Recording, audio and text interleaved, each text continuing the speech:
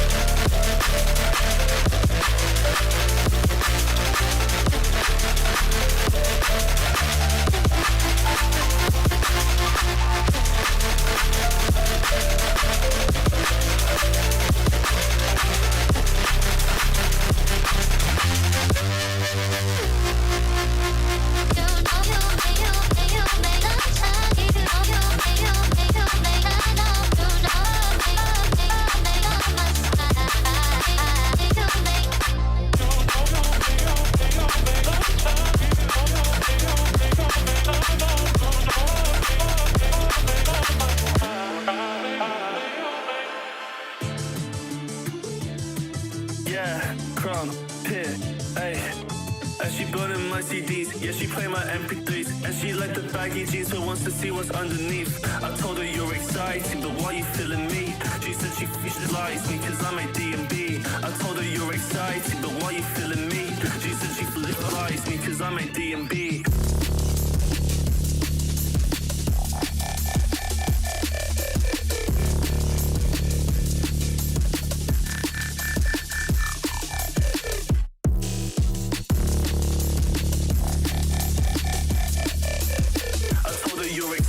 But why you feeling me? She said she likes me cause I'm a D&B. So get up in my jeans, to be my Keira Knightley, direct a movie scene. I'll see her on the nightly and mix her in between. She said she likes me cause I'm a D&B. I told her you're exciting, but why you feeling me? She said she likes me cause I'm a D&B. She said she lies, she like my D&B. All her girlies feeling me. When they try to DM me, I switch my phone to D&D.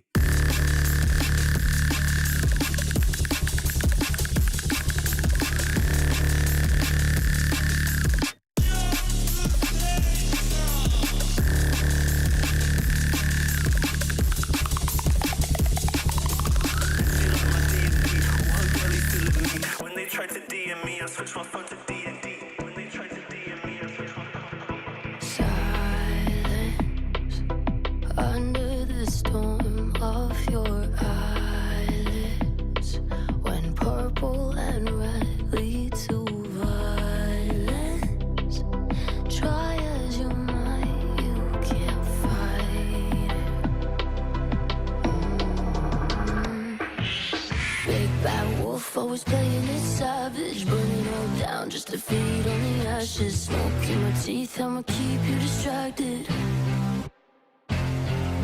You can't hide in the maze of the madness. Trip and turn, caught up in the black magic. Claws in your back when the hit attack. Run, little rabbit.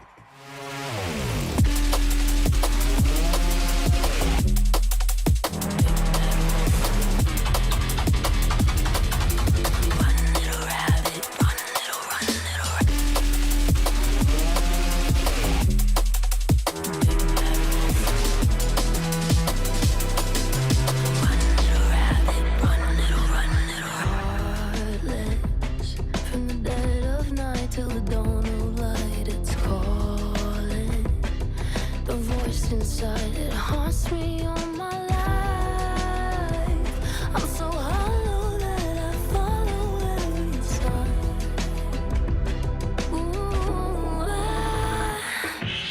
Big bad wolf, always playing it savage. Burn it all down just to feed on the ashes. Smoke in my teeth, I'ma keep you distracted. You can't hide in the maze of the madness. Trip and turn, caught up in the black magic. Claws in your back when the hit attack. Run, little rabbit.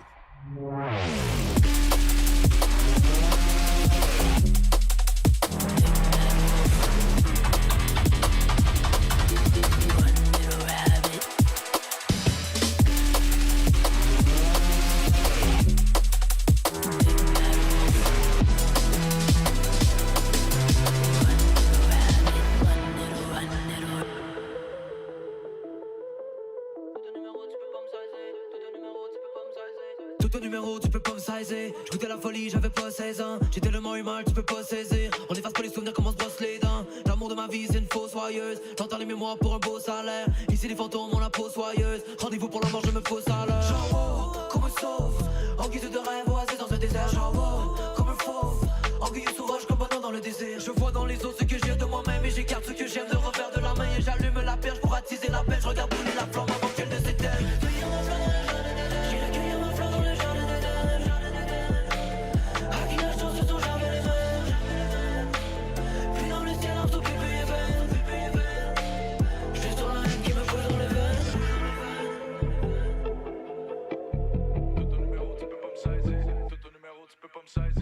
Ton numéro, tu peux pas me saisir. J'quittais la maison, j'avais pas 16 ans. Coincé en décembre, là j'suis dans chaise longue. J'étais dans mais dans ces différentes saisons. J'ai le destin d'un animal rare. Ma femme est une reine comme Amidala. Dans la vie de rêve comme Tony j'avance. Dans ce labyrinthe jusqu'au Nirvana. J'roule haute vitesse comme un jeune Jacques. Mon nom dans leur bouche comme un chewing gum. Ouais, en mission en mode soldat. Ça fait bang, machine gun. J'suis avec les poteaux quand l'hélico décolle. On est passé des couteaux à rire aux éclats. Où y a tombé des cordes, il m'a poussé des cordes. Me suis poussé de l'école et j'ai soulevé des montagnes. Et hop, I love la fière rodéo. Malhonnête mais le cœur est bon. Un doux mélange entre rose et gun.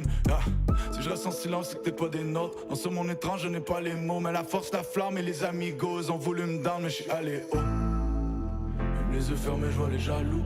Les poches bien remplies, le monde est à nous. C'est notre tour, laisse tourner la roue. Oublions les coups et les sanglots. On fait ce qu'il faut pour que le vent tourne. Numéro 1, Rams et Vando. J'irai cueillir ma fleur dans le jardin d'Éden.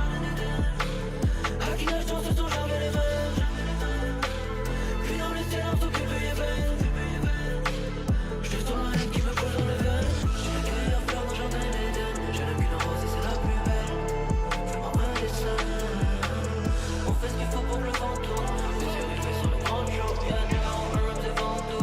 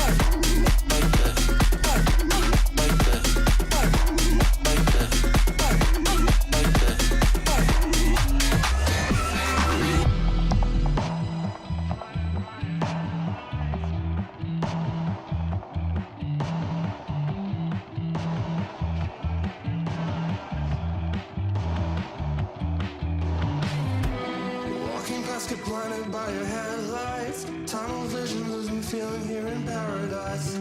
I don't know if I can take it, can we slow it down, down? And telling me to stay low-key and we'll be sweet. Got me feeling like I'm sitting in your backseat. I don't know, but I'm fine being here for now. I know we'll be fine if you stay here.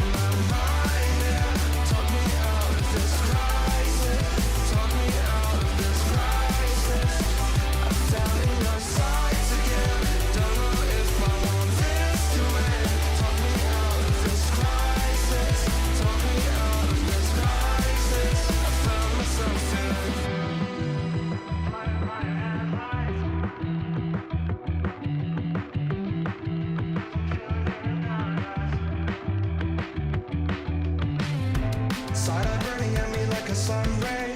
Funny how it's only now that you're not throwing shade. I don't know if I can take it, but I'm here for now. I know we'll be fine if you stay here in my mind. Yeah. Talk me out of this crisis. Talk me out of this crisis. I'm down in your sights again. Don't know if I want this to end. Talk me out of this crisis. Talk me out of this crisis. I found myself in.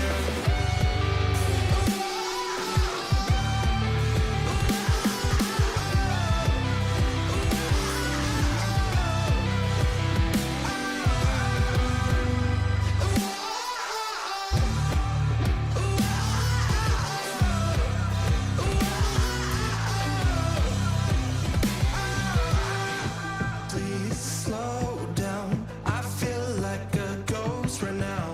Wondering if you'll ever come around. Please slow down. I feel like a ghost right now. Losing sense of all my sight and sound.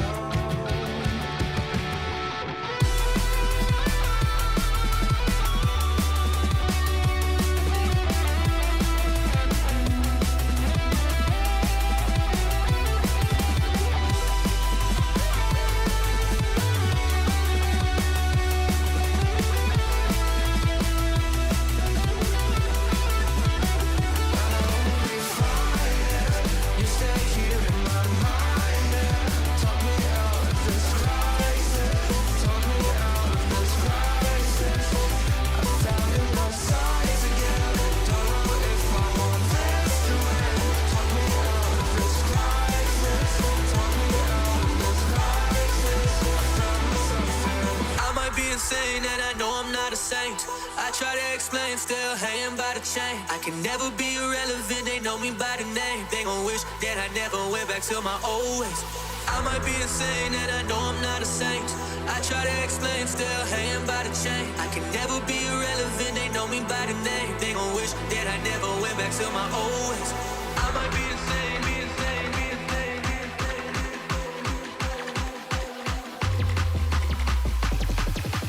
I might be insane and I know I'm not a saint. I try to explain, still hanging by the chain. I can never be irrelevant, they know me by the name. They gon' wish that I never went back to my old ways. I might be insane and I know I'm not a saint. I try to explain, still hanging by the chain. I can never be irrelevant, they know me by the name. They gon' wish that I never went back to my old ways. I'm high, don't try, I'm sorry. I'm high, don't try, I'm sorry. You don't know me like that. You come around with all of that. I'm high, don't try, I'm sorry. I'm high, don't try, I'm sorry. I'm high, don't try, I'm sorry.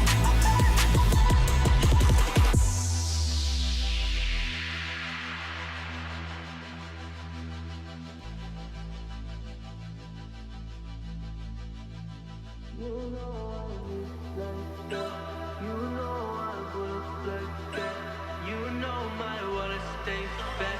I'm thumbing through the stacks like that. You know I get like that. You know I pull up like that. You know my wallet stay fat. I'm thumbing through the stacks like that. I might be insane and I know I'm not a saint. I try to explain, still hanging by the chain. I can never be irrelevant, they know me by the name. They gon' wish that I never went back to my old ways. I might be insane and I know I'm not a saint. I try to explain, still hanging by the chain. I can never be irrelevant, they know me by the name. They gon' wish that I never went back to my old ways. I might be insane. I might be insane.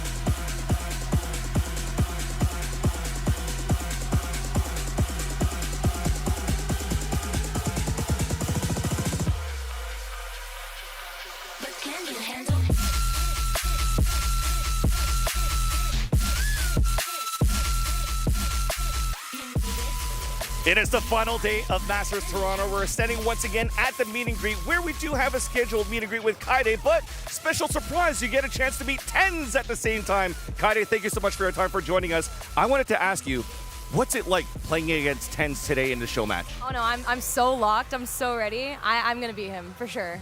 I've been watching the streams and TenZ has been coaching you and you've been owning. So TenZ, are you nervous about this game?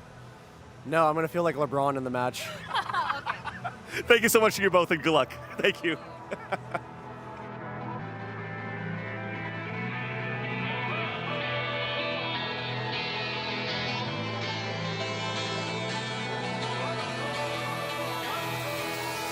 know you said stay out of this shit, but I don't get tired of it. You told me I'd never be happy.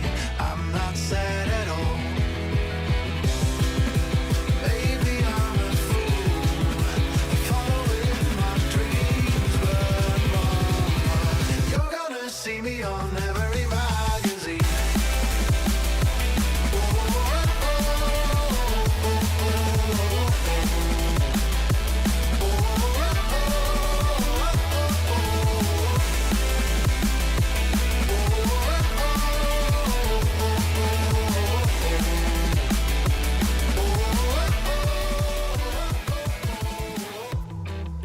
As you can see, I'm smiling here at the meet and greet area because Tarek is just hands full busy. There's a sea of fans all around, but I finally get a chance to say hi to Tarek himself. Tarek, how are you doing, my friend? I'm doing great, man. Energy in here is good. Vibes are up.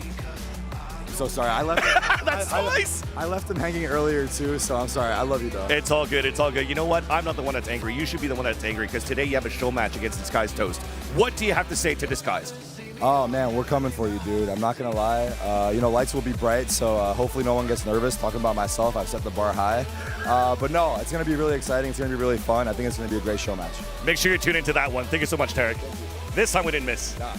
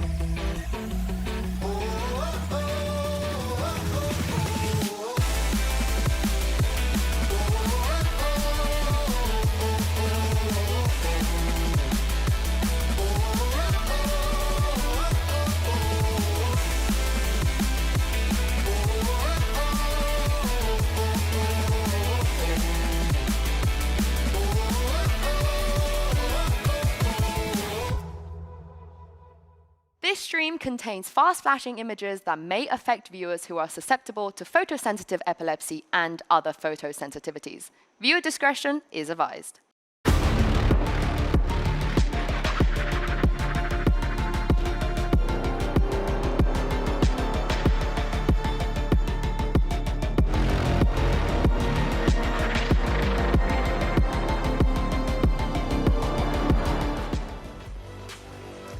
Grand finals day here in Toronto, and if the game coming up wasn't good enough, we have an additional treat. We actually aren't alone in this one. I am upset. For once. I know, we've got friends, I can't believe it. And if you've been living under a rock, we do have a bit of a show match coming up. But before we get into the nitty-gritty of that, I do have to introduce our new friends, Diego, Toby. How are we doing today, boys? Oh, we're doing great. Honestly, so excited to be here. Fantastic. Now, if you know, maybe the people at home aren't aware, maybe they, haven't been keeping up on the socials, would you mind introducing yourself to those playing along at home? Yeah. So, hi everyone. I'm Diego. I'm a game designer on the Maps team. Hi, I'm Tobias, and I'm a 3D artist on the Maps team. So I think you might have figured out this might be about a new map. Yes. Potentially, but I know we had a couple of questions when it comes to the aesthetics to start with, before we get into the real nitty-gritty of things. Yeah, I guess as maybe a lead-up, a teaser a little bit. Talk to us, I guess tell everybody at home what we can expect in terms of what the inspiration was. Yeah, of course. So we're super excited to bring this new map today, and we were inspired. We're actually going to northern France. Very nice. We got some concept art. So we're going okay. right on cue. Yeah, we're going to like an old castle town. It's located located on Omega Earth. This is the third map on Omega Earth, and we are going into this big giant map, which is a giant castle. There's a salt storm around it. Everything is dry. It's super affected by nature. There's a giant salt storm, and salt crystals are building up, so it's going to be a very salty situation. Okay, well, you know, gamer tears, all of that jazz. I'm sure someone's already connecting the dots, but it's going to happen. Visually as well, this looks super clear, the clarity involved. Is this something you guys keep in mind when you're designing these things? Obviously, it feels like there's quite long lines of sight in that. I'm sure we'll get into some more of that down the line, but that's got to be something you have to prepare for almost in this, right? When you're designing out these maps and the visual aspect especially. Yeah, so there's like two things we did this time. We really wanted to elevate the visuals. We got a new art director. We're really like pushing to elevate, after 5 years, the visuals of Valorant. But also, we have to keep it clear for the player. We want to, if there's a person that you can shoot, you want to see it right away. So we took like a long time to really figure that out. I guess outside of kind of elevating the art style, was there any other main objective for this map, or something that I guess that we've been missing, you feel, was something that was addressed here? Yeah, so I guess the main goal for the design of the map is layered defenses, you know, giving defenders more options to take fights and better routes out in and out of the site. So when you're, you know, getting maybe 5 slammed by attackers, you feel like you're gonna be, you know, ready and maybe get yours and maybe get 2. Who knows? I can't wait to see. And of course, we do have a couple of influences you may have heard of. It was already alluded to earlier on by Vance. It is kind of wild. Yeah. It is kind of wild. So we will be having them try it out for us. But I've got to ask as well, is there any Easter eggs we should be looking out for? Anything to keep our eyes peeled for coming up? Yeah, go on, give us a little something. There's so much to find. I think it's all hidden. That's all hidden, of course. There's a lot for the lore heads to find out. We're really excited about that. So get in there, find some secrets. We got all the tech animals back, and we got a new one that you can shoot. It's gonna explode. No, you should. It's fun. Did we mention the basement? Well, there's a hidden. Okay, sorry, the basement. There's a hidden basement somewhere. So whoever finds it, share it with us. We're really excited for people to find it. You know that someone is loading up ready to set. Already looking, yeah. 100%. So there's a lot to be done in this. And again, we had a little bit of a sneak peek, I guess, right? We did get to have a look. And as I said, the visuals to me in this, it's quite unique in the fact that you can kind of find where you are so easily. It feels like it was something that was very thought of as well, that there's nothing by accident when you're looking at this map visually. Yeah, we try to make it very clear for the player where you are. We got 2 sides of the map. One is more industrial, where a lot of salt processing is happening, and then on the other side we have this village side, and then also we got huge towers in the background, a giant castle, so you can like always see up in the sky where you are and find those landmarks. I can't wait. I'm actually excited. I mean, you've seen more than me, so I'm actually ready to get I don't know what you mean. I've seen nothing. I plead ignorance to this, but I know everyone at home just wants to see the map, and I don't blame you, because genuinely I am so excited. So the wait is over. Let's have a look at our brand new battleground.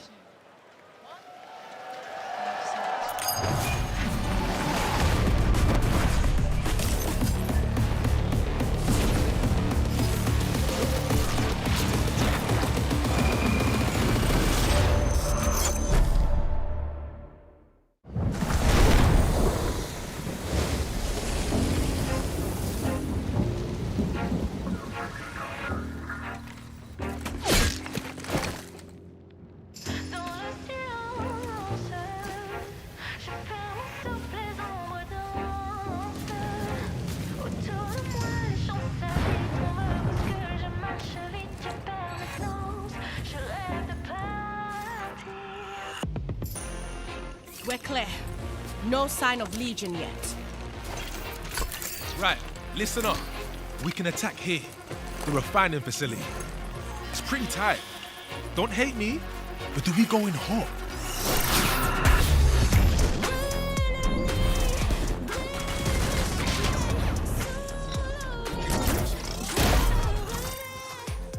Hey, maybe a little too hot, Babylon. But if we bait them into these positions first, we can drive them out. Gain the angle.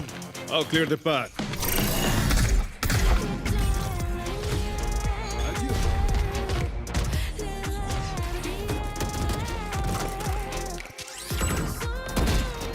Follow my lead.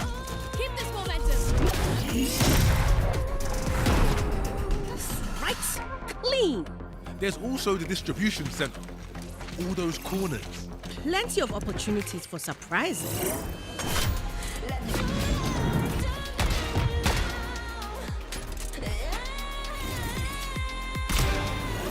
Let's push them out.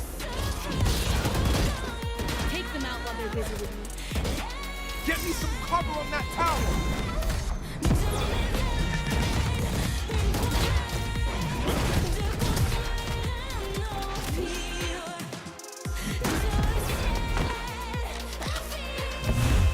I see you.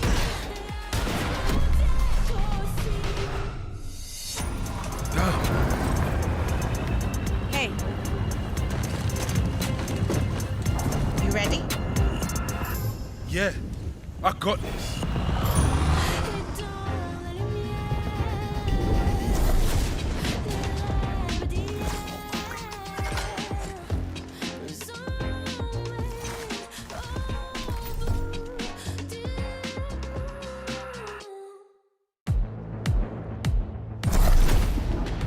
The main idea for Throw kind of came about with the idea of layered defenses.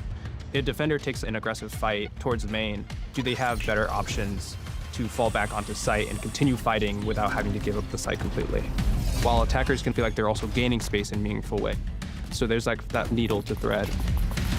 This map is the biggest we made. Our vista is pretty much 360 degrees. Anywhere you look, you can find really something to focus on. What we've been really trying to do is push Valorant's art style to the next level. Corrode will really feel like key art come to life. I'm very excited for the players to find all the hidden details, explore all the story spaces, and find shootable Saltman. They destroy, so it's a nice little target practice in the pre-round. We elevated the art style. We have very exciting bomb sites that are layered this time. We have a lot of fights in it that could be very spicy. Corrode feels like we've taken everything we've learned over the past 5 years of Valorant and really distilled it into a modern classic that we all hope you enjoy. The match we've all been waiting for. We're here to assert dominance and to destroy Team Toast. I've been waiting to get revenge on him for a while. Sorry for the beating you're about to receive. I genuinely cannot wait to play again. I'm going to be doing everything in my power to win. She stands no chance at all. Tyson, you're washed. I can clutch the hell up here! Oh, Connor, let's go! Team Tarek versus Team Toast. I've been plotting my team for a very long time. The players were not just picked out of thin air. Starting off with Kaide, easily one of the best controllers in our scene here. Josh Secchi, one of our biggest upcoming names. Vinny Hacker, are you kidding me? Not only is he fine as hell, but he's a shooter. Oh! And to top it all off, with our fifth, our beloved Yvonne, she's a killer. This is the most important match in VCT history. I think I put together the 5 best players in the entire world. We of course have Tens. His job is Tens go kill. Where are they peeking? We have Mel, who's one of the best players in the entire world. Sadio, the resident zoomer. Jacob from Good Kid. We've been practicing for weeks against the best teams in the world. We got this, and it's time to prove it. We're here to show the world that we are just better. Friends, family, gamers, sweats, and tryhards alike. This is the Masters Toronto Showmatch!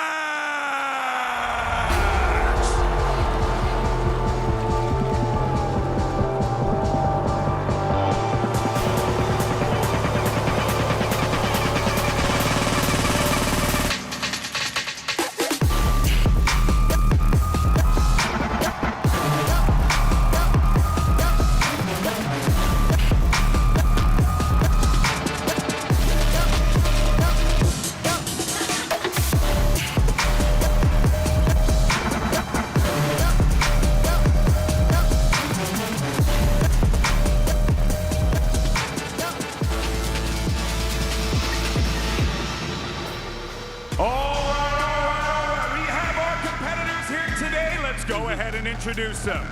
Fighting to my right side with a 2.5 million ACS total and a combined weight of 4,037 pounds of solid muscle. It's Team Toast!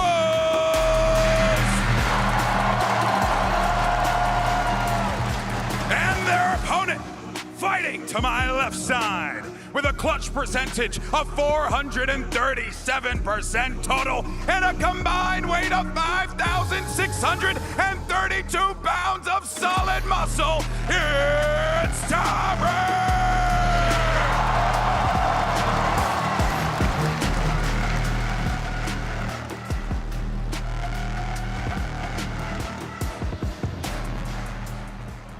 All right, gentlemen, I want a nice, clean Valorant match. No cheat codes, no glitches. Protect yourselves with smokes at all times. Protect your neck from headshots at all times. And I want good communication. If not, this match is over. Do I make myself clear? Now touch mice. Let's give them a show. Well, folks, we have one question for you. Are you ready, Toronto?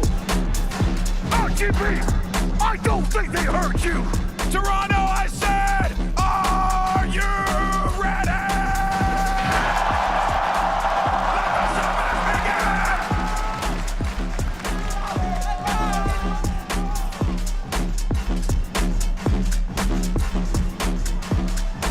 Okay, that was ridiculous! What a sick start to things here today. I don't know who I'm backing more or who I'm more excited for. I'm pumped for this now. We got a whole new map to talk about, Mike. Well, yeah, aside from the matchup here, but again, the trailer, there's so many exciting aspects there that I can't wait to see how it plays out in game. And look, Diego, you're still with us, right? So we need to actually really dive into what Corrode is, because you kind of talked about it there, right? Those last 5 years of experience have brought you to this point, and it looks kind of classic, right? Yeah, so we really want to just go straight, like, kind of back to basics, you know? Like, we want to build on what we know, but also, like, take into account everything we've learned, like you mentioned. And so with Corrode, like, we're coming with the idea of layered defenses. We really want to hammer that home and really, you know, bring that to the forefront of the map's design. Because I saw a couple areas in that map, some looked a little more open, but the post plants didn't seem as spammable, for example. So like some of those sunset kind of memories, but it feels like that's already been adjusted. And again, the other side was also indoors, if I'm not mistaken. So it feels like it's kind of leading us to a new way to use utility and approach it, right? Yeah, of course. Yeah, I think what you called out, A site being completely interior, is like one of those ways in the map's design that we can go and like say like, hey, you can still use utility as an attacker, but it has to be very intentional. You know, you can't just send like across the map lineups. It has to be either through doorways or through windows in and around the site, and that's just one of the many ways we're trying to tackle the feeling that you can actually hold the site. And I'm so glad this is going up now. Do I see an Ascent B wall-ish sort of setup here? How many walls are like this? Yeah, so I think that is maybe the only one that you can like get decent value from. But the window up top, it's sort of aligned more to, I guess, a similar setup to outside B, but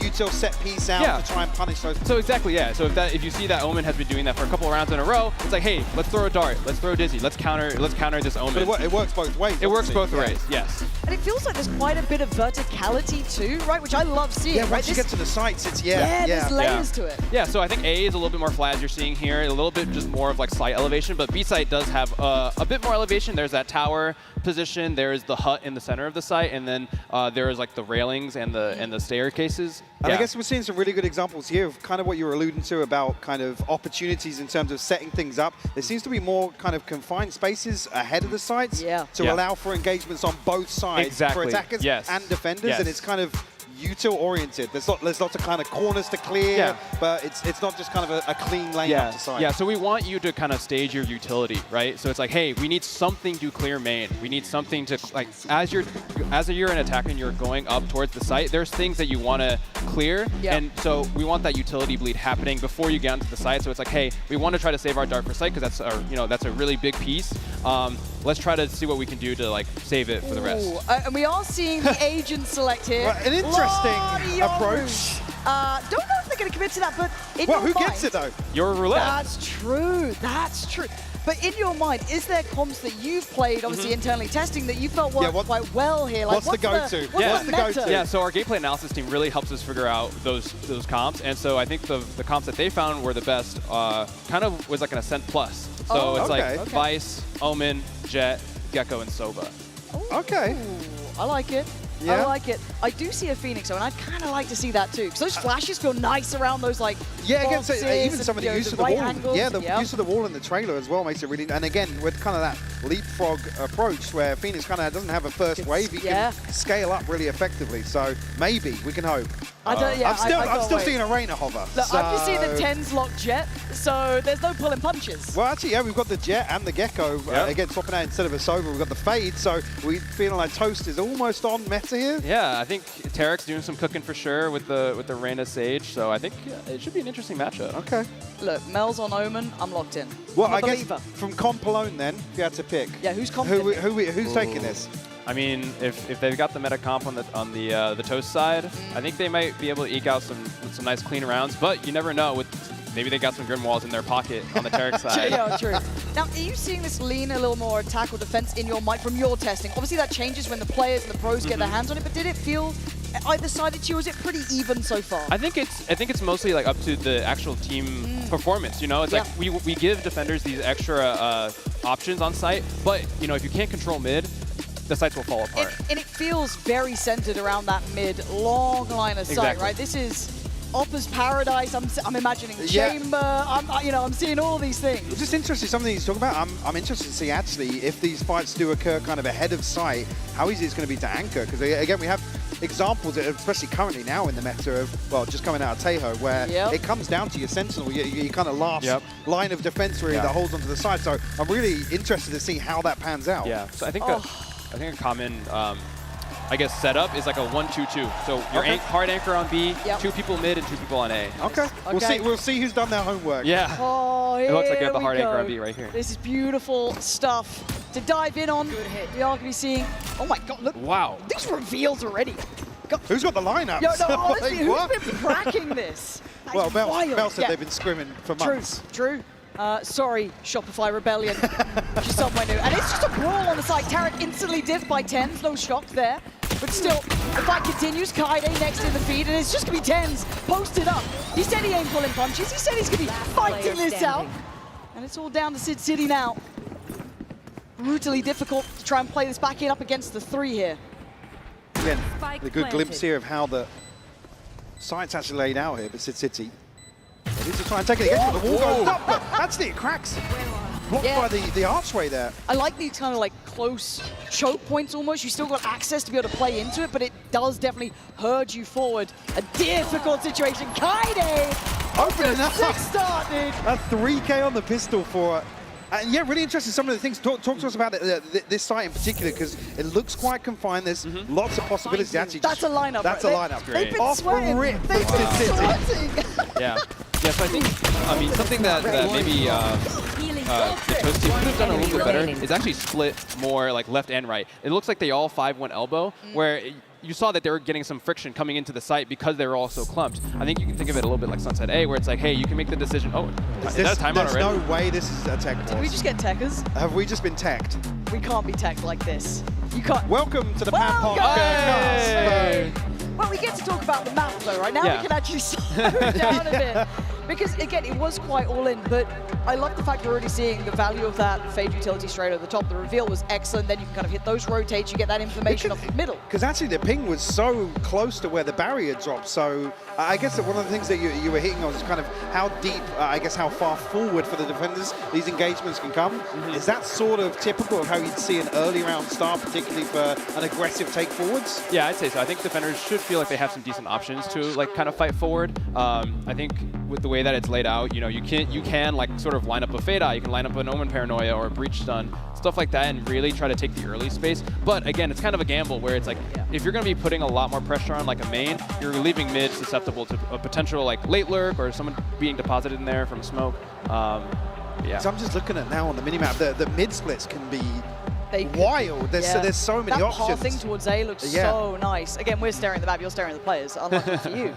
But yeah, it does feel like mid is just so critical at this point. Because otherwise you are kind of not necessarily funneled, but it's such an encouragement to hit those splits. But also, like you were talking about the long sightlines and stuff, actually there's lots of spots for an operator to tuck in as well. Yeah. It's not like an ascent mid where there's kind of like, you know, one or two walls for the defenders.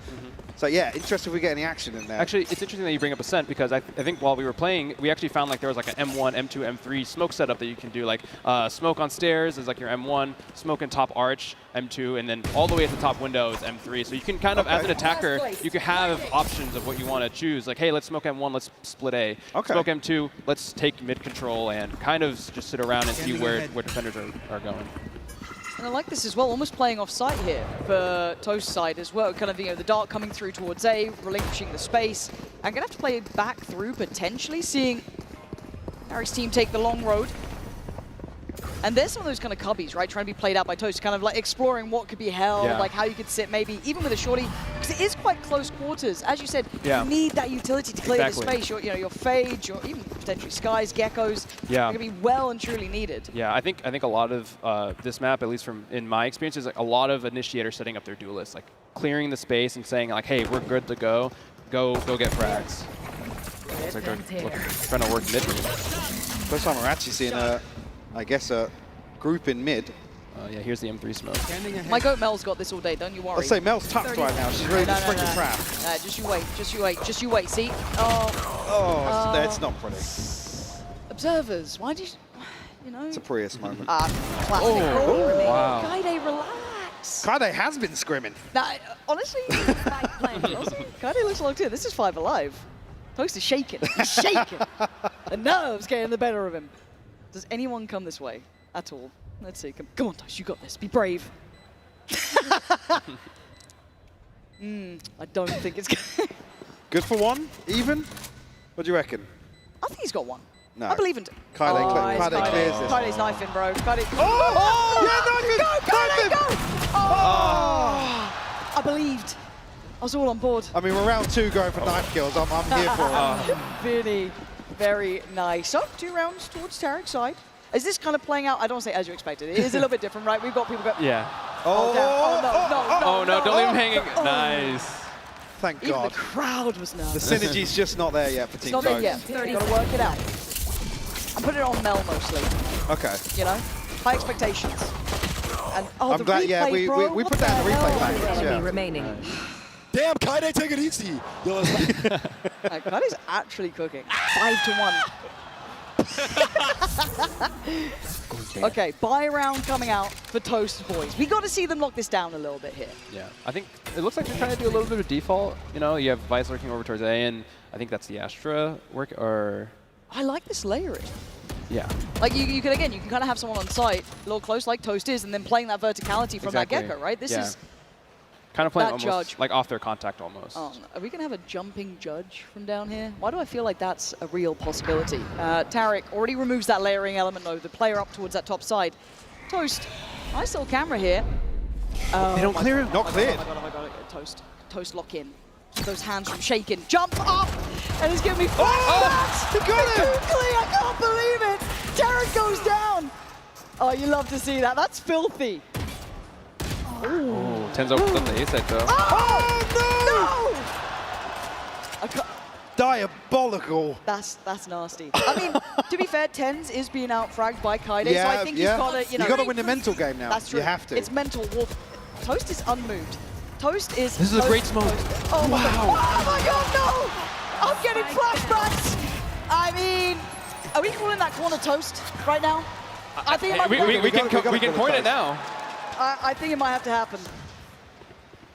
I guess a good example, though, the difference here, because on A, you kind of have to clear this almost horseshoe wall that is it's obviously spammable or wallbangable with the recon coming through. But here, it's almost like the site opens up once you come through this archway. And I guess unless you're splitting through the other side, that choke point could be nasty for Util. Yeah, I think that's kind of where the mid splits would have to come in, right? It's like you, with all the extra positioning that defenders can take, you really want to take a mid split and pinch them and force them to take uncomfortable fights. I mean, look, if that Algorn had just looked down, it would have been different. Bit of a trade through in mid. Ten's only going to get one this time. But again, that Aldrone was right there. If it had just checked that cubby, it would have been cleared. So there are outplay options. It's getting a little scrappy towards B. This choke point is going to be brutal. Toast this time does go down. You're not going to get Kaide twice like that. She's already taken towards site. Again, I love this scaling up towards it. Great Gecko flash as well. Player standing. Actually, yeah. Mel, my Completely ghost. swept through. We'll need an ace. No. Oh, no, Tarek. No, Mel, please, please, bro, please. Somebody trade him. Oh, God. Josh is running, man. Josh is trying to get there. Oh, dear. Mel, I need you to really focus here, bro. I really need you to focus. So far, has there anything caught your eye that they're doing that you guys had in your playtest? Or is it kind of playing out somewhat as you expected? Is it kind of along the same lines? Yeah, I think it's playing out a little bit as we expect. You know, I mean, this. I mean, maybe not this. Yeah, maybe not that. Maybe not that. But yeah, I think it's like kind of what we're seeing. You know, again, if it's a normal attack map, three lanes. You know, there's going to be evolution more so on the strategy rather than anything else. Down A. But yeah, here's some nice aggression actually. Again, it feels like you really can't take your foot off the gas on either side because you can get these early balls, right? This contact comes through so quickly, or it can do. Oh, 10's diffed again. Same as round 1. Okay, 3 players. Mel's got a vandal. Here we go. Here we go. Come on, Mel. Launching thorns. My ult is ready. I'm believing in this like it's going to help it happen. It's not. As it stands, it's good work coming out from Tarek's side. And again, like punishing this, keeping these like late positions down middle seems so valuable, right? This is perfect examples of how much control you get by keeping that space in mid. It kind of reminds me a little bit of Split in a way, Ascent in a way. You're getting those moments where it's like so key to keep that map control for rotate. Yeah, I think Split is a great example where it's if you can control mid as an attacker, you really hamper the defender rotation, and you cut that. Oh wow. Yeah, that's devious. One enemy remaining. Well, I'm curious actually if we do see anybody hop onto a, well, who else but 10? Tyson's not I was going to happy say, about what I did to him. whoever's going to pick up the operator first. Okay, Show me the on money. the op. 10, why don't you close the op? There we go. Again, these are the sort of lines of sight, and you're already seeing that util kind of trying to facilitate a push-up. I like what Mel's doing off the back of this too, right? But Tarek on the other side's been gunning today. I really like this play. Just nice defaulting kind of around mid. I guess you were talking about what the defaults kind of, or I guess the formation looks like is the 1-2-2, right? You were talking about 2 towards mid and then 2 towards A side, or yeah. Okay. Again, there's that mid pressure, right? There's layers to this. You don't get that full freedom. Nice lockdown here, actually. This is stunning stuff. For now, though, you're looking at the remnants of the team that was kind of splitting through towards B main. And it's going to be difficult with Toast. Oh, no, apparently it's easy. My bad. That's on me. I overestimated you drastically. So down to the spike having to be picked up here. But Vinny and Josh, all deadly duo. TP to safety as well, so we'll actually see a full 2v2 in the post here. You are divided. So this is kind of like what we're talking about with Divide the to go out. Yeah. Yeah, with the layered defenses here, Mel is able to kind of, the retake is very easy now for the defenders because they're not taking any forward positioning in the elbow or in heaven. So now you're going to see, it'll start to kind of fall apart for the attackers because they didn't take that extra space. And Josh completely on the way. And you're right. It does kind of force the hand a little bit if you want safety. Exactly. So I think, if you're an attacker and you take the side, you might want to go and maybe greed a little bit more for that elbow space, kind of like stop the rotation a little bit earlier, like in this area here. Because if you don't, as an attacker, you're just going to be like fish in a barrel. You're going to get shot from a lot of different angles. I guess, just quickly, what's the pathing for the attackers to get up to heaven? It's around the... It's around, so you have to go through elbow first and then up the staircase.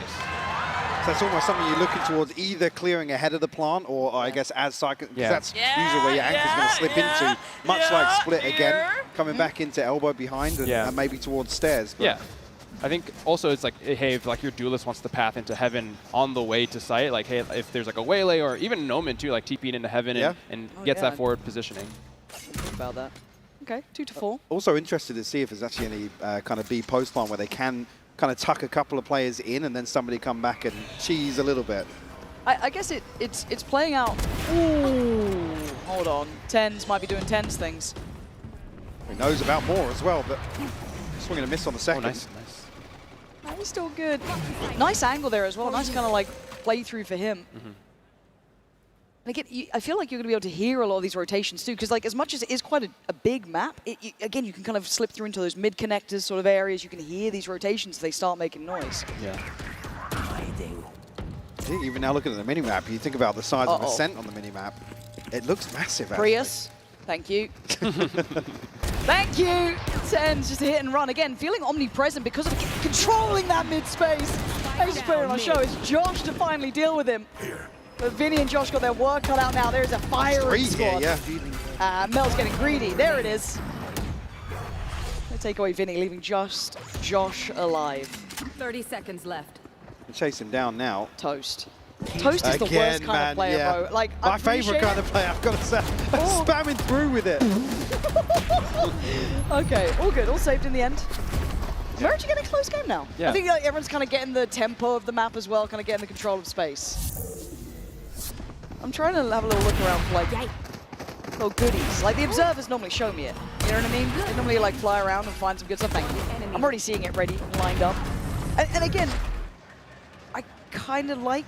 Where's the little salt dudes? Where's the little salt dudes? Yeah, we're not seeing enough of Easter eggs just yet. No, can we cook a little harder on that, please? Again, we have like a half buy-ish. I think it's just Kaide down on the Sheriff. I mean, you got to give your gunner the rifle. What are we doing? I mean, Kaide against Mel. The age-old. Tens want to take space. And I quite like that we're seeing this aggression from Tens, kind of showing what you can do space-wise and aggression-wise, but Vinny up to the test. Putting the pain towards him. Kaide does go down. But again, I love the fact that you can take kind of considered aggression. Absolutely, yeah. And it's, again, it comes back to that sort of... actually, Mel tucked in here next to the smoke. Good for two. All of them. There she is. Take a stand, Mel. There it is. We're waiting for it. She's on her feet now. There it is. And this is a feel-good map, though. Like, I was initially a little bit worried about some of those 50-50 angles, right? It was something that was in my mind. I know a lot of people were kind of saying that sort of thing, that just being cognizant of it, but already seeing, like, the way it plays out, you just got to be checking your corners. You just got to be using that util. Nothing is safe. It's that instant reminder, right? Yeah, I think as well, like, when you push up through the map, you know, corners will start to like clear themselves. Like as you slice the pie, right? As you're checking stuff one by one, things will naturally open up to you, and it won't feel as complicated as it might seem. Yeah. Oh, actually, mid-split coming through. This is what we were talking about. They lacked earlier on. Yeah, and the late Vice Lurk here. Oh, nearly. But she's got a lane to play been wrapped on, yeah. Ah, that's smart as well. Getting out just in time. 13 HP. Lucky for her. But already side control is gained. I kind of like what they tried to do with that split there, utilizing mid, kind of cutting through that path, and they gambled right. We saw the Toast side was stacked up on that B side. And just quickly on the walls here, is it only the Odin with the high penetration that will go through these walls? So it's not rifles. Not rifles. Yes, correct. Okay. Wall swiftly dealt with. Spike planted. And that's a little awkward for them now, coming through this stage wall. Yeah, not going to be easy. Well, this flank could be huge, actually. Opted to go back through mid. I quite like that they're trying to find a new pathway. Yeah, Mel just TP'd into a corner smoke here.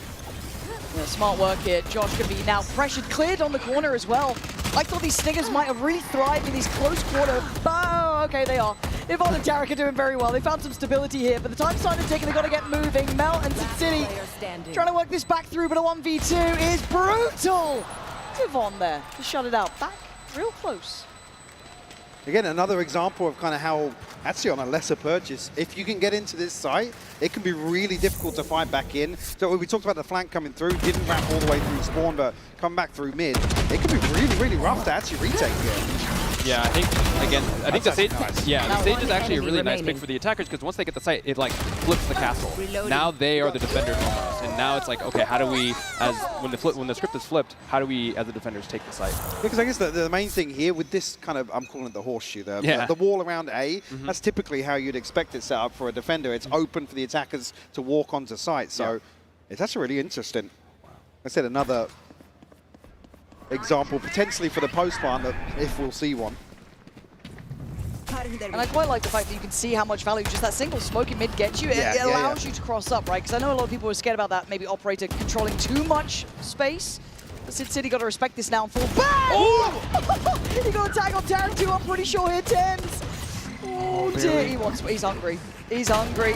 Oh dearie me. This is an aggressive take, actually.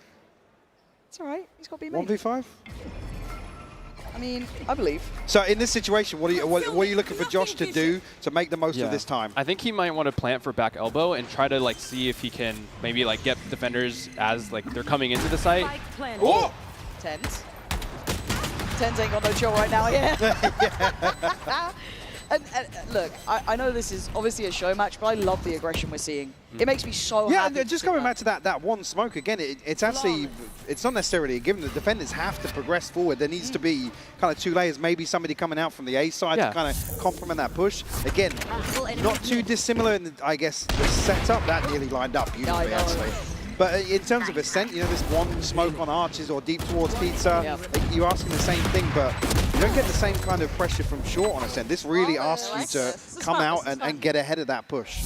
Yeah, I mean, we saw it with Sid City. She tried to fight up a little bit more, but she had to respect the four-man push coming down at mid. But it also looks quite playable. If you do fall back away from that kind of like top mid, I guess, op swing position, there is playable space behind us. You're not completely forced forward. I do want to keep an eye on some of these ults because we start seeing them interact. And again, that Dizzy.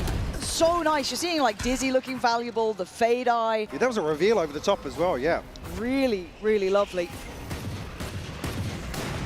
Wow. There was a smoke there. Tens. Tens. The fun Felisa here. And all in the meantime, Sid City's just sat there as well, like played in so nicely. And look at the Cypher at mid. He knows they're contained. He hears the rotates. Yeah, that is so smart. I get this sort of presence, right? Keeping that, like, even late fight for middle is so valuable. Slipping a player down there gives you so much security towards the B site, for example, here. Sid City doing well just to hold that down, but Toast with the judge. I guess that's why Vice is kind of nice too. Yeah, I'm just thinking actually, I touch it after this round. Res comes through, Vinny's back on his feet. Actually a push onto the side here, kind of tagged up though. Oh, Sid City down on 15, but still standing. Could do some support here. Again, Toast slow and steady, but Mel clean stuff. Hell, calm down. Just thinking back to comms, actually, just touching there on the Vice, but also the opportunities for deadlock as well. You're talking about the Sage Wall, but I mean, it could be really, really interesting in terms of util for the post plant to aggressively take space, deny kind of ways back into sight. So yeah, I mean, I think when this map gets into players' hands, I think they'll find that a lot of things could potentially work. Especially with when it comes to compet, you'll have the RR reduction on your losses, so you can really play around. You can really play around, learn the map, experiment with some stuff if you're feeling like it. But yeah, and just have fun. And again, I'm pretty sure I just noted this, that Toast is using the Among Us crosshair, I believe it is. Yes, I do believe that is. And that would upset me further if I died to him with a judge in Toast's corner. Just knowing that now compounds issues. That's why he's a judge player. It makes sense. Yeah. It does make sense. You're not hitting headshots with that thing. Nah. It's really good position. And this is what I was talking about, that playable space, kind of top middle, right?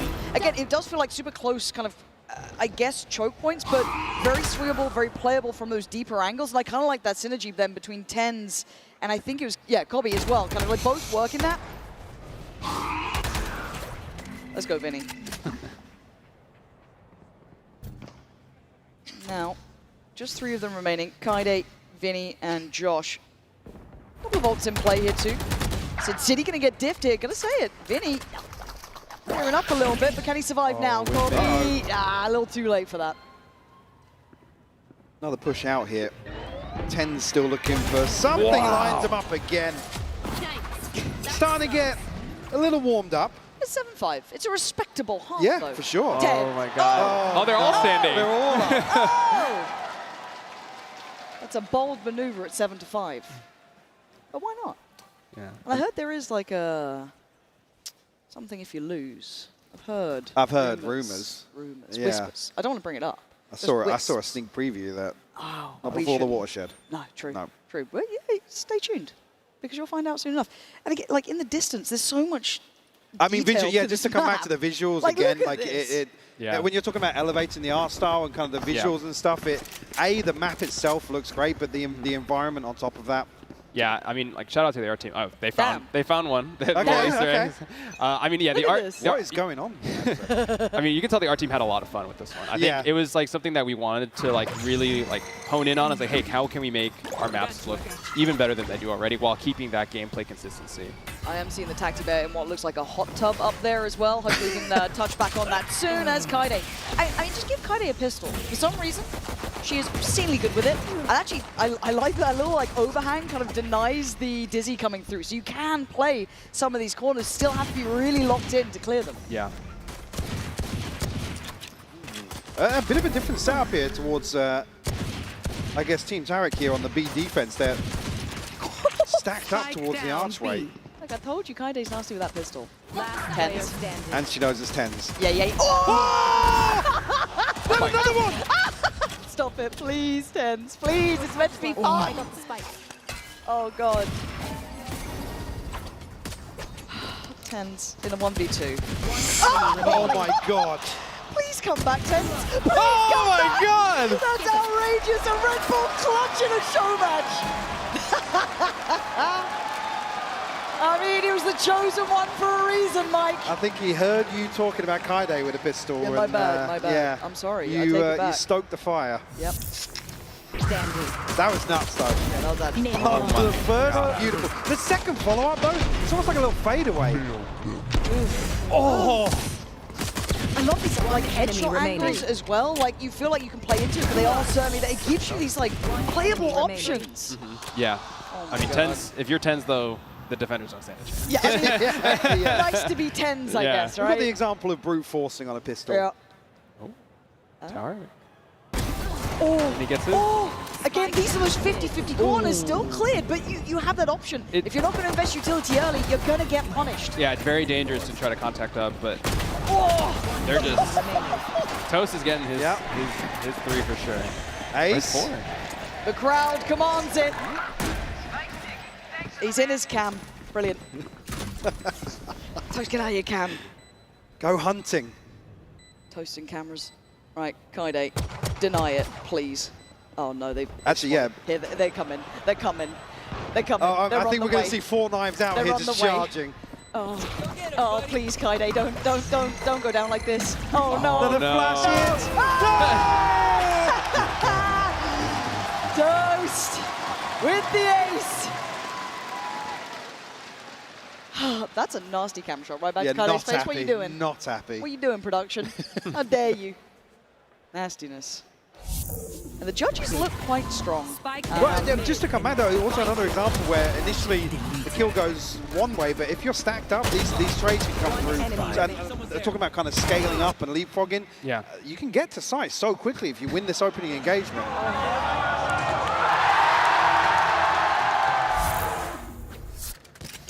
Come on. Team Tarek, I need you guys to focus up a little bit here. All right? We need a little bit more play. Like this wall. Did you guys play much with the Sage, or was that something that you didn't really see as valuable as maybe we're seeing it here? I think we tried a lot of different stuff. I think the Sage is like we were trying like a more traditional, like hey, let's like wall stuff as an attacker, and like kind of what Yvonne did, like walling the main. But I think there's definitely a lot more room to explore with Sage, I'd say, especially like on B and A with some of the elevation. Can you get a wall up to see out the window? I think you might barely be able to. Okay. People are going to be... Mike, why did you give them the idea? Why did you say this? Let me enjoy my games. Yeah, get that utility. Okay. Who's holding the site? Kaide with a Guardian. Trying to play that little bit of a deeper angle, but Tens... But they didn't clear it. Yeah, there we go. Okay, one more. One more. Oh, no, there's a flying judge. Oh, good trade. We've got a team of judge abusers, Mike. Yeah, yeah. It's like there's 5 links in the server. Okay. Oh, and there's the Omen going up into heaven, kind of stopping the rotate as fast as possible. That is super nice, actually, seeing that in play. Toast playing on that corner again. You're going to get this control if you're not going to clear it. This is forcing their hand. Brutal, but you have to be so reserved with your utility, so heads up with it. And was that a little chess piece in the fountain? The fountain looks like a rook piece. I just think, I guess there we almost had an example of kind of the jet pathing into There sight it here. is. It's Oh, almost that's similar lovely. to kind of getting into a scent in terms of like the smoke forwards. They usually dash for the switch to close the door, but you can get up onto the hut. Up on top of hut here, and then I guess it's just another updraft to get straight into heaven. Yeah, I think. Well, I think you'd only be able to get on top of hut because there's no second updraft. I think you have to updraft onto the hut. Or maybe you can dash. Out of charges. And it looks pretty all in. He dodges the tether. Not being slowed down yet, still trying to play his life. Nice little reveal on side, but there's a lot of bodies here. Running out of knives to play with, but the Bucky comes bounding through. Kaide killed. And at least he stops the rot here, but Plant's going to be in. Yeah, so now the defenders are here, though. They're ready for the retake. Let's see if they can do some damage on this one. Yeah, nice from Josh, keeping them pinned on the site this time. Looking for more as well. Oh, Vinny. Scanning ahead. Oh, it's there. Does that help out at all? Oh, no one able to make much of that. This heaven position is actually deadly as well. Getting the scope up here. Last player standing. Then he can get anything done. Nope, it's City. Clean. Now with a 3K. Yeah, very nice. I guess as well, yeah, you'd need to hop onto the little, maybe up onto the box to dash, and then so maybe it's a little more clunky than the ascent approach, but it was actually a nice set piece in the previous round with the cage in the corner to kind of path over the top of hut. Yeah. Again, obviously been doing that in scrims. Nice little inspect. Oh! Oh! Yeah, we don't want that, it's not a judge. And again, just to come back here, how spammable is the hut from both sides? It's not very spammable. I think maybe on the small bits with the Odin, but not the hut, like the thick part of the hut. No. Okay, Toast without. Oh, excuse me. What? Sorry, I didn't realize there was a second player. I found out in the kill feed. Oh, God. He's just filthy. Kaide doing the best she can, but I mean... I think they're going for around the world right now. They're just in their spawn. Yep, just taking the tour.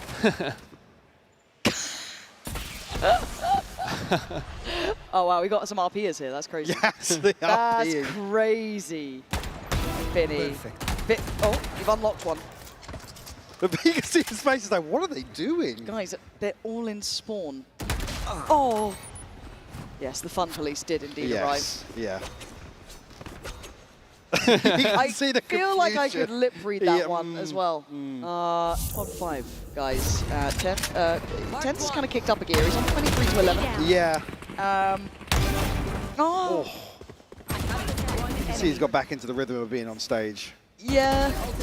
Yeah, he's quite good at stage games, isn't he? Flank them. It's 5 man. Oh. Oh, okay. We're leaking comms. Okay. I like that. We're leaking comms, though.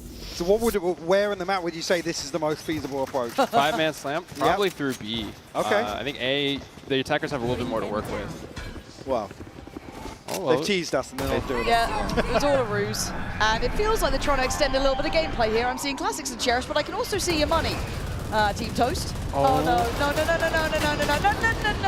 No, Tens. This feels like bullying. Yeah. This feels mean. Big C's though, actually. Oh God, look at what's waiting. Look. There's knives, and there's a choke point. If they carry on this way, it's probably not going to feel. Oh no, Yvonne, don't. Oh no, they're getting baited in, Mike. They're getting baited in. Sin City waiting. You can see they want to go in. Oh, we got one. It's carrying the ball. She's still going. I thought one was enough. The second as well. Damn. Are you really going to take that, Tarek? Are you letting that I love happen? how it's Tarek the first to fall. Beautiful, isn't it? There it is. A sacrifice. Giving it up. Oh, no. Wait, so hang on, actually, who cheated? Who bought the guns there? So a few guns made it into sight. Tarek, I need you to up the ante here. Right, where's my 5-man flank? Yeah, we were promised this. Yeah. Okay, now It's gonna be a very loud round. We've got 5 Odins now. Now we can see how spammable yeah, the we're map is. testing There where we go. these balls are. Well, this is the one we're on about. Well, at least you have other spots to play. You have options. That is true. That would not be fun otherwise. Luckily, mostly unscathed here. Yeah, they didn't really get too much from that. Actually, they're. I mean, it's, toast the balls Look first. at mid. They're just getting so much free info. Oh, comes in. It's not pretty gameplay. No, this is not probably the caliber that the next game's going to be like. No. But you never know. Oh, it's just very loud here. It's very, very loud. Thank you, Vinny, and thank you, Tarek, for quietening down Team Toast. Have they run out of money yet? As I say, do we get another knife round? Do we get another weird purchase? I think they're just going for a real buy pretty soon. Yeah. I mean, for Toast, that is just any sort of shotgun, so... I guess another question as well with to get a reveal into that site, kind of has to go through the window. What are the opportunities to come over that archway in terms of the skybox? Is there any kind of possibilities for early reveals to set that up, or do you have to take the space in front of that window? You kind of need to take the space in front of the window. You can do some level of recon for it. There we go. There's something in there. They're going all in.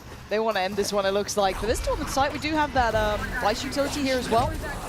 TP up towards Heaven. Tens has a go, and it just clips the ankle almost. Josh Zeki, beautiful from him.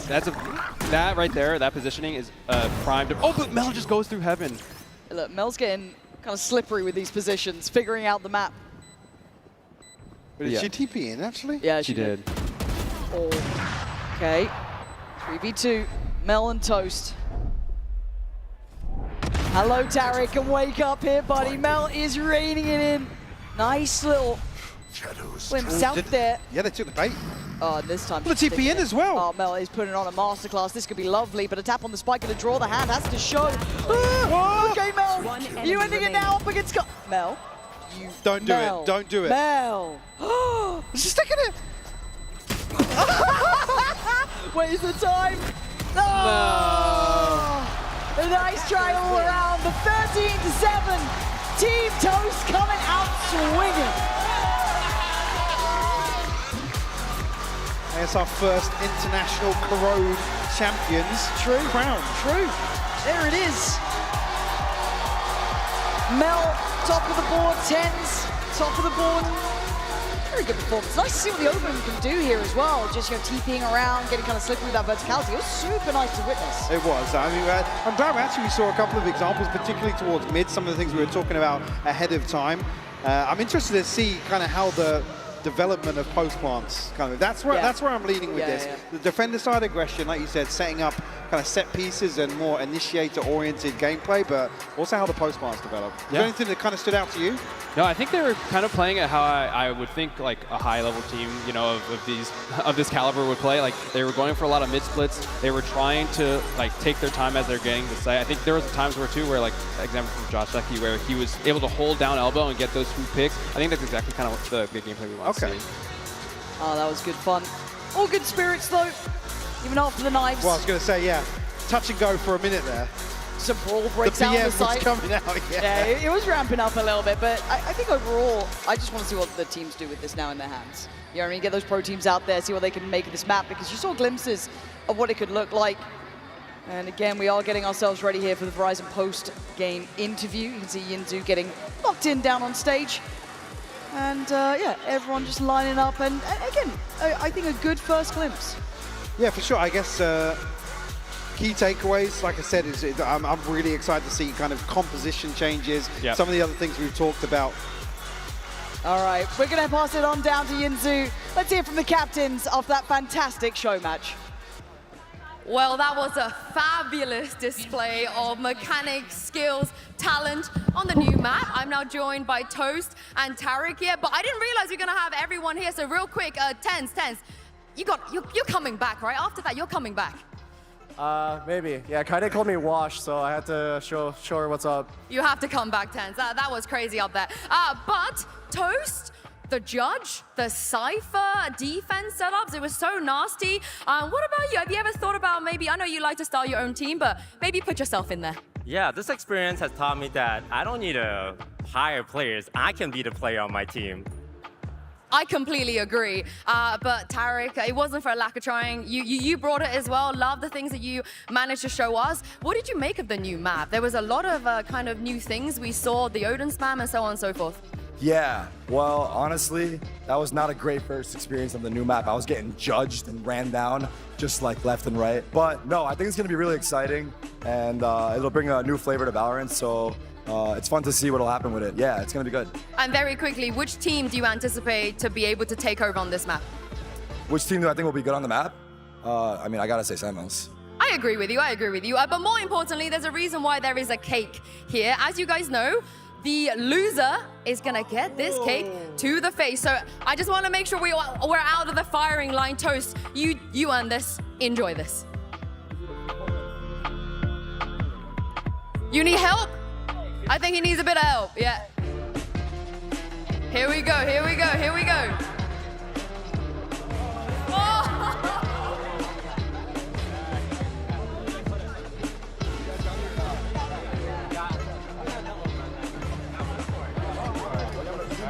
All right, go for a toast. Oh my goodness! Oh my goodness! What a day it is here at the Grand Finals. Congratulations once again to Team Tarek, but the main event is coming up right after this. One more time, guys, give it up for Team Toast.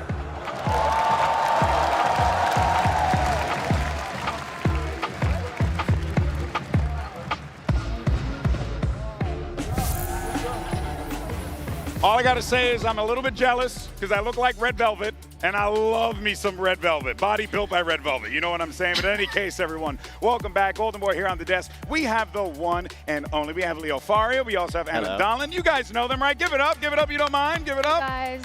Muchas gracias. Hello. All right, so we do this every event. We do. It's kind of become a tradition of ours at this point, which is super fun. So why don't we go ahead and first talk about the new map. Just debuted new map. Looks awesome, looks super fun. Personal experience, have you had a chance to play on it? Who do you main on it? I have played on it. I haven't decided who I want to main on it yet. Okay. I loved watching it in action today, though, because we make these things. We have no idea what's going to happen. Yeah. I love watching them try. It was great. And the trailer was great. The cinematic was awesome. Oh, it was super dope. Super dope. And that cake was super cakes approved. Super cakes approved. Super cakes approved. Super cakes approved. That's right. You got to hear first. But Leo, yeah, I mean, this map looks like it's going to be a pretty fun addition to the circuit when we finally get it added there. Lots of variety as far as like defensive holds are concerned, even though we did see the attackers really do some work. So I think teams are going to have some fun with this one. What do you think about it? Man, we're very excited. Look, this map is going to bring something like a more straightforward type of gameplay to VALORANT and the VCT. As you said, it is supposed to give you more of that layer defense to our competition. So yeah, we're very excited. Yeah, I'm pumped to see how some of our pro teams take to it. That's right. Maps always play a big role in how VALORANT unfolds. So looking forward to seeing it in play. Exactly.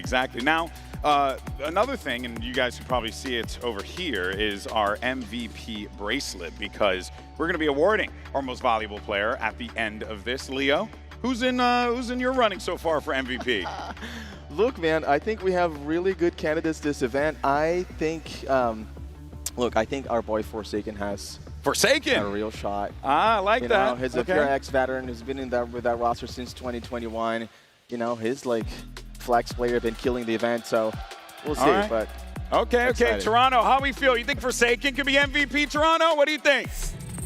We got some Forsaken fans out here. Anna, what about you? All right, I think I'm gonna go Fnatic. I'm gonna say, it doesn't even need up to me. I saw them crown Kayak yesterday. They crowned their own boy. They did crown Kayak. They're telling us they crowned Kayak. I'm going with Kayak. You know what? Honestly, Kayak has been looking incredible up there. We're looking forward to seeing him take to that stage. Oh yeah, that kid's incredible, without a doubt. Now, all right, well, look, we like to talk about some fun stuff up here. And any news that we should be expecting late this year and beyond regarding, the game, the sport, everything. What do you got to share first? I mean, there's always something coming, right? So, look, it is June, right? June? We're still in June, I think? Yes, June? Crazy enough. It feels like it's been 5 years. I know. Yes. Every time we come to one of these, I feel like the year just ended. This one has not ended. We still got a lot to go. Of course, we have another agent coming out this year, so we've got that to look forward to. Yeah, no details, but yes, we do have another agent coming. We've got replays, finally. Replays on the way. Replays!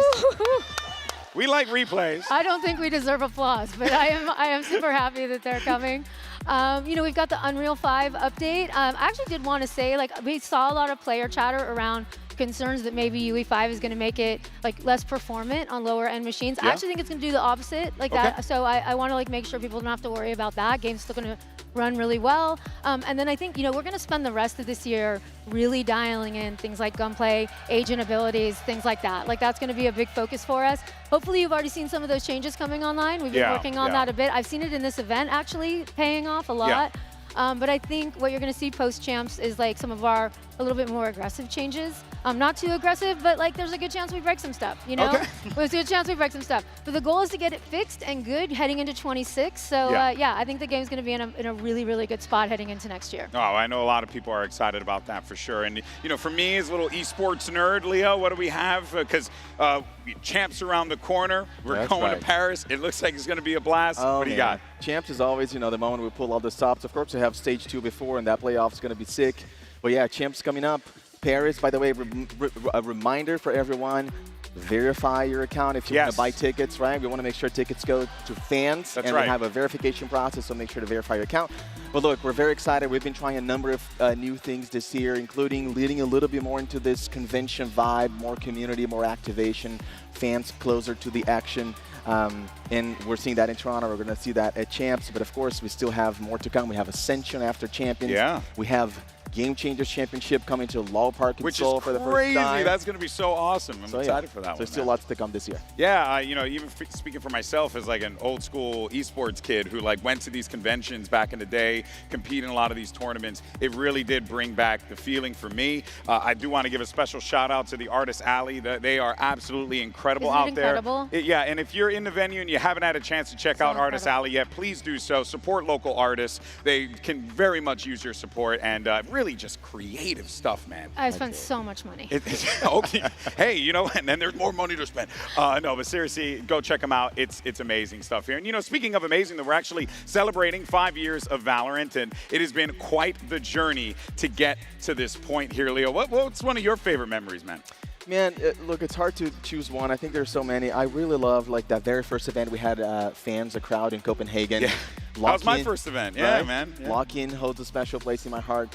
But I think my favorite is Champions in LA. Yeah. Just because, look, it was such an iconic venue. It was Riot's backyard, so it meant a lot to us. And the whole story of that tournament was beautiful. Seeing that team and Potter, you know, lifting the championship trophy in front of the home crowd, it felt very special. Yeah, it was historic. It was such a moment, without a doubt. All right, and what about you? What's your favorite memory of these 5 years?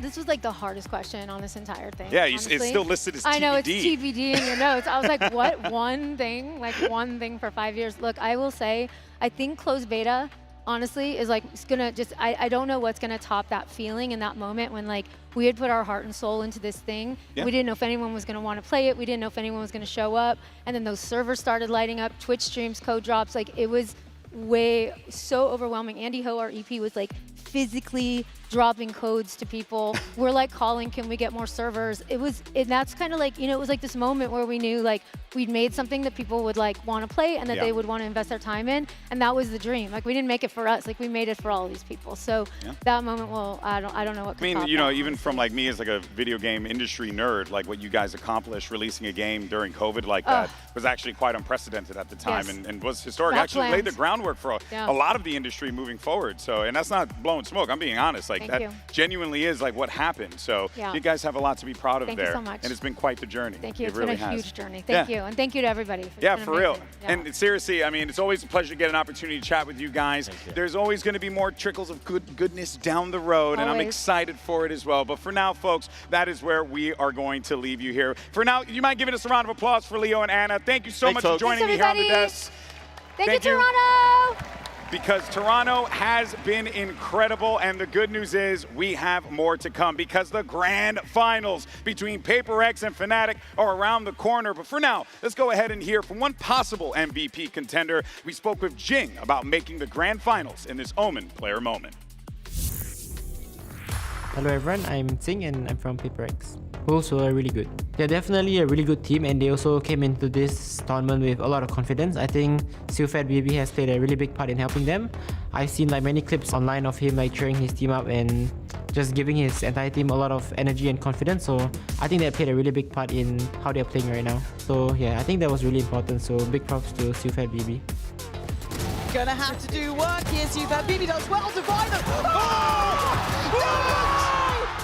Of course, it's really exciting and really proud of my team because in Pacific we were like down 0-3 and we barely even made it to playoffs in Pacific. So yeah, I mean now we have really good momentum. So hopefully the Cinderella run continues. I see all the PRX jerseys in the crowd. You guys truly fuel our will to win. This one is going to be for you. Thank you. Now, these two teams have both made incredible runs in their respective brackets to get to this point.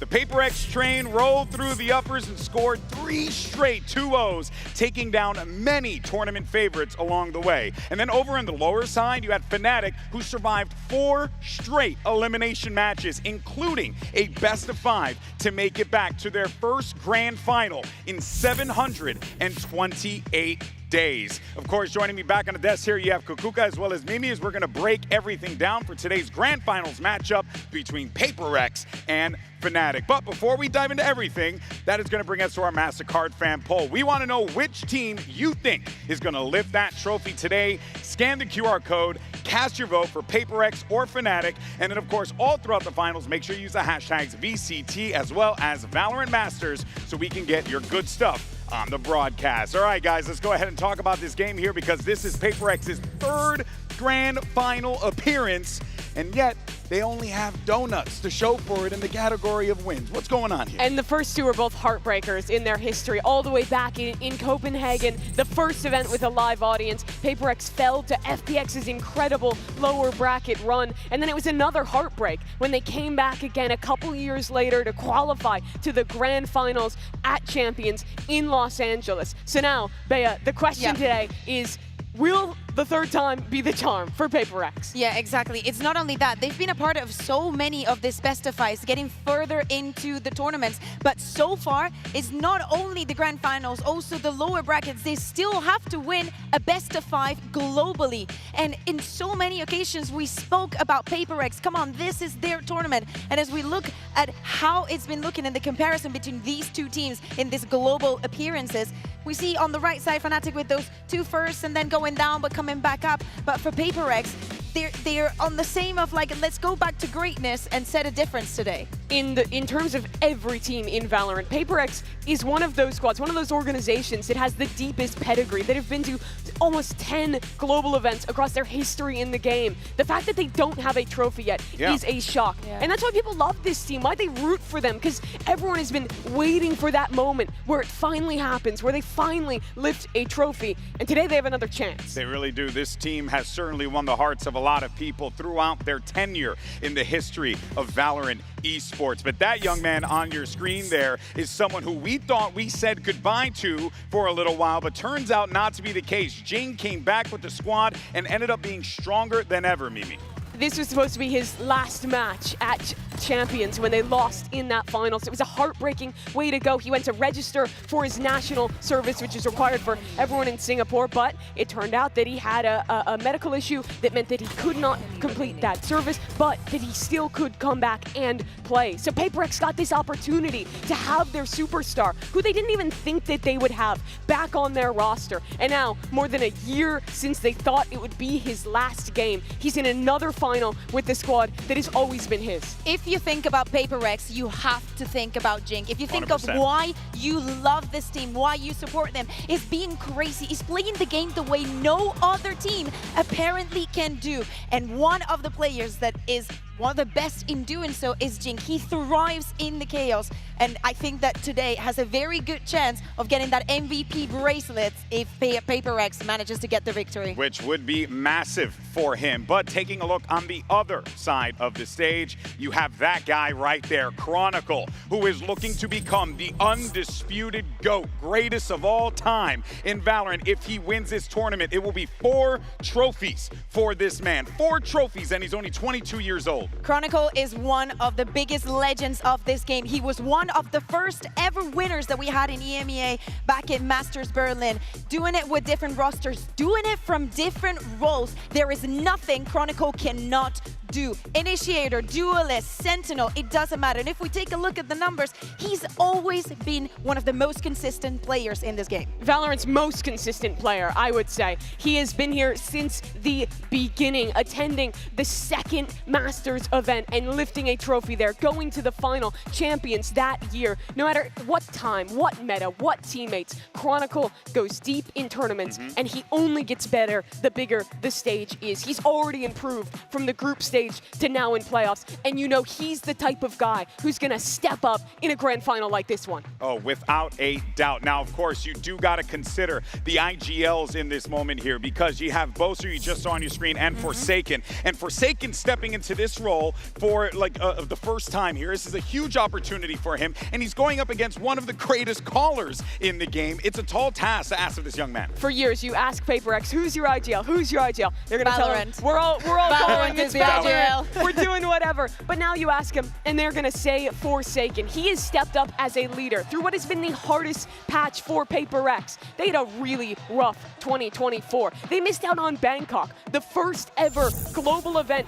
in Southeast Asia, at home for them. But now here they are again with an opportunity and against a guy who's always loved this team. Exactly. Boaster has always been in the side supporting, right? Because we've never seen these two teams playing on a best of 5. So, of course, when the tournament runs deep, I think that we've also seen in socials throughout the years how they have such a good relationship between these two teams, between specifically these two IGLs. I love the fact that we have a PRX that still, throughout the years, has managed to make this style work. Boaster was a grand finalist for VALORANT's first ever global event, and he's still here. He's still bringing up new rookie players. You look at Alpha. He was the guy who brought him into Tier 1. In a lot of ways, made him the MVP candidate he is today. Now Boaster's here again, without Durka, without Mini, those right-hand men he had for his entire run as a leader, and he is still championship caliber. You have to say, if he wins today, there's no contest that he is VALORANT's best IGL. You don't get to this position this many times by mistake. Oh, Plain no. and simple. No, absolutely. And I think that we have seen his evolution also emotionally. He's lived through every single one of these tournaments. We've seen it at the highest and also at the lowest. So seeing him back here, it speaks volumes about what we say. It's going to be incredible. Now, today will be the first global finals for our rookies. Let's go ahead and hear what Kayak and Patman had to say to Yinsu, earlier today. I've now got the super rookies of the tournament here with me, Patman from PRX and Kayak from Fnatic. You might have an idea what the other person might be feeling right now, because it is both of your first tournaments and you're already in the final. So I wanted to ask you 2 questions. First of all, Patman, what does it mean to you to make it already this early on in your career? Of course, it's a dream come true. Like before, I'm just watching everyone, and now I'm playing in a grand final. So yeah, feel excited. And Kayak, you won Ascension, like 9 months ago, and now you're already in a global final. How does that feel for you? I mean, it means a lot, but it's a game same as other games, so no extra pressure, no anything, no expectations. So hoping for a good game.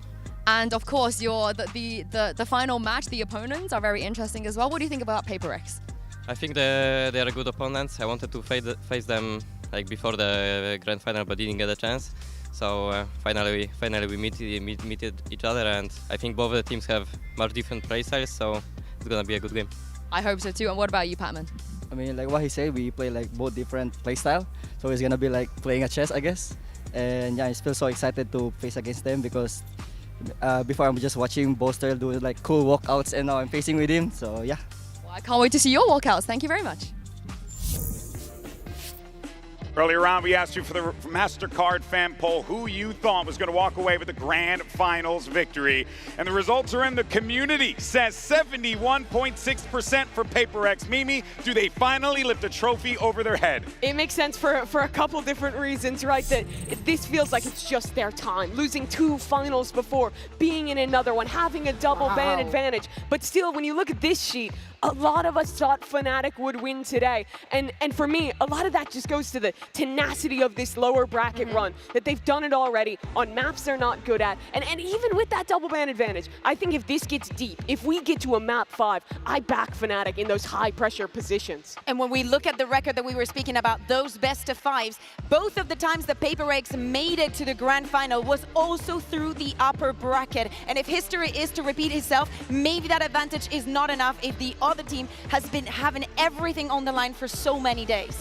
the first trophy that PRX ever lost was to an EMEA team who went on a lower bracket run when they came through the uppers. It's a question of, just like Fnatic, 3 years on, if history repeats itself here. Oh man, they say lightning can't strike twice here in Toronto. Well, we're about to find out, people, because after 12 days of competition, we're now down to the final 2. It's PRX versus Fnatic. Best of 5 for the trophy. The Masters Toronto Grand Final starts right now. Late mid lurk as well coming out from Jing. Juicy tries to make something of it. Takes away Forsaken, but the number's still good. PRX is like one mind together as a team. Keep moving, boys. Listen, guys, just play side. People's thought and feeling come together in that moment. In this though, it's all going a little topsy-turvy. Last mid.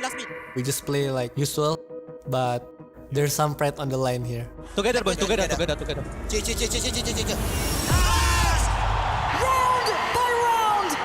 Track by track, the final destination is now locked in for PRX. I think this moment is really exciting. We barely even made it to playoffs in Pacific, so really proud of my team. 2 years in the making, but PRX are finally back in another grand final. First time I ever made it to grand finals, it was Copenhagen. I mean, of course we were kind of sad, but at the same time we were so happy and proud of how far we went. Second time I was in grand finals was Champs LA. EG are your VALORANT World Champions! I still remember the feeling of walking past EG and watching them hold up the trophy. That loss was quite hard on all of us. We thought like we had the experience from Copenhagen and we would play really well in LA Champs, but unfortunately that was not the case. After the tournament, everyone received so much love from the fans. That made me really happy as well, and it made me push harder to keep being good at the game. Just like us, it's been long since Fnatic has been in the grand finals. It's gonna be a great match. It's been a while since I've been in the grand finals. But damn, does it feel good to be back. Fnatic bringing out a brand new look. Beautiful from Fnatic. Sentinels left in ruin. Let's go! Well played. I'm here, boys. I'm here. Coming to this day, I have already 3 trophies. And they sent G2 packing. Doesn't matter what happened in the past. One hell of a lower bracket run so far. Nice guy! Let's go! What matters is the current moment and how you handle it. And Fnatic Grand Finals now awaits! This is my first time to have a chance to lift a trophy. I will remember this moment forever. I think the best aimers is Turkish players. If they try to pick me, I'm gonna show them where I'm from. This time, I'll be the one lifting the trophy. We're on my home soil now, so it's time to take over. We're gonna show you that we are the better team. With my boys, I know what we're capable of, and I know that we can reach the top. You are all my family. Let's go get that trophy. Let's make some bloody noise. Get ready to get wrecked. The train is coming.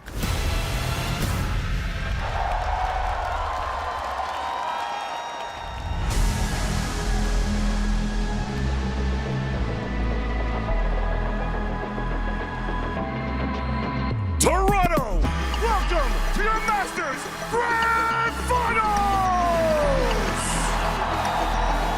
Today, our last 2 teams are fighting for a place in history to hoist this trophy. So let's introduce our first team.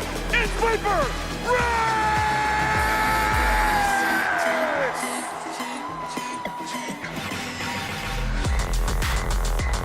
The rookie, Pac-Man!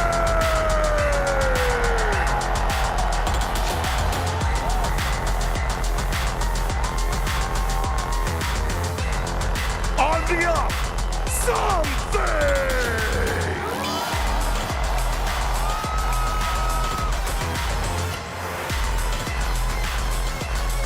The Sendal Dives!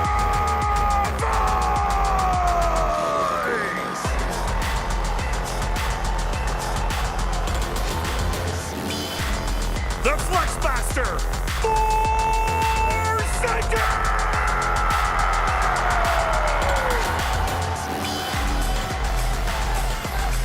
your duelist,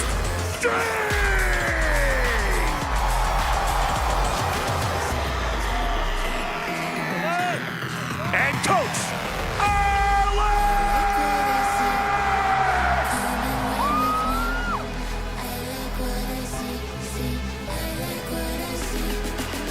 and representing EMEA, the organization that's been here since the beginning and a former Masters winner, let's introduce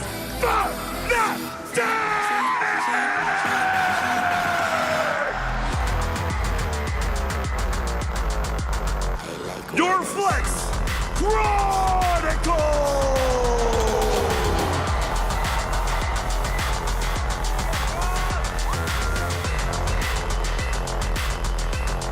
Your star rookie,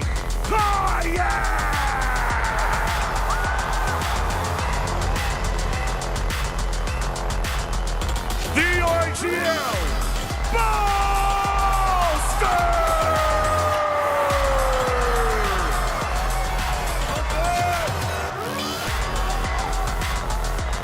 The Sentinel of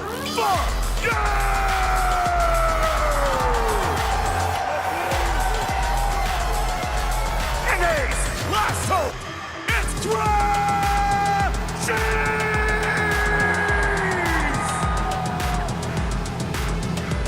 and Coach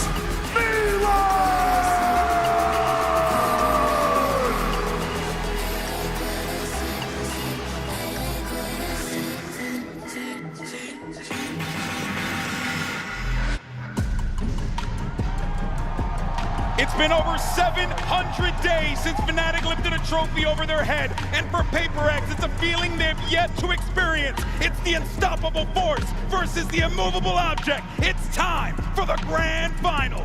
PRX, this was not supposed to be their year. They didn't even make it to Bangkok. They started stage 1 wrong, but this train has been on an unbelievable roll all the way to the finals. The question now is only if they can get their first trophy. And as we take a look at the Omen map select, we see that advantage in the veto. PRX are going to take out the Haven, something that they've been doing the entirety of the tournament, and Ascent, a very good map for Fnatic, where they've been showing a different face. Sunset is where things are going to start. And I'm surprised that Fnatic, even though they've been leaning towards the Lotus, towards the split, they decide to go for Icebox as their first map pick. I actually like this idea. They leave the Lotus, the split. I think the two most even maps in this series for the end. Fnatic, though, they need to win on Icebox, because Pearl's their permaban. They've never won on Sunset. They are massively unfavored against PRX on those two maps. If they win today, I think it has to be a 5-map series. It goes all the way. Yeah, exactly. It's going to be a very testing the resistance of the team. I think the third one is the one that is the most exciting, and you have a very good point. Fnatic, they probably will suffer in the first half of this veto, but this is what it all comes to. Yes, you've been learning a lot throughout this event. You've been showing new faces, new compositions, and you've also dealt with defeat. How far can you take it? This final is so interesting. Such different styles of teams. The fastest squad on the attack side at this tournament. PRX, who's prioritizing these double duelist comps, who is fast, they're crazy, against Fnatic, who is a team all about the macro. They play slow. They try and make every decision perfectly. There could not be teams more opposed in the way that they want to play Valorant facing off in this final. But you know what's really interesting to me here, girls, is that, look, yes, PRX have been known for that W gaming lifestyle, and we love the W gaming lifestyle. But one thing that we have seen at this event, might be a little cringe, W strategy. We've seen these two teams, but most importantly, PRX add depth. Exactly, that is the perfect word there. And it came in the form of Patman, but it also came with this squad really Kukuka deciding, hey, in order for us to hit that next level, this structure, the way we have to build needs to start from the foundation ground up, and they have done exactly that, and now look at where they are right now. Oh, I think that especially because of the way the PRX plays the game individually, fundamentally, they have to be the best, because they have to thrive in the chaos that they themselves want to see themselves in.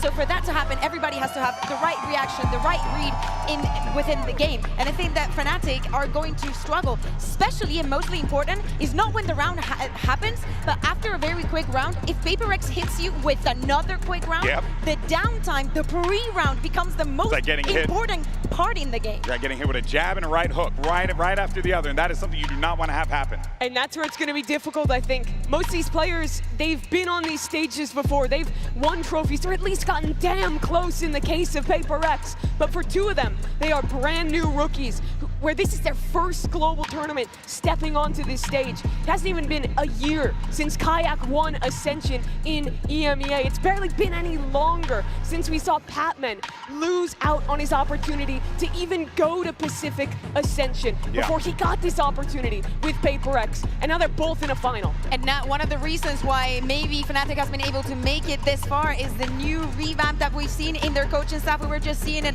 on the screen, both Scat coming from BBL and Milan. We heard yesterday from Yinsu, yes, when the first victory that EMEA had globally after the Gambit, that first champions that we remember very fondly, Milan was part of that ascent.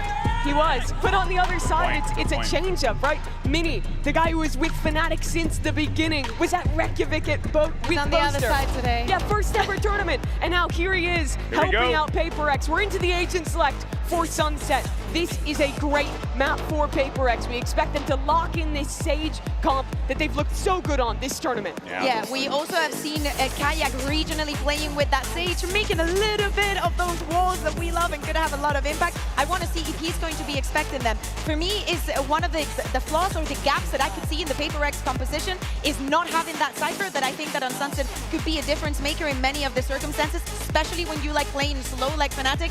So on the second half, that's what I'm looking at on the side of PRX. And especially looking at Chronicle, Valorant's winningest player. He is so good at finding those timings, finding those gaps. His lurks have been impactful for all the years he's been at the top. Oh man, you can feel it in the venue here. It feels as if, you know, this is like a Super Bowl type of joint right now, and I'm all about it because you got these two teams with such incredible stories that have brought us so much entertainment throughout the years. You talk about the 5-year celebration of Valorant's history. These two teams have been there practically from the start. So for these guys to be a part of this moment, but also to be facing each other on the stage like this, Mimi, in such a fashion, it really is something else. It's truly special. Crashes as well. He was there at the beginning, always one of the best with Optic back in the day. Didn't think he'd have an opportunity to even play in Tier 1 again after how things went with NRG. Signs with Fnatic, moves to Europe, and now back on another Masters stage at another Grand Finals with a completely new roster. And you know what's really impressive about this Fnatic team for me, Bea, is the fact that this squad feels calm and composed in the moment. And in fact, they feel like they're relishing in this atmosphere. Yeah, there's been some moments, right? But I think that they are learning from all of those moments. One of the people that has learned a lot and evolved a lot, not only Kaya that we're seeing here and how exponential his run through Valorant is being, is also Alpha. The way that he controls mid on this map, if he is able to make a difference from map 1, it is not a good prediction for PRX. And that's what it's all about right there, the trophy. And for this young man, that has eluded him for so long in his career. Even the other guy to his right there, Forsaken, now putting himself in a position to lead the team to victory. But folks, the moment is finally here, and the trophy is within reach. Let's get the grand final started and send it over to two of the greatest of all time. It's Bran and Sideshow. Well, kind words from GB, but there is energy here in this arena today. We have two titans of the sport, to be honest. Legacy teams that have been there since the beginning, and they are battling tooth and nail now for a chance. PRX, they've had many chances in the past, but now there's another one in front of them, and they are going to want to grip it, but they are up against a Fnatic, unstoppable all the way throughout that lower bracket. Looking to carve themselves into the history books a little bit deeper. It's the team that has a strong claim as best of all time up against the best team that's never won. And there are many squads out there that would love to have as many chances as PRX have had at a trophy. And PRX, every time it seems to slip through their grasp. This feels like the moment. Coming through the upper bracket, double map fan advantage. In some sense, it's PRX's trophy to lose there in the middle between these two teams. But both are going to be scrapping for every inch, and it starts here on Sunset, a map that Fnatic are forced to play. All steady for now. PRX Nice and grouped up. Contact plays. They're hoping that they can grab an unaware player. Fnatic all playing A for retake, though. It's a confident start, taking this kind of risk. You could well run into somebody holding a one and done, but they're relying on the fact that Fnatic love to play for retake in these situations. Yeah, so much util save for PRX. They're going to get themselves into the post here, but bodies are already starting to get over towards that A site. Fnatic. 5 plays here, double flank occurring. Something has to be the stopping player in emotion, and already trying to take a fight straight through spawn. Nade sailing up and overhead through main though, and these players getting squeezed. Crashes. It's already drawn blood. Fnatic are going to be hoping that it's the first of many, but it's a slow orb as well, just to slow the approach. At least for now, it's tepid, cautious, being played. Fnatic know that they have plenty of time to work with here. There's a time to potentially missed again. It's being jumped upon. Alpha here from the side, sticking all the way. Crashes. There's no stopping him. Fnatic lay claim to the opening pistol. A slow siege upon the A site there from both teams, actually. Fnatic back into the retake. Managed to navigate all of that post-plant util. And the squeeze really came down onto something. He had to hold 2 players off on the flank and then got caught by that recon. Crashes with a very important round. Nice! Come on, man! Come on! Bring me the best! And the Viper Orb set up there for the retake as well from Chronicle, just allowing Fnatic to be able to get back in. A nice idea from PRX. I think you can see both teams have a good understanding. Revealing area. And here, looking like there might potentially be a crunch play in B. Boaster's got a paranoia he could go for. Cycling through the util. Chronicle's hunting for heads. Not going to find too much, but PRX are not far behind. Rattling a few shots of their own here. Good time to talk about, I think, some of the expectations of players, I think, so far, but Fnatic are stacked with storylines, talent. It's all there. Plenty of players looking to get their hands on that trophy, lift it. Add another one to the tally, perhaps, for some of them. Chronicle, one of our most storied players of all time. And Alfia as well, who's making a run towards MVP at this event. I think might be the first contact against these eco players. He's able to challenge a bit more aggressively. It's a paranoia to try and set him up. Aggression called for, looking to try and crunch these PRX players in their place. The Alpha's taking liberties. This is a guy that has been let loose, unleashed. An MVP candidate. Of course, he can take these risks with just a pistol in hand. He's not going to be offering up any sort of guns here. 30 seconds left. Spike Death by 1,000 cuts. PRX are feeling right now. And another really solid hold on. PRX not doing anything too crazy just yet. We know that this is a team that can turn up the tempo massively, but early on here on Sunset, playing for all maximization, playing to slowly contact into areas and try to figure out what this Fnatic defense looks like. The more you contact, the more important people like Althea and his utility become. And Crashies, the drone, the recon, Alpha's trips and cam. And this round, expecting a B pop, Boaster's got the troops positioned to defend on B. 4 players stacked from Fnatic. All stacked up. Crashies, the lone defender towards A, full confidence in the retake, and Kayak gone wandering, lurking up through mid. He's going to be getting a lot of information. This is a really nice timing, and PRX, one of the only things they do wrong is clearing these kind of spots. Slight miss shot. Poison's off. Good information, though, for the attackers, and Crashies. Crashies! What a shot. What a challenge to take. He might think, though, that that's the only lurk player. It's difficult to expect the other 4 stacked up behind, but Kayak has read it. And here comes the pincer, here comes the crunch! Kayak instantly domes 2. PRX are left reeling on their buy round. Fnatic maintaining discipline. It's composure that sailed them all the way through here. The rifles, it's going to have to be raw heroics to see if he can stand a chance in this one. PRX none the wiser. Lurks on lurks. Alpha here dropping Divine and a spike in their laps. It's inevitable at this point.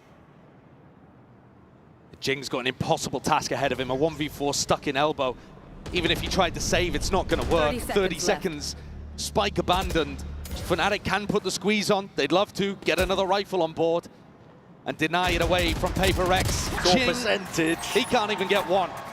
What a beautiful round from Fnatic, Brennan. A couple of strategic things as well for this EMEA team, looking strong early. One of which is Kayak is feeling confident enough to go for that kind of play in round 3.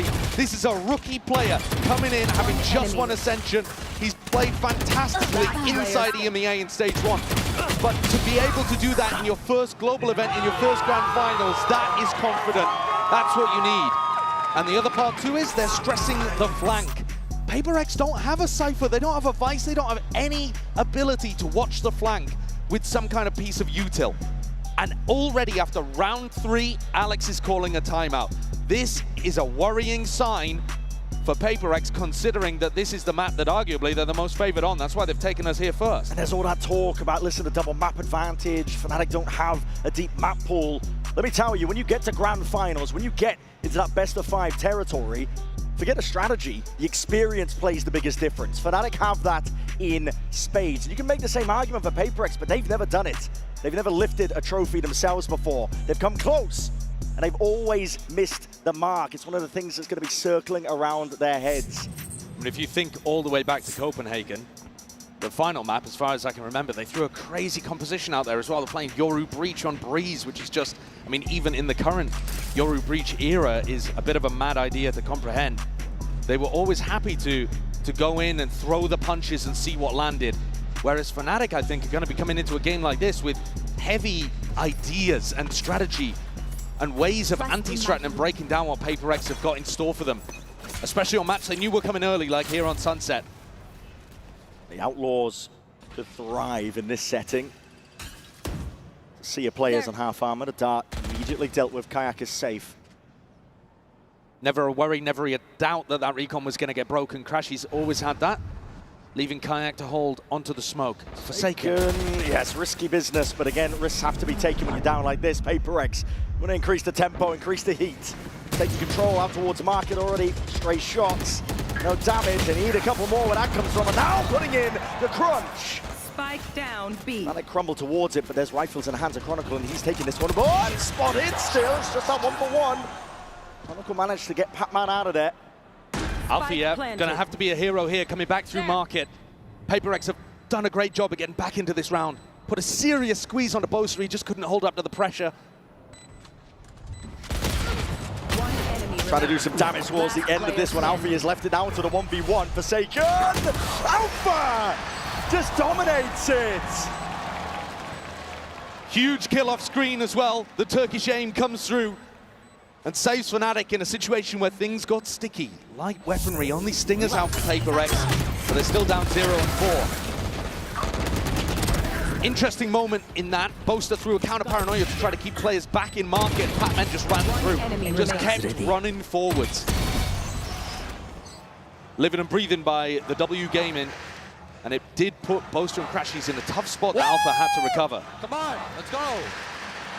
A 4-0 lead, and now Kayak has the funds to be able to bring out the op. He is alone, though, on the A site here. Take a look at this guy. Doesn't really have the most support in the world. Crashies is going to come to get his back like he did in B main early, but PRX have the util to push him off. All in your face too, and he hears it. Footsteps around, trying to take that one into the off angle, but there's a rocket in your face. You turned into pink mist in a moment's notice here. Crashies, he's stuck, isolated, skipping, hopping, trying to survive. Boaster. If Jing had thrown a nade in there, then surely he would have been dead, but instead focusing on taking the site. Crashies is forward, he's already taken the timing against them, and he's trying to take it forwards. Fast and loose is the play. Wall into the back of the site, though. It's all being contained in that flank again. Drone close, no coverage inside, but Boaster's there to respond. Pac-Man only expecting the one. He's already jumped away. Boaster and Alpha going to be left to do it all. Finally, Alpha reveals his hand. Look at the wrist, the hat goes out. It's going to be good information. Hammered up. Start rebounding. The time is going to start ticking soon enough. PRX is still a bit more disciplined. Looking to try and play this one together now. First target down. Boaster's gone, and Alpha is next. So PRX, they do show up and they get that round on the board, a critical one at that. A little bit of a late awakening here on the stage, but nice to see the PRX have got what it takes when there's ults on the board. Slight mechanical error there for Kayak at the very beginning. Had a shot actually on the Devi. I think he caught it dead to rights, but just got off the angle at the wrong moment. chose to scope back up, and that cost him his life. Dude, so easy, mate. Come on. Now Kayak's going to have to play with his Neon ultimate. Already invested pretty heavily economically in the previous round. And now PRX going into the Cypher setup. That tucked around, it's an instant drone and walking, wading out through mid. Pac-Man looking to contain it. He's missed the timing on it though. These players have already slipped straight past. Kayak. He's going to hear some damage. Oh, surely hears it, yes. Tip-tap of the footsteps, and he bides his time, bides it well. Here's the ult device, shuts him down, but up through mid. It's Pac-Man. Straight up the gut, instant res as well. It's going to be undoing that damage. And a little bit earlier. A massive gap in mid here, Brent. Forsaken. Through completely. Pac-Man as well. They've cut a swath straight through the middle of this Fnatic defense. Just rotating through, and Chronicles left to pick up the pieces and wonder what the hell happened to this defense macro. PRX were all gathered up towards A, and yet still found that perfect timing. And this is really going to hurt or start to put the hurt on the Fnatic eco too. Something in Chronicle, shoulder to shoulder, he spots out the barrel, so handed a freebie. But just going for the save here. PRX got good value out of that res. Divide online early, able to undo all of the good work that Kayak had done with his tiles push.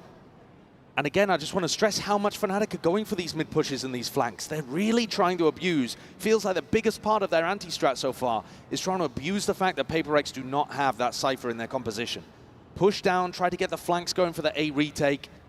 Something that Boaster loves to do when we've seen him call in the past on maps like Haven, for example, against these Sentinel-less comps. But this time just missed that timing on Pac-Man.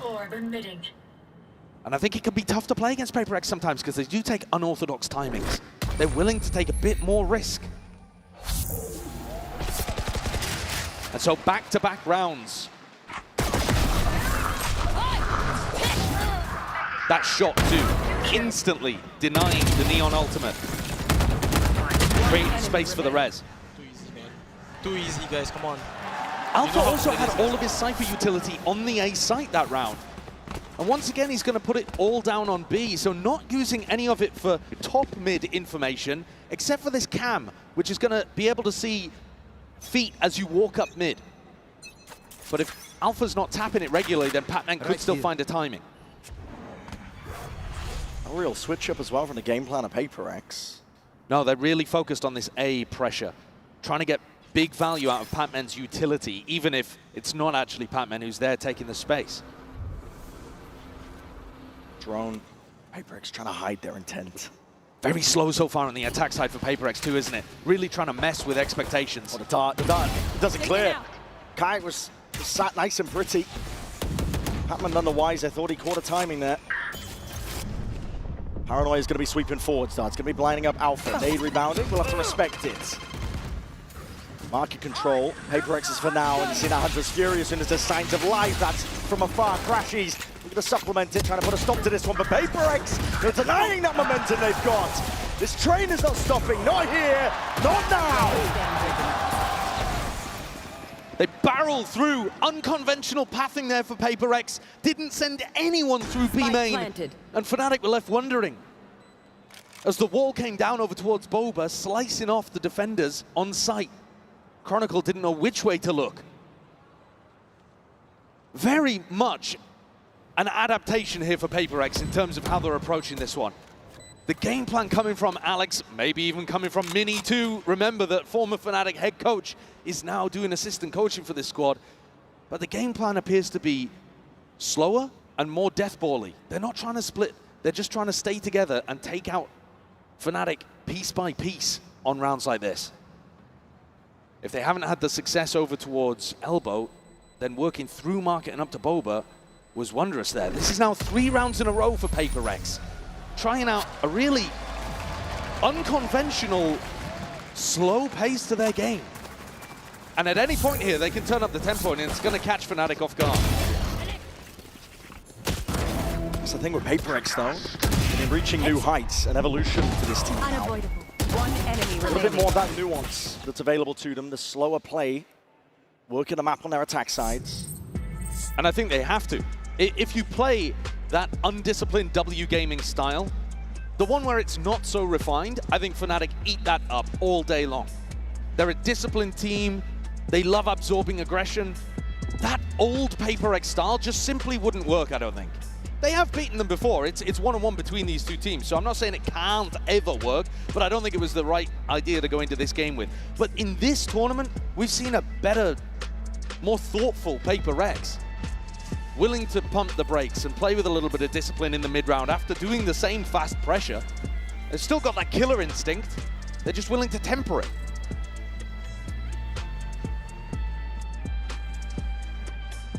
And it's now Fnatic who are going to have to take a timeout of their own. The newer coaching staff, who've had so much success with this roster, looking to add their input into things. And I would say now's the time to try to hit something quick. If you're PaperX, if you wanted to change up the tempo at any point in this game, coming out of your opponent's timeout, that's one of the best opportunities for you. It is going to be a bit of a half-buy round for Fnatic. Kayak with a Glass Cannon Guardian, a Stinger, and a Sheriff around the place. So maybe PaperX will play with patience in this one and turn up the tempo for the next. Shot done. Early B main, though, is already a little bit different. Yeah. Spread out. Control, one away from some big ults as well. Jing. Looking forward to that showstopper. Contact play scored for again. It's just poking out. Now spotted here with a snake bite, rebounding. Ricochet and Chronicle looking to try and slow them down. Her body's behind this one. It's a delayed hit. Jutting smoke. You got to be careful of this one. Alpha inside it, trying to sidestep straight towards it. Something just dismisses him. And Jing already taken up that timing. Slips into the gap and finding his mark. Boaster has to operate a bit of running gun. Backside control is still there for Fnatic. Spike planted. Plan down now for PaperX. One enemy remaining. And PaperX are not stopping. They're not content with just the front. They want the entirety of this map. Really good adjustment there as well. Alpha, a little unfortunate, does hit the 140 with the Phantom. You see there the aim punch on something. And Alpha moves away thinking that he's already got the kill. His crosshair resetting onto the next target before even confirming that something had hit the deck. And after a 0-4 beginning to this map, it feels like PaperX, the vibes are back. Yeah. They've tied up the game, and going into this, Kayak once more picking up the operator, and still a slow beginning actually for PaperX. Really not trying to challenge early on. It's been more about contacting. And then the question becomes, who's actually holding the contact for Fnatic? Because often they're playing really passive lines. And here you just see Boaster jiggling and Kayak holding elbow. Operator in hand, one of the best tools for the job, but seeing signs of life. Jing, that's his cue to go. Sending it, ricocheting against the wall. That's no damage done to Boaster. He's eager to draw that blood. Just trying to wrangle control of the rifle. Kayak's been overwhelmed. PaperX crack open the A site. Crack heads while they're at it. Jing, not content with just a few. Device steals them right from his sight line. A huge round, and the defense collapses again from Fnatic. Kayak had to hit that shot. He put himself on such an aggressive angle. A really deep position that you see this Neon dive from in elbow. And if he doesn't hit the shot, then he can't escape. Neon's got great maneuverability, but you've got to get the first in order to avoid getting traded. A Boaster fell shortly afterwards with that scramble in the smoke. Chronicle once more not really able to have too much impact. No. In his 5th grand final appearance. Thus far, PaperX have been avoiding him mostly. A couple of times now that we've seen him save, and Divide back up to another res, by the way. So got his 2nd available, and that's just a really nice tool for being able to deal with those early skirmishes if PaperX play as a pack.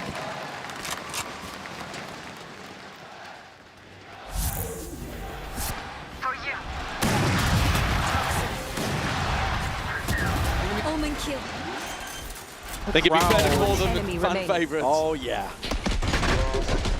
All smiles here.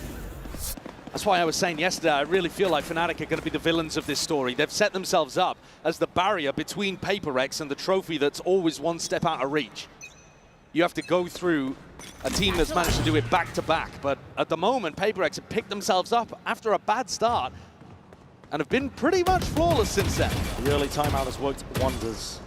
Kayak once more getting into this deep position, willing to take a bit of a gamble here, tucked himself down behind this box in mid. Last time, didn't find too much value from it. Deep pushes are everywhere on the map. Fnatic. There's boasters out through A main, down through mid. Getting a good idea now. This is going to be landing over towards B. Chronicle tucked to the corner. He's going to be feeling that heat, takes the peak. And dealing with these players out towards the extremities, but not through bottom mid. Instant res. Forsaken brought back into the fold. Crashes. Just can't control that Guardian in time. Something. Feeling that heat and that stun does. Good connection. Kayak. Trying to make some moves. Alpha dominates market. This. Putting a bit of fear now into the step of PRX, forced to plan towards the back of the site. Planted. But playing together, Forsaken and Divine need to come up with a plan here for dealing with things. Suddenly, though, they split apart, trying to get on either side of the neon wall. So Kayak may be the target. Feels like PRX need to take the fight into one of these guys on Fnatic. Sitting ducks right now. Alpha, low enough. Shot to the dome, though, will do him in. Kayak. He's got to do it in a 1v2. Biding his time in through the smoke, waiting for something to fade. Eventually there. Barrow sticking out though, and a 3-2-1 face from PRX. Ransom that 2-round lead. Even when things are looking tricky, they've got a game plan, they've got the right micro calls. And that honestly was quite passive too from Kayak towards the end. I'd like to see him get back in that more confident way, although what he was doing in the mid-round was nice to be able to crack open B main.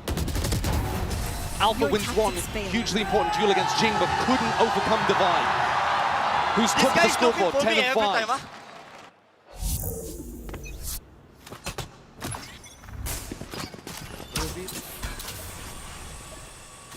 Similar setup. PRX not changing things up. Do they expect Kayak is going to be tagged? Jing! Just adjust the aim. Crashes. Does trade. But now the heat and the pressures are going to be turned up onto Alpha. He steps forwards, a bit of spam coming his way. That's a Hunter's Fury into the back of the site. Alpha trying to capitalize off this chaos. Moving forward, sidestepping, crashes. Indomitable from this spot. Drops Divide, drops the spike, manages to sidestep the Hunter's Fury in the meantime too, but they know where Alpha is, and it's tough to really support him. Trying to clear him out. Rifle in hand. Trying to lead the march forwards, and the spike potentially retrievable, but Fnatic have eyes on it. Yeah, Boaster's done a great job here, actually, of getting nice, beefed the movement there. Was just trying to get on top of the box. He was in a spot where he could support Crashies, and now there's a dangerous timing until this wall breaks, but it looks like it's just about to expire, and he's been saved for that. 3v3, and Forsaken with an Omen ult means that this spike isn't really in enemy territory at all. Part of the reason why Chronicle hasn't rotated. Picks it up, slow it down. PRX only have 30 seconds to work with here. And what a call. He's calling to go back into the same site, trying to fake out the idea he would have left. 20 left. Boaster, watchful eye smoke dissipates, but too many targets. Too much to deal with. Crashies. It's all on him. Tries to buy time, but a bullet to the dome and a bullet to the temple. Chronicles left in that 1v2. This situation, though, finally winnable for Chronicle. An opportunity for impact. Looking for an easy fight first. The first Mo spots it out. Snake bite. No rebound necessary, but doesn't really connect. Something sits it down. Viper's picked. Thought about, committed. Let loose entirely. And the bullets are raining down on him now. Time ticking away. Spraying away. Chronicles hoping, praying. Hoping that PRX will give him absolutely anything to reload and run forward. Forsaken knocks him out. 7 rounds in a row for PRX here. Fnatic just making too many mistakes on the defense side. Kayak kind of whiffs a little bit in this opener, doesn't land a single bullet on Jing. And then Boaster chooses the worst time to drop from high ground to low ground. As this smoke dissipates, he's choosing to walk forwards. Not accurate to hold that smoke as it leaves the PRX players in the open. Small errors and a massive comeback in this half from PRX. Well, it's all the way back off the side of that timeout. Forsaken as well, picking up an attack op. He's got the money to just go for a rifle afterwards. Just watching mid. And a little pacier perhaps, going for a B-pop here. Yeah. Fnatic are disrespecting though. Deep push out towards A main, so they've got the information. They know what's up.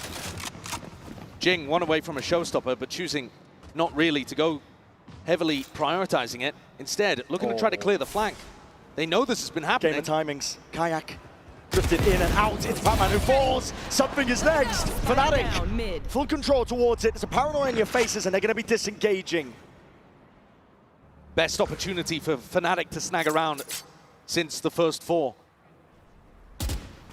Leaving PRX to stew. And PRX thought it was a mid push, realized it wasn't, so now they're exploring mid themselves. In the shoulder. Forsaken, that is a ballsy TP. Out wide, off angle played. Could be on Kayak here. Could be on Kayak over towards A. You see Jing is making his way towards it, but all 3 players on PRX trying to make their own individual timing play. Forsaken is caught one. Can they catch the next? Crashes! Top pulls! The court access towards it, but still, it's B main control for Fnatic. It should be in a good spot for it. Site needs to be cleared out here. In through the back of the side, it's going to be that plant. 10 seconds left. Watch for Lions wall on a bit as the curtain drops. So does Alpha. Rocket to your feet, you cannot stop this team. When PRX get going, there's no denying them. Kayak will try everything, but 8-4 is where we leave it. The train took a little while to get going here on Sunset, but then it just plowed through Fnatic.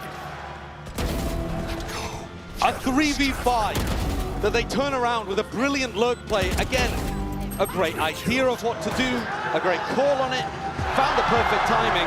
Forsaken looks amazing here. He's even overtaken Divide. Unreal scenes so far. PRX not slowing down, but we're going to send it down to the floor. A special guest is standing by. I am delighted to be joined by the Riot CEO, Dylan Jadeja here. Now, Toronto has been such a fantastic host city. Welcome back, by the way. Wanted to ask you, how are you finding the event? And also, what have you been up to? I gotta tell you, this is such an incredible city. It's home for me. I grew up in Brampton, so it's really special. Yeah, that's right. It's really special to walk the streets of Toronto and see people wearing the VAL logo and to be a part of this community. You guys bring such incredible energy to this event. It means so much to us. This is one of the greatest cities in the world, and so to have the opportunity to showcase this to all of our players around the world, that's great. I also would be remiss if I didn't take a second to say thank you to all the players here, to all the players who are watching this online, to the co-streamers and the influencers. You guys make it possible for us to bring this event to our players. So I just want to say thank you to everyone. I got the chance yesterday, by the way, to go back to Brampton. The food is the best in Canada, I just gotta say, so.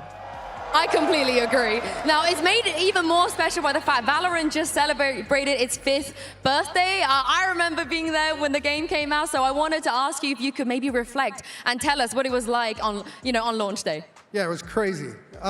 We launched VALORANT in the middle of the pandemic with no real perspective on how well it would be loved by players. We knew we had built something that would serve the needs of an audience that cared deeply about a tac shooter. And we thought we had nailed that, but when you launch it in the pandemic, you never know how it's gonna play out. And then we didn't know how we were gonna serve the game. We were working from home. So we shipped this from people's living rooms. And it wouldn't be where it is if it wasn't for this community. It's been inspiring and humbling to have this be co-created by such passionate players. So we're very, very fortunate and very blessed to have this community build this game with us. Thank you so much. And also, PRX might lift their first trophy in 5 years as well. So let's jump back in the game and see if they can close this out.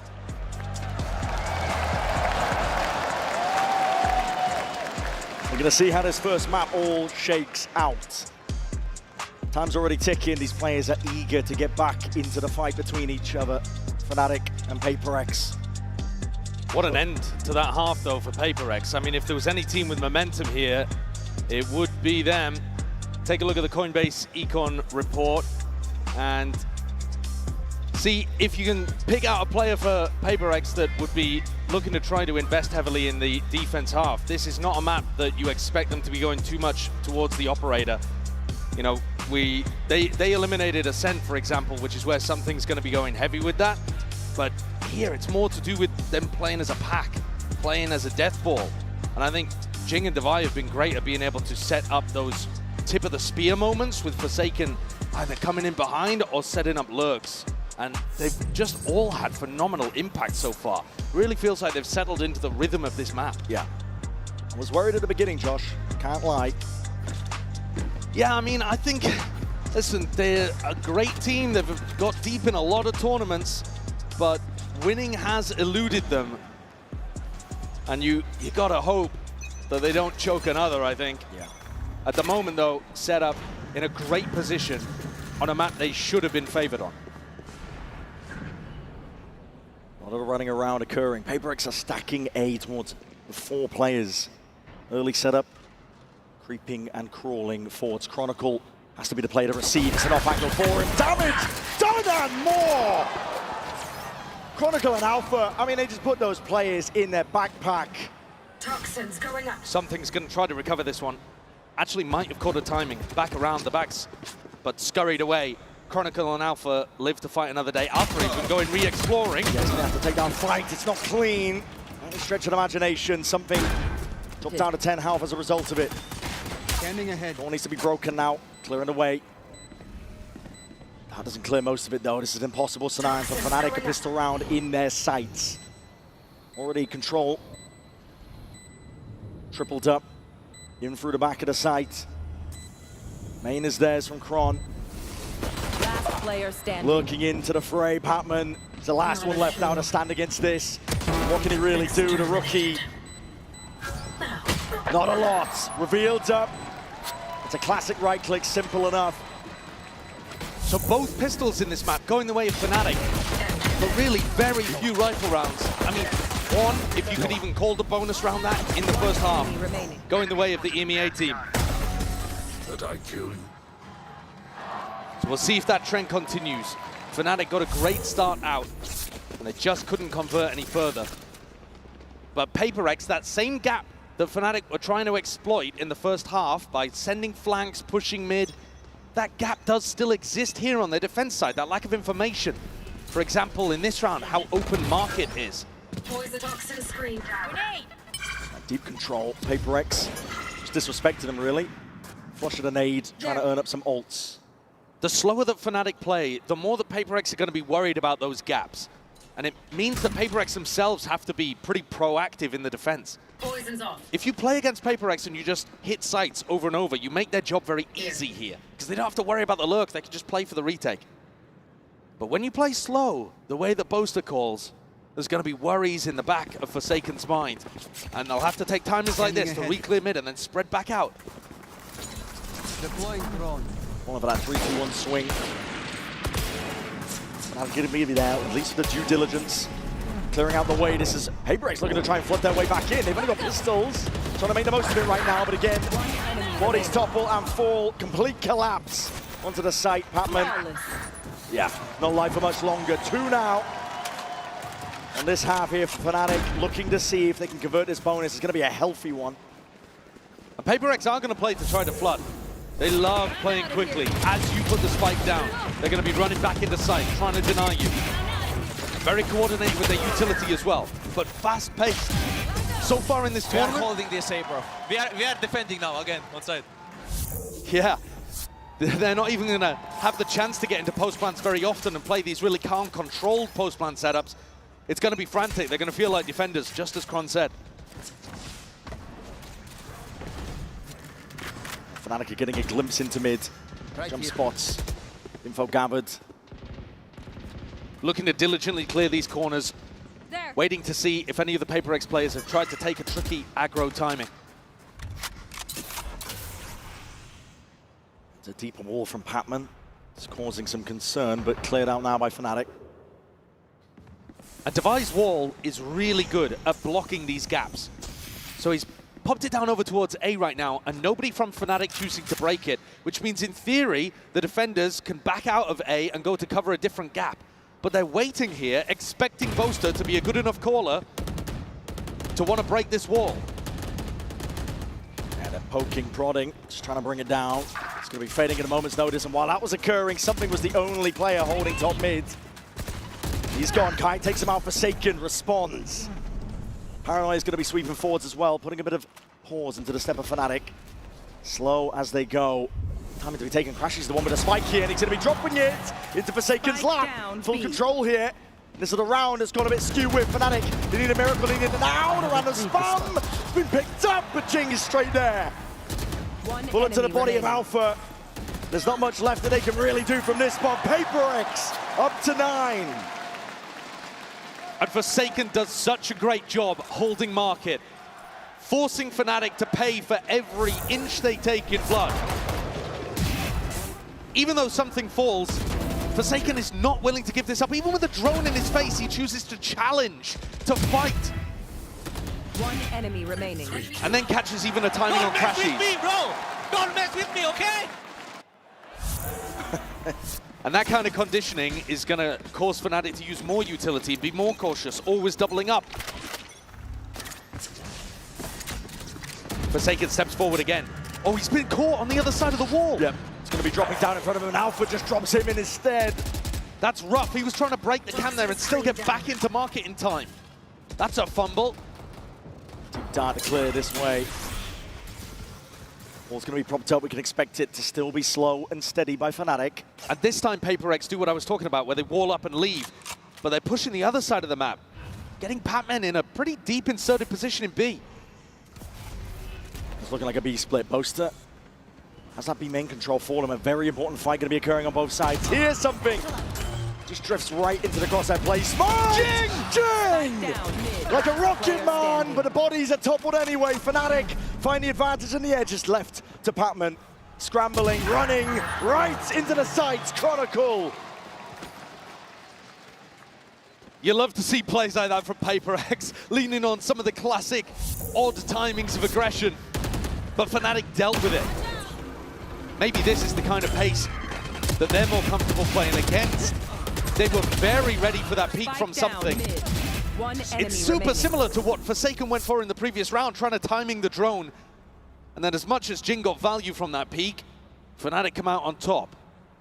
Another good start to a half. But that didn't stop PRX from coming back and getting 8 in a row. Go get him.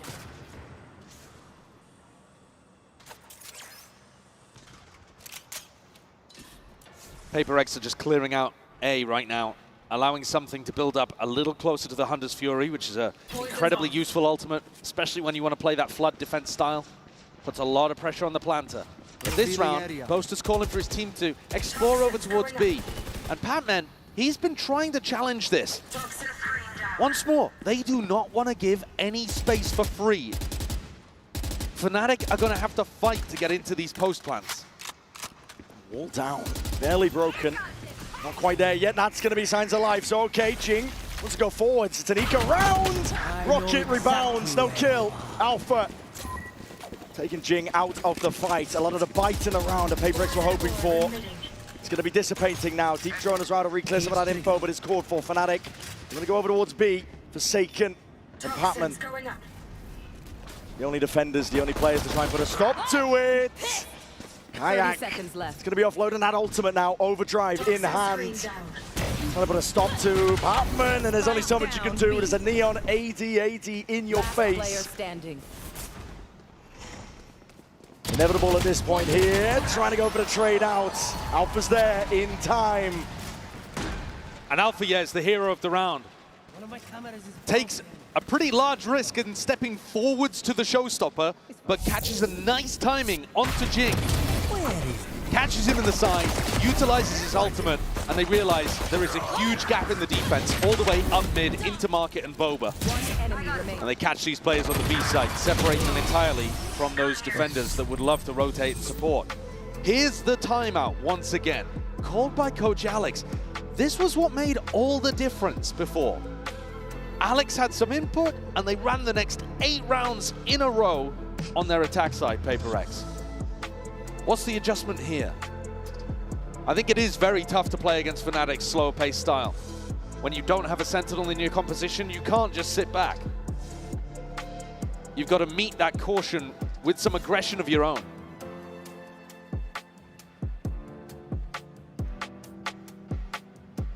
To some degree, I think PaperX today need to be playing fast and cocky, yeah, but they also need to be playing smart. They need these adjustments coming through from Alex to be able to tell them the right times to go aggro, the right ways in which to play the retake. We can see from the money situation, Divide opting into the operator, might still stick towards it. This goes here. Change his mind, but maybe a central piece to try and hold together this defense.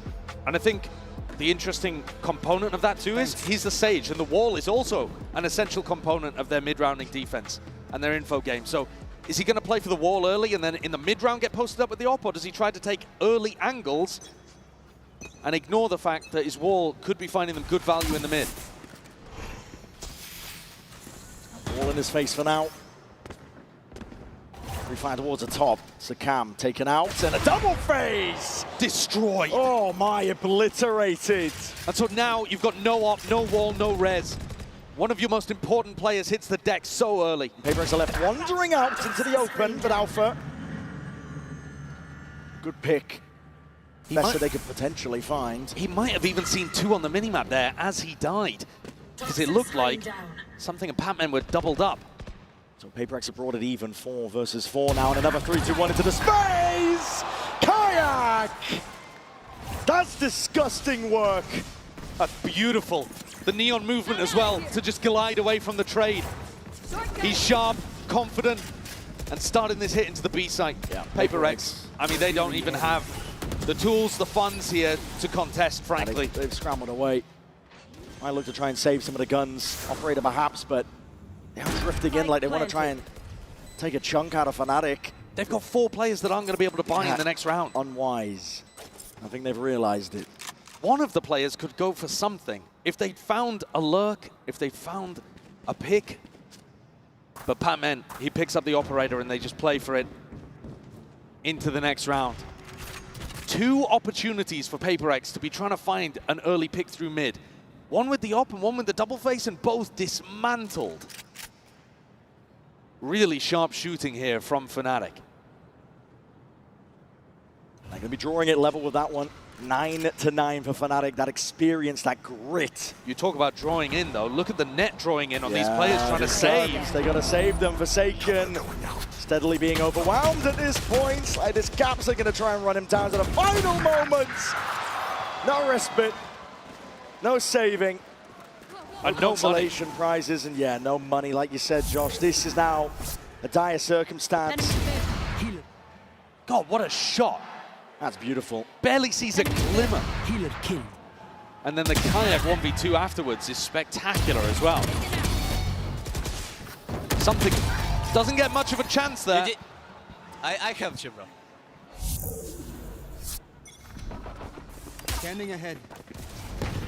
PaperX are willing to take the risks on rounds like this, and it's Forsaken who goes straight down with the... Already the deep TP, but he's surrounded potentially there, and it's just offset immediately. Pac-Man going down. Clears up a series of unknowns. Fnatic can start to slowly get a grip on what's going on. They Viper walled for mid, so the Forsaken could push, but that meant that Pac-Man didn't have his own Viper wall in B main that he's been playing around. Forsaken still stanced up, but okay, can't avoid that one. Kayak is sharp right now. Fnatic are doing a great job of dealing with all of this defensive pressure. And like I've been saying over and over again, PaperX have to do this. It might look like PaperX are just kind of walking into their demise, but their composition relies on them getting active on defense. They can't just sit back. And Fnatic are not giving them an easy game here. They are not hitting sights and execing until the very final moments. And by that point, PaperX have already given them a pick. Applying that even pressure across the board. Something re-exploring. It's a head ripped off, but immediately again the answer back's there. Market is open and accessed here for Fnatic. Something's being squeezed. You know where both of these players are, though. Boaster's just calling for a full rotate over towards A. Something got a kill. Divide threw out a slow orb. Divide even getting picked over towards Boba. And they've got a great idea of where something is. Yeah, and time it's a whittled 4v1. 10 seconds left. No real opportunity here for something. Maybe feeling like he has to do it all. Spike planted. Spike planted on A. This is a dire circumstance for PaperX. Forsaken only has 800 credits too. So this is just a slam dunk save.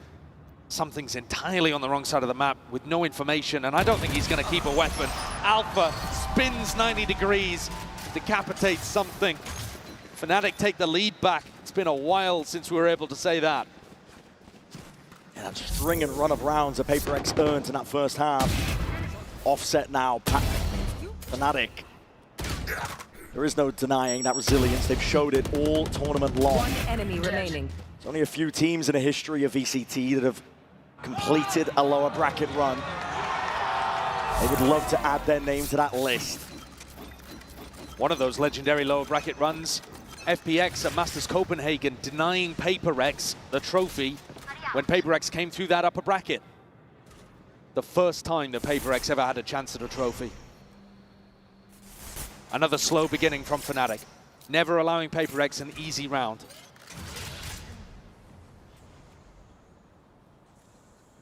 Cautious tail that they're weaving across the map. A drone up over the top, trying to get a little bit of information, but doesn't see Alpha yet, tucked behind the pillar. And they might want to go for that same 3-2-1 mid re-clear. Even Divide coming to try to help it out. Come towards it, broken up towards the top. There's fights to be taken, but battle lines redrawn and lurking up onto the angle. Patman deletes poster. That's start big for PRX, and they put the wall up as well to reinforce towards Market. Watch the lie up towards it, but Alpha! My God, that's instinctual. Beautiful timing, but Device there with the res. Hunter's Fury though to try and punish, and this is getting hot and heavy. Brought all the way towards him. There's no tags from Crashies, no clearance. Forsaken ducked right underneath it. There's that Orbs propped up. It's a full spam committal to the clip, but already the timing forwards, that near sight just catches onto Kayak. Won't deny him that kill though. He's having to put Forsaken in his place and now taking control of the site. In the blink of an eye, there's only 15 seconds left. Slow Orb, stun rattling the nade, ricocheting, Kayak being chipped down, and PRX. They do drag it level.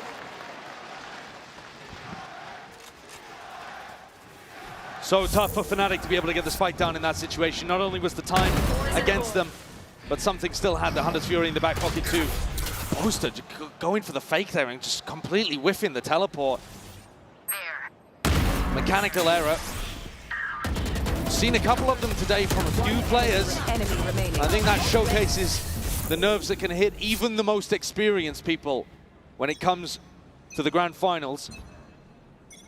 The game level though, and PRX with a really critical one to win in that prior.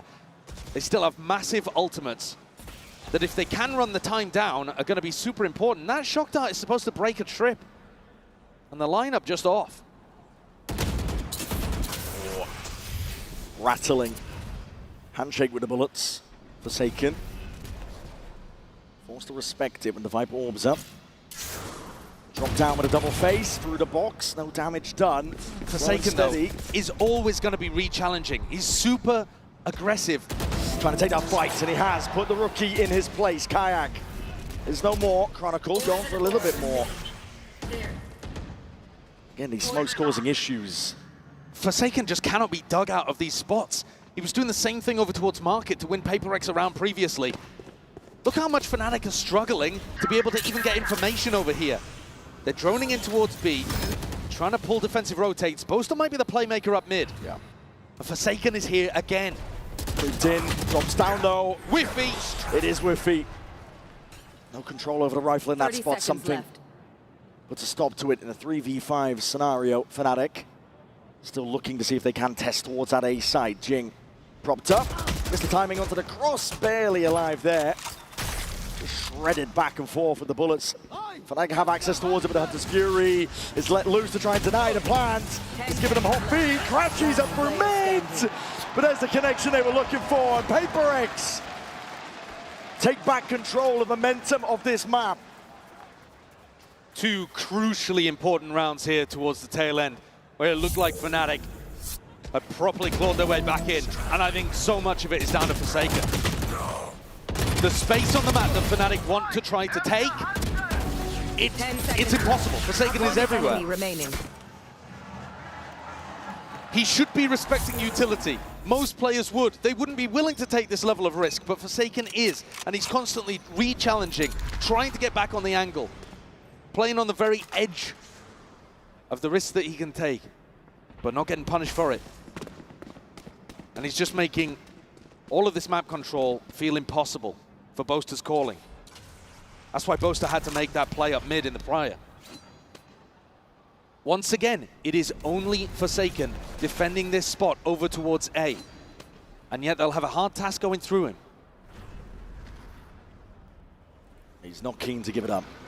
They do have a camera that they can pop that should be able to get a tag and push him off potentially. Scanning ahead. Yuto's going to be sent flying forward, start to TP. Evacuation back to the side, Paranoia.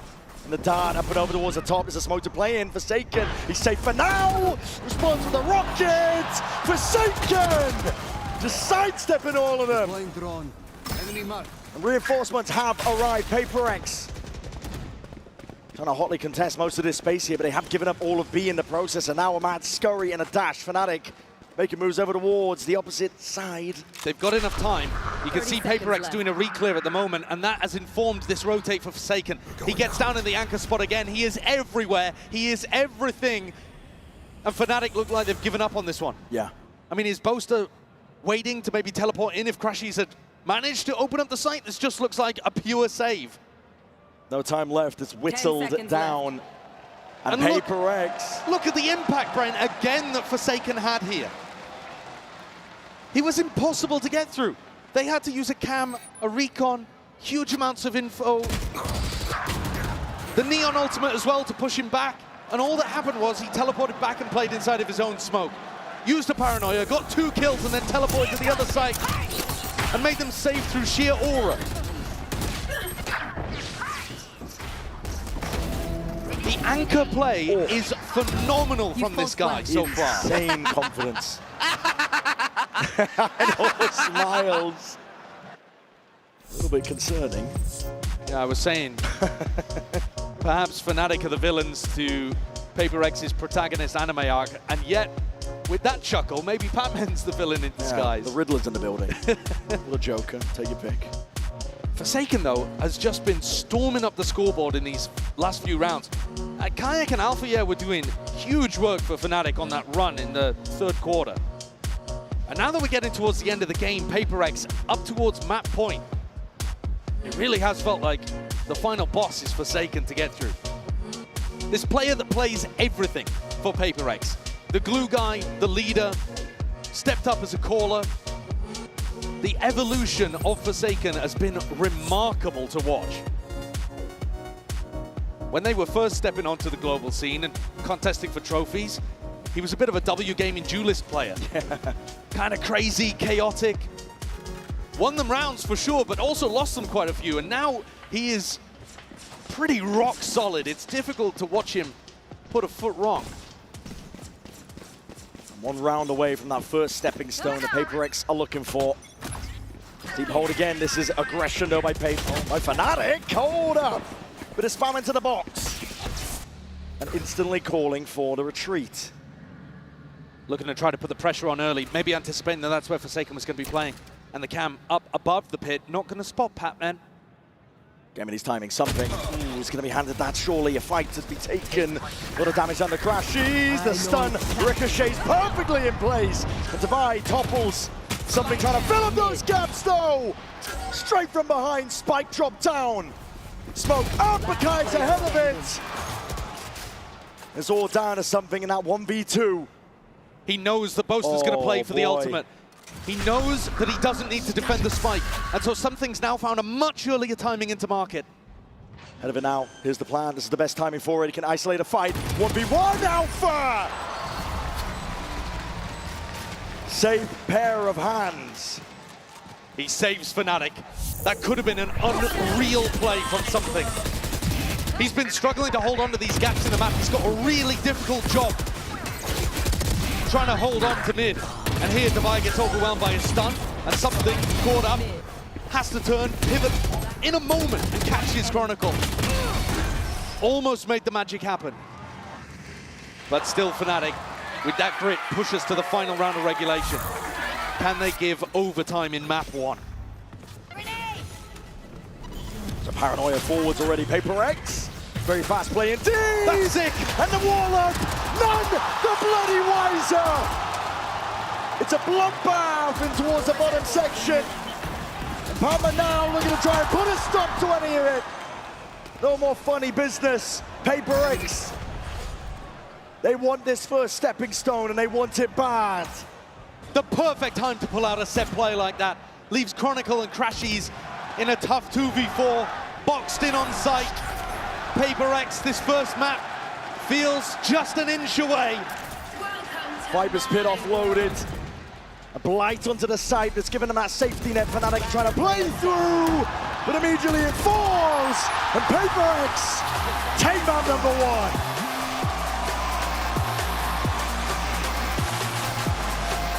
A gorgeous play, a perfect decision. The tactic, immaculate at the end. Alpha left wondering what the hell happened and where he was being shot from. That map was favored to PRX, but they ended it with style. Big step in the way. GB and the analyst desk, of course, breaking it all down. You don't want to go anywhere.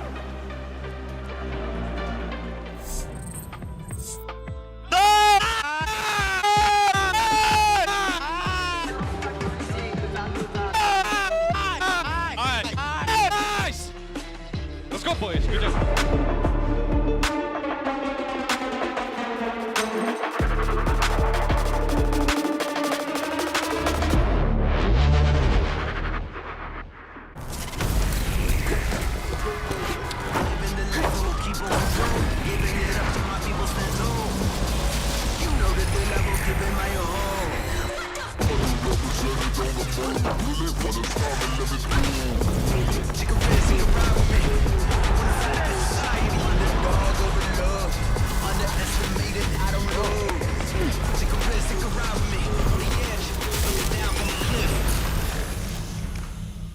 You might have heard I'm going through a little upgrade with my tats. So when Verizon announced that everyone gets a free phone on any plan, pain-free, count me in.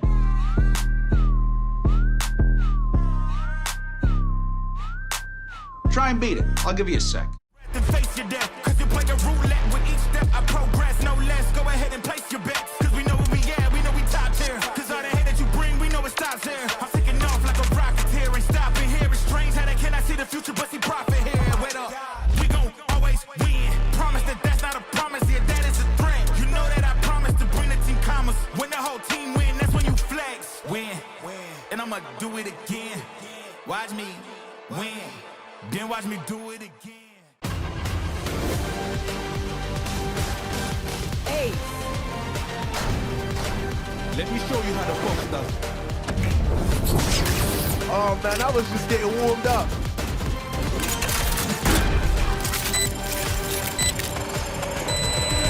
Spike defused.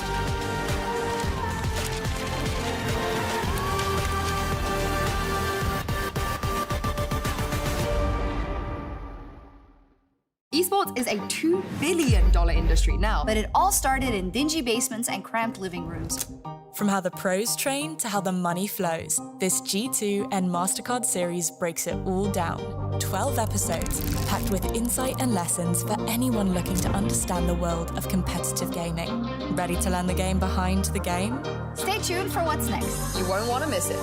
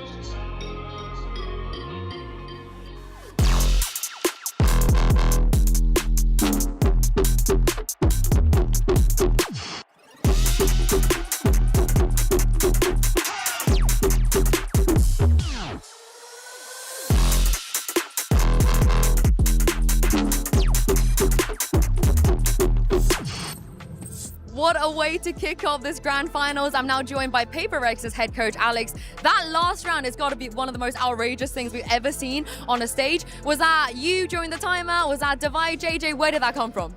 It's definitely not me. We had it in our bag a long time, but we were running out of timeouts already. It was, I think, Tsing. I think it's his favorite move. So haven't shown it. Finally, it's out. I can't wait to see more of that. Good luck. And we loved it. What a way to wrap up that first map. And you ended up getting PRX winning, and that almost went to overtime. Fnatic made that sunset quite challenging, but that, of course, brings us to our HyperX Reflex moment of the day, because it's got to go to Forsaken.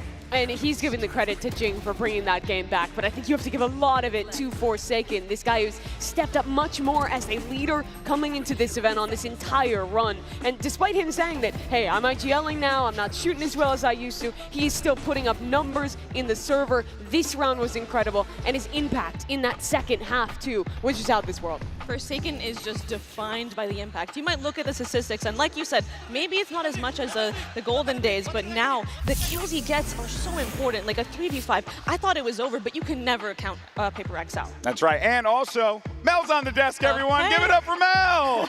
She's here with us here to talk about the game for a little while. But yeah, let's continue this conversation here, because it really did, Mel, feel like Fnatic at the start of that game were in the driver's seat. 4 rounds straight, you get the timeout, and then from there you started to see PRX gain that confidence and come back into the game. Yeah, this game felt like the definition of streaky and momentum. We saw PRX, they were down 0-4, and then boom, they collect 8 rounds back to back, but then they swap sides, and then it's Fnatic that ends up taking the lead again.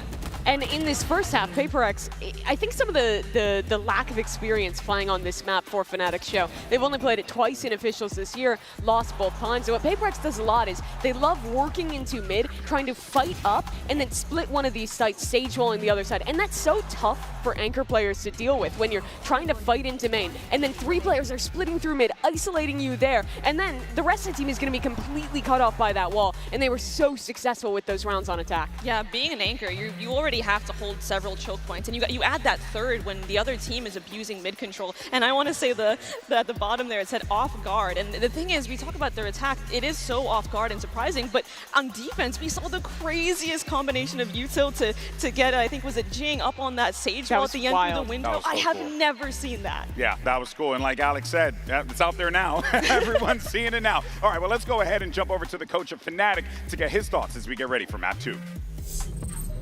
I'm now joined by Coach Milan from Fnatic. Now, you know how good Forsaken is, we know as well. How do you deal with him for the rest of the series? I mean, you just gotta keep an eye on him, you know, see what he's doing. They're always in your face. They love to get in your face, get aggressive, and I think if we take it easy, allow them, like, absorb their aggressiveness, we'll be fine. Well, I hope that game plan works out. Thank you very much. All right, well, there you see map 2 coming up next. It's going to be Icebox here, picked by Fnatic, and this is one of those maps, Mel, where it is statistically looking good for the boys in black and orange. Can they pull through, though, is the question. It is Fnatic's map pick first in this series, so, and it has been really dominant for them. They've had great wins on it where the other team barely even accrues like 4 or 5 rounds, so, and they just run a super standard comp, and they play the map in a way that really sets up their play styles well on the team. They have Alfear on the lurk, notably with an Outlaw. They have a great jet player in Kayak who really popped off the last time we saw him. This map is going to highlight the difference between how these two teams want to play defense. PRX is a team that loves playing flood retake, heavy fighting onto sites, putting tons of util into their anchors. Whereas Fnatic, when they're playing the Sage comp, you're almost always going to see them back up, play these set retakes with the wall that they're super highly successful for. So I think a lot of this game is going to come down to PRX in their post plans, how much space they can take to deny those strong Fnatic retakes. And when you say that, I mean, obviously, are we going to see something taking those aggro fights? But notably, Jing on the Omen, the difference between these two comps is the Sage passivity and the Omen aggression. And I'm gonna be looking at Jing, seeing where he's playing in those post plans and what fights he's taking. How does that Omen really shift the game, right? Because the smokes are very different than just a solo Viper comp. It really opens up everyone to take fights, because when you have that second controller, now the Viper's like, okay, they don't really need my wall for the post plant too much, because if I go down, then the Omen can smoke. And that works both ways, right? If the Omen goes down, the Viper can play the wall. So it opens up actually everyone to make all these aggressive fights. fights, which is just so good for the PaperX style. And it's also Jing playing it, so you know he's going to be a guy who's going for those individual plays as well. It gives some of that kind of opportunity to double TP and go for your own stuff with the paranoia too, outside of just the strength the agent brings. All right, well, Mel, thank you so much for joining us here, but for now, let's send it back over to your casters and see if Fnatic can come back into this one and tie the series 1-1. Back over to you, Brennan Sideshow. We're about to find out here on Icebox.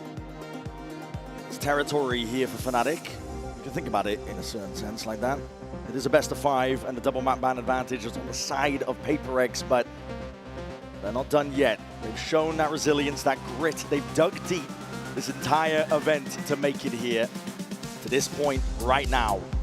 They've always been one loss away from elimination. I think this, though, this map does feel like a bit of a must-win for Fnatic. The one after this, Pearl, which is Fnatic's permaban, is where PaperX are taking us. So Fnatic have got to get out to a good start here and equalize the series if they want a serious chance of picking up another one of those trophies. In this half, be expecting PaperX to be contesting space. Think about the way that they made it difficult for Fnatic to get room on their attack side. I mean, this, for example, a triple face, super committed from PaperX. Hoping maybe just to find Alpha, yeah, taking a timing. He's normally going to be the solo player on A if the rest of the team is working B. But Fnatic are just trying to figure out which part of the map PaperX are playing for. Where are they fighting? And this is a silent way of fighting. Yeah. Here. Slow siege. Tripled up. Here Hoping they come. that someone springs this trap, and they have. Alpha catches wind of it. And immediately this PaperX triple face evaporates, dissolves, leaving only Forsaken and Jing. And even Jing actually leaving the A site entirely, ready for the reaction of Fnatic into B. Oh, that spike, and they're just seeing it as well. Crashies is trying to take that timing forwards. Devi shuts it down before it gets a little bit messy here. Side control still a little bit all over the place. And there's a timing here, Boaster! Can't get the shots lined up, can't get it in order. PaperX are walking all over them right now. A nice pistol round, the first one for PaperX in the series. They didn't need either of them on Sunset. It was a tight one, but they managed to get it over the line. This idea works perfectly against the way the Fnatic are going to be taking these slow-paced fights. You set up to punish people as they're contacting in. No more. The Fnatic coach is not too happy with how that one's gone, but know that things are still winnable even without a pistol. And Fnatic start out in a pretty similar way. Forsaken grabs the ult orb over towards A. There's a smoke up on Belt that stops you from being able to contest this angle early. And on B, Patman trying to hold a pretty aggressive position and punish you if you try to take B main for free. And a go wandering. Oh boy, punished for it! Devi is rolling heads off shoulders. Backup is right there by his side.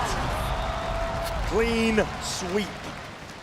Can't be getting 3 from that position with only a Sheriff. That's ridiculous. Halfway up almost to getting his lockdown online. What a shot, the first one. Barely see anything of Boaster's head. And another demonstration that PaperX are going to take fights. Plenty of players in that spot would see many people in mid and just back up. Allow the turret to be broken and worry about Kitchen instead. No, PaperX are going to contest that space and force you to earn it. Something with an off online in round 3.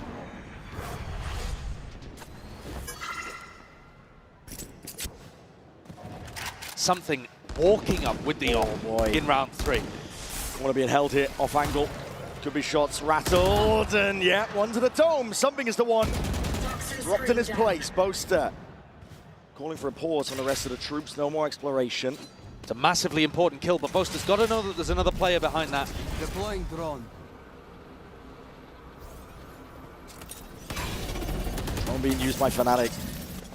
Clears out a lot of the site. Jing, though, is laying in wait. Time to strike might be nigh. There's a wall up onto the one side, a bit slow, rattled. Wall's up though, time to fight! They're just trying to tip-tap, Guardian in hand. Can't settle the recall enough here. Wall's going to be dropping down, open access to these spikes to buy. He's still here, still kicking. The snakebite not connecting. Forsaken trying to assist the best he can, but as Util used to clear him out in spades. Fnatic. No charges left. Slowly, it's a glacial pace. Patman trying to stop this one in his tracks though. Snakebite. 30 seconds left. Ricocheting, forces an uncomfortable planting spot. It's a 2v2 still. PRX, access towards it, drifting in. Kayak! Goddamn single digits. Him and Patman trying to take this one. Patman snaps to Kayak's dome. One left to start. Patman lights him up. What a beast in the clutch this newcomer to PRX is. He's won some mightily important 1vx's. And here dismisses the rookie on the other side of the stage before taking down a player with a ton of experience too. The Red Bull clutch to win the bonus in a spot where it looked like Fnatic actually were in control, but the more that they went forward to try to get the plant down, the more they opened up opportunities. Boaster, he opens, but couldn't close. Alex is happy about that one. The more Flood defend aggressive style really is working here for PRX. Fnatic are finding it difficult. Big drone, it's broken early. Crashies was just looking to clear that space. They know that something has been taking liberties. I think it was a shock dart there as well that did a pretty large chunk of damage. Oh yeah, cancelled it. Alpha's going to try to work his way up to you, but it's difficult. Device got his full setup here. Paranoia trying to refight this one. A crunching Fnatic. Slow take. Stomping his tracks once more. Forsaken. Pushing them back and away. PRX are not content with just scraps. They want to go even further. Forwards again. Damage. Kayak! I got the spike. Might have just brought this one back from the brink. His weapons abound, but 8 HP to do it all. And Devi not eager to lose that chance. Another spot where Kayak probably isn't anticipating Device swinging. Most people are going to play a 2v1, a lot more cautious than that. But PRX are finding the right timings today to put pressure on Fnatic in unexpected ways. These are the risks, the gambles that PRX have taken and honestly have in some previous tournaments been punished for. But this time, today, it is really working.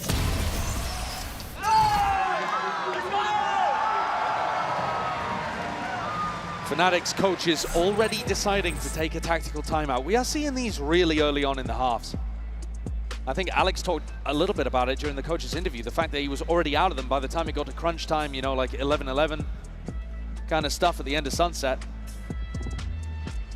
The pressure hitting early on.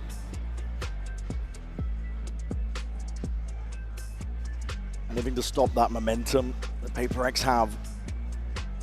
Stop it in its tracks, but it's hard to do against a freight train going at Mach 10 speeds. That's what PRX are playing like. Lights out, determined to be the ones to lift that trophy. The only team to really put a halt on it was Gen G way earlier on. And honestly, since then, the train has just been accelerating all the way through that upper bracket. It's really difficult to stop a team that has momentum like this when they're feeling confident and are going for peaks at unexpected times. You've got to be ready for anything against PRX. And what's frustrating in this tournament, I would imagine, is that it's at quite different timings compared to usual. Here's an adjustment. Snake bite. Ooh. And a shot and a half there to delete Jing. Snaps up. Jing is gone. So they've denied Forsaken getting that Hunter's Fury online and found themselves in a 5v4. Couldn't ask for a better beginning for Fnatic. Push, that's a cheeky one, Patman. I don't want to overstay yourself though. Drones forward, something's going for another bite of the apple! And he evens the score. I don't think that's too bad though for Fnatic. They do still have a res to be able to work around with. They're droning. Boaster's taking a little bit of space in mid. This is a risk. Yeah, and he's pre-aiming the wrong spot here. Just spotted it. Something seen it. Out through the shoulder, dart against it. With a spam expecting the Boaster would cross out, and he's got out scot-free. Alpha exploring on the other side. Device done. The spike in the hands of Chronicle. It's going to be a quick plant now. Yeah, that's huge. Fnatic were anticipating that PRX would be denying the res, and so B would be more open. Instead, Devi was holding it and got deleted. Still a player advantage for Fnatic in the post plan. An ADS stub, Alpha yet, top form. Really trying to drag that first round on the board here for Fnatic. Brute force and mechanics. Exactly what they ordered. Forsaken's still going to be making a go at this one though. Alongside Patman, time though ticking. Spike is getting out of hands. He pushed forwards, pressed the advantage. Alpha yeah! Smelling blood in the water. If he gets online, could be a very different game. I mean, he still played fantastically in the first map, don't get me wrong. But we've seen matches that Fnatic have been playing, honestly, not just at this tournament, but at the end of stage 1, 2, where he just took over. One enemy. In my opinion, probably front runner for MVP at this point, Alpha, yeah, but competing alongside Jing, maybe even Forsaken for that kind of title. They'll need him though. PRX still up 4-1. Few ults online, Fnatic. Another bit of util, gotta respect that. Yeah, that constant conditioning of taking the ult orb early is just forcing some level of utility to be used for Fnatic. This round, they decide not to use the snake bite, but have to use a slow orb instead. Oh, Patman, here's a drone. Side steps out of it, looking to take a timing rather than breaking it. Yeah, he wants to play this aggressive. Again, think about the way that Forsaken, for example, was playing on Sunset. You want to force Fnatic to earn every inch. All up, all down. Boaster sees an advantage and a spot to try and play in, but the first shot just missed. On either side here, smoke up in your face. And PRX re-exploring. A completely empty here, Brent. PRX have got the right read to play it for retake.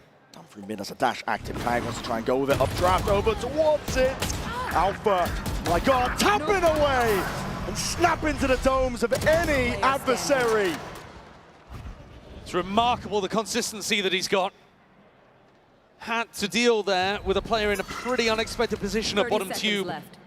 Forced a 1v1 and came out the better end of it. Something's in a fairly unwinnable position, and again, Alpha yeah goes hunting at the end. He is thirsty.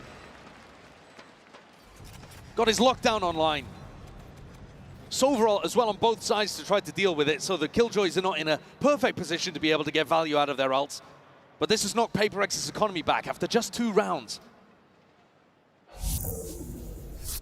And the plays that they're going for, getting shut down. This one, not necessarily set up, but a pretty reasonable timing for Devi to go for. Trying to take an unexpected peek, knowing that was probably a 1v1, but just gets sat in his place by the Turkish aim god.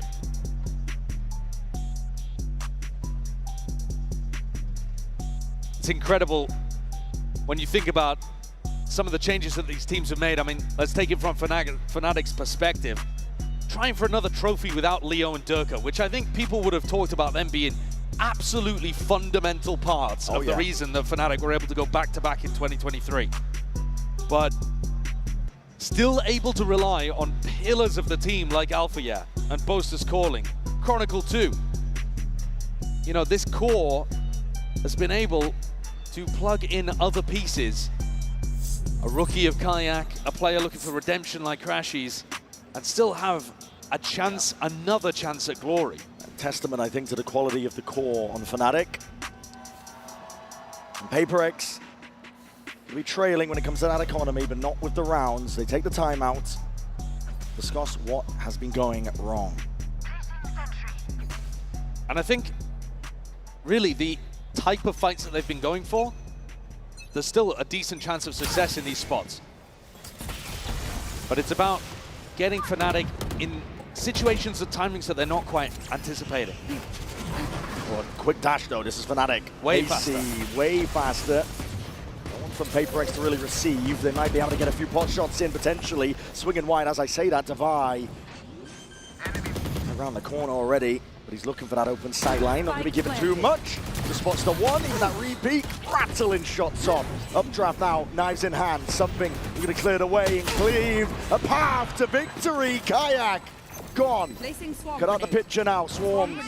The nano swarms themselves. Lockdown even being committed. PRX are using this ult on ults. They realize it's winnable. Up towards the top though. Boaster needs to be managed. Bullet to the side. Sheriff's there and he needs to try and break this one. No, Bullet surely is just there. And one detainment on it. Something sticking. Ult just yanked out of the back pocket. Anything to secure this round for Fnatic now. And they need it.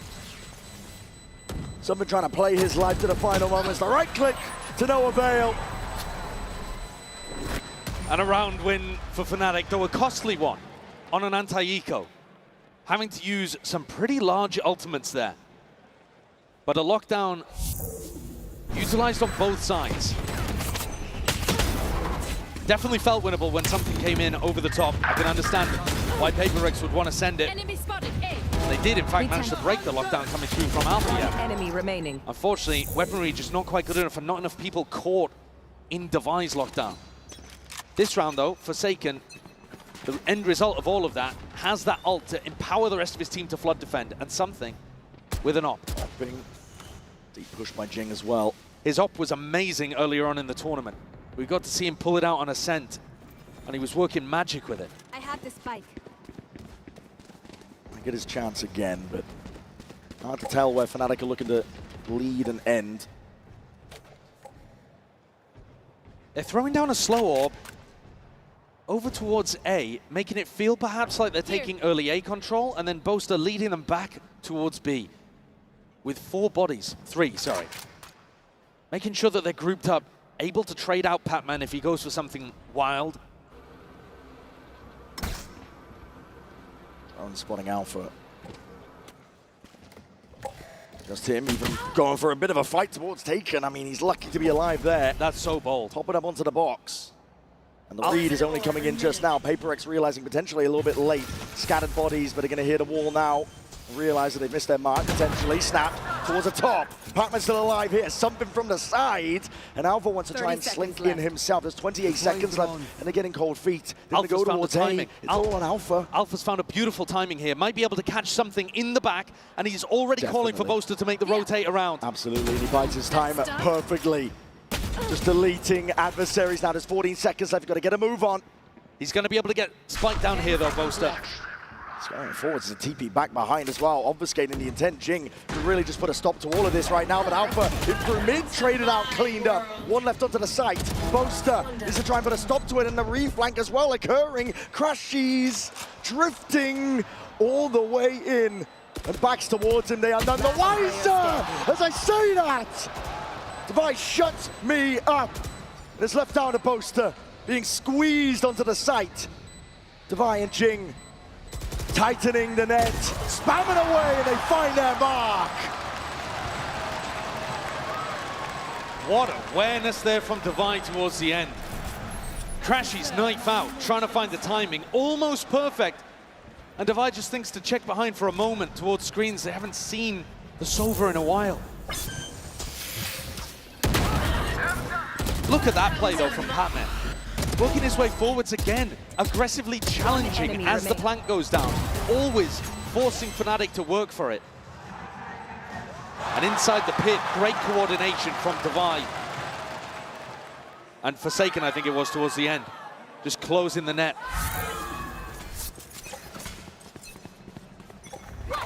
Op back in the hands, something going aggro. Yeah, straight down mid, but there's knives to meet him. Kayak is there, holding for the peak the barrel, just poking out. Seems to be aware of the chance. Has he spotted it? I don't know. With the angles being played, he's definitely holding for it. He suspects it. Something going to overstep. An inch further forward, and Kayak for sure would see it. Oh, there snap. gives away the hand. Yeah. Just from the jump spot there, and an attempt at a punish. Updraft. No committal. Alpha is right there. That's an insane adjustment from Alpha here as well. Devi tries to swing into cover and gets deleted. He's trying to plug up those gaps, put up through kitchen. They are none the wiser again. It's Kayak. Drifted in, walking in. Dash is active. Missed the timing. Caught it onto all of them. Kayak, the patience in that moment. Tears open the map. Fnatic, they realize they've got it at this point. Again, leaning hard on Alpha and Kayak to get it all done. That's incredibly impressive, though.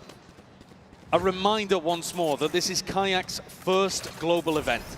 This is his first Grand Finals. It hasn't been that long since he won Ascension and started playing in the big leagues. The money's not good, something not long for this world at this point. Up put over towards the top. Kayak, tasty little three-piece. That's some unbelievable composure for a rookie player, though. That's the kind of timing that you would only expect somebody with a huge amount of experience to be able to pull off. And Jing just has no clue about that. It is a little rough when you watch it back from his POV. But the trigger discipline. Panic from Patman. And they've let things slip a little bit here. PRX down onto another eco, and Fnatic with a great opportunity to tie it up. Alpha even going for an attack off.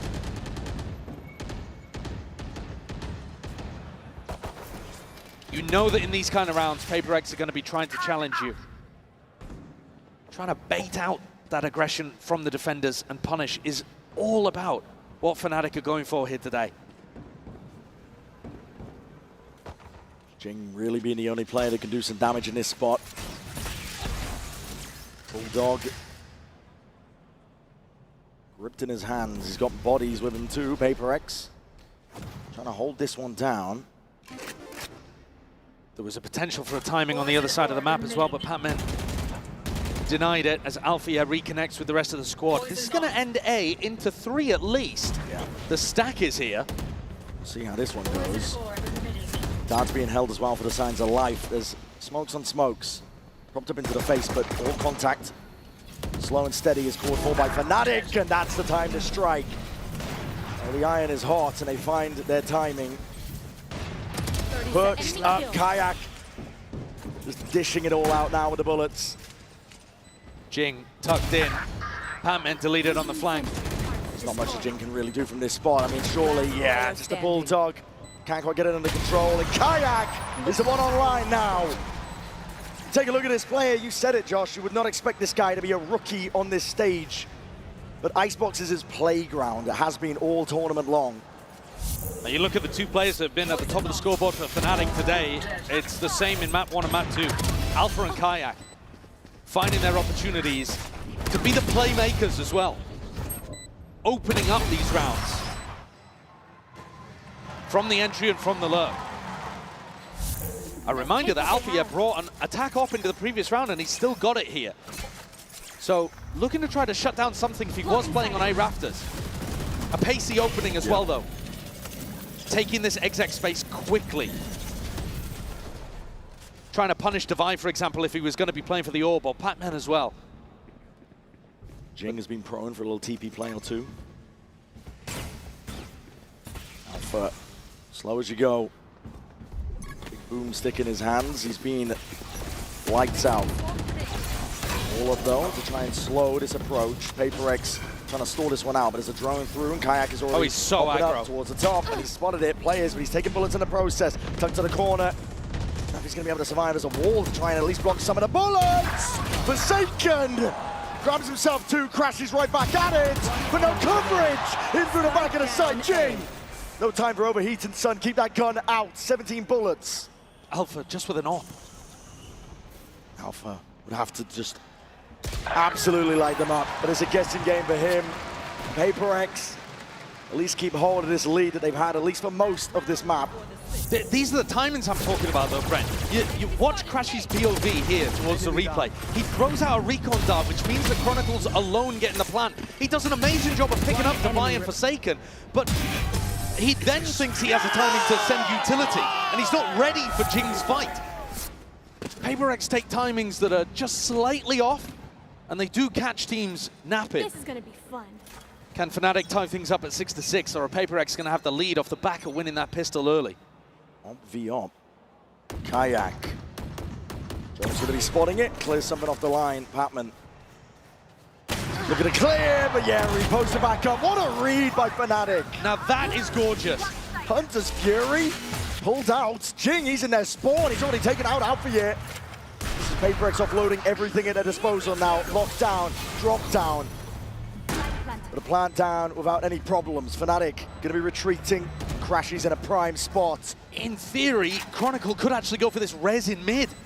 Smokes up in their face. Kayak barely forwards there to Vi. Will he look to the side? There's a res in mid. Bringing these players back, but the Paranoia is already sweeping forwards. PRX, they take that timing and they take it themselves. Striking straight at them. And Fnatic have the Riot all on crash. He's up from the high ground, half on the defuse. Forsaken. Surely he's earned this now, but he's in that 1v2. And Crashes dominates from the high ground. Crashes, so much experience in these big moments. The last hope for North America in this tournament, and he comes through huge for Fnatic there with his positioning on site. PRX knew that the rest of the players from Fnatic were stuck in mid, and he had to do everything from that high ground angle. What a run back from Fnatic. They bring it to 6-6. One hell of a map.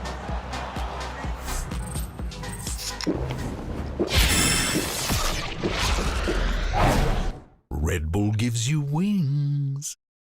An update is required. Financial system updating.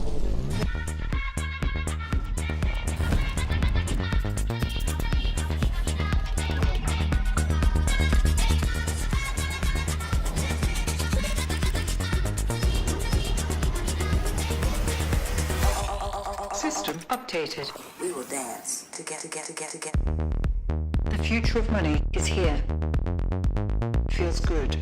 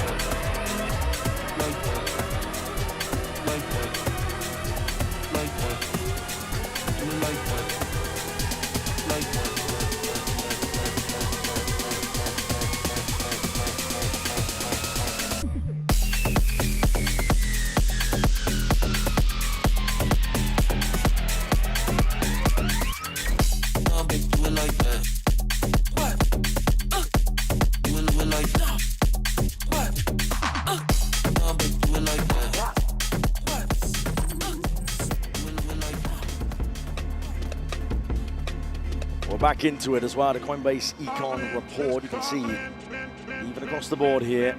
Yeah, I mean, and a huge amount of damage done by Alpha, yeah, which makes perfect sense because he's up towards 12 kills. Matched on the other side by Divide, but I think some of the impact that Alpha was having on the attack side, fairly unmatched. Now, I think the game is going to shift pretty significantly, though, here. This half, you heard the Death set it up. Fnatic love playing the retake. They are going to be playing for Chronicles Wall retake on the pistol. That's their normal strategy, at least. And that is the entire opposite way that Gen G, for example, play. A team that smacked PRX around on this map in this half. PRX were constantly fighting, always denying, never allowing PRX any space. That's the Pacific style. Fnatic don't really play like that, so we're going to get a really different game here. In theory, PRX should actually have a ton of room to be able to get onto these sites. PRX just walking for now. This has been their style in all of the pistols on their attack side so far. Very contacty. And the smokes, they hide the intent pretty well. Drifting up through window, a couple of random bullets as well. Fnatic are trying to reinforce this one, they're doubling it up. It's Boaster and Crashies against the bloody world. And they're ready to deliver. Crashies already with quick 2-1s, and now pistol round ideas. All gone a bit skew whiff, really. Fnatic are in complete control. Jing's smoke gave the game away there. A brilliant read from Fnatic. They knew exactly what was happening. Felt a little too similar perhaps to what's been happening on Sunset as well. All of those contacty plays around the map. Relying on the fact that Fnatic like to play in deeper, more cautious positions. This time, Fnatic choose to draw a line in the sand at Kitchen. Guys, like that confident. Go like that confident. If they coming to you, run to them, bro. Just kill these noobs, bro. It's a good point. It's interesting that Alpha says that, because that is his way of playing, but it's not the way that Fnatic themselves usually fight. Be interesting to see if his words of wisdom carry through. Boaster, though, backing off instead of stepping up. Yeah. Looking to try to play the numbers and play the retake. More of the classic Fnatic style. Following those sound cues, looking to potentially take some early fights. Kayak. Shot to the body. Marshall will do that. There's no armor on the board here. Trying to go for that plant down. And they're going to push this one back. Not quite. It's going down. Slowly being collapsed upon here. PRX don't really stand a chance. Just from the hip. Something classic. Does some damage, but that's about it. A pretty clean round. Boaster and Alpha, they didn't even invest, so they got plenty of opportunity here to have a good buy heading into their bonus round. But Fnatic are going to be doing a lot of this, where they're trying to react to what PRX are doing around the map. Trying to stack bodies and get in position to go for that retake. Kayak, though, is contesting as the plant goes down there. You know, Fnatic might have a bit of an adjustment. We've got to hear it from Alpha. But it will be very interesting if Fnatic decides to take the fight to PRX. Kayak picking up an operator. That's come out of the Boaster bank. Okay. It's a good job we're not doing the econ report now, I suppose, at the end of this one. But yeah, Boaster, always the selfless leader. Kayak trying to post himself up. Well, the supports, and wow, something. Eager to try and take that fight. Kayak makes him regret it. Here. Shoulders just poking out here. This is Fnatic. Cover going out. Pick advantage. Precisely the place they love to be in. Jing's down to go really aggressive with this Omen. I've seen him teleport onto screens before. Ult into crazy spots. In a playmaking situation like this, down 4v5, you're wanting Jing to step up. Hunter's Fury pulled out of it. That's early. Crashes been earning his kills and his orbs up through mid. Another lurk happening. Jing is gone. Patman had to delete that turret, and Alfier's right there behind him. Avenging poor Timmy. Devi and Forsaken, you might have got this plant down. But how the hell are you going to dig yourself out of this one? Mistakes need to be made, and Fnatic not in the habit of making them often here. The dart against the back, all is revealed, and Forsaken can't do it all. Fnatic overall in this tournament are playing about 2/3 of their rounds for retakes, but you see here, they're not all even 5v5 retakes. Finding picks as the attackers work their way in. Destroyed. Both from the operator and from the ultimates, applying that pressure and creating an easier retake for themselves. An almost impossible situation for those final two that were left alive. And I think they've got to be better at dealing with getting onto the line to fight Kayak's op. That was a pretty lazy way of trying to get onto that angle. One dart that didn't even land towards back yellow, and something swings at the same time. Aggro here with a slow orb just to try and deny that belt space. Both teams fighting for belt space and the ult orb. Patman, hold on, walkabout, Sheriff in hand, he just can't quite control it. Alpha yet, lucky to be alive from that spot, but still claims the kill. Definitely would have been a punish on a rifle round. Now regrouping up, Fnatic have got bodies ready to receive. They can fully aware of this one and how it's going to be landing, but that's a sideways swing. Sets up Devi perfectly. Placing swarm grenade. Stinger in hand. Plant can now go down here. They brought this to a 4v4. Close quarters weaponry. PRX are going to be looking to try and take this fight towards Fnatic. No playing offside for it. Fnatic still grouped towards screens. The rifles looking to try and dissuade any chance of PRX getting away with that funny business. Grouped up together with the discipline. Chronicle, lights out from him. So dependable, so reliable. Very good reasons why he's the winningest player of all time in Valorant. A win here would be utterly incredible for Chronicle's career, but everything has been the whole time. Crashies did not like the way that he took that fight. Shot bullets at 3 separate people that ran past him. Had to bail out of that one early. but got bailed out by the rest of the team. This is now 4 rounds in a row for Fnatic to start the half. It was dead even as we went into the pistol, and now PRX are going to take a timeout. They've been taking a lot of these timeouts early on. Yeah, second one now. Final opportunity for Alex to have a bit of input. I mean, aside from later on if Fnatic decide to use one of their own. But it's got to be so stressful in his position too. They're still just settling into the BO5. It's a long way ahead. You can honestly afford to drop a map like this because you have Pearl coming up. You've got 2 maps that you're fantastic on later, Lotus and Split. But you don't want to squander any moments where you think you might be able to get it over the line. That's how opportunities slip. And Alex has seen it all. Yeah. Sometimes, you know, the rosters, they shift around. Individual players can come and go. But Alex has been there to witness every heartbreak and tried to fix them back onto the right path. It's going to be tough going for PRX here. No more intervention happening from Alex's behalf. They're going to try and run this one back to do it alone. PRX have been going for those mid lurks quite a lot. They put pressure on mid right at the start of the round, and they've had Pac-Man try to lurk. They haven't been very successful with it. At some point, I wonder whether it puts them off entirely. Couple of stray shots there, Sheriff in hand. Already trying to dash straight up. An attempt of a punish. PRX are making this one fast and loose, playing it forwards, risks to be had. This is that PRX of old, and just missing the top of Nest. They're timing each other. Alpha A still active here, trying to drop back as well. He needs some safety, and he needs some backup, but something is the one delivering death. All out to the opposition. There's kills happening all over the bloody place. Something's got to hold off a double flank, but Jing might be the playmaker over in Snowman. Still player advantage, not for much longer. There it is, something. He's evened it out 3v3, but for the repeat, all expected. Kayak, 2v3 now.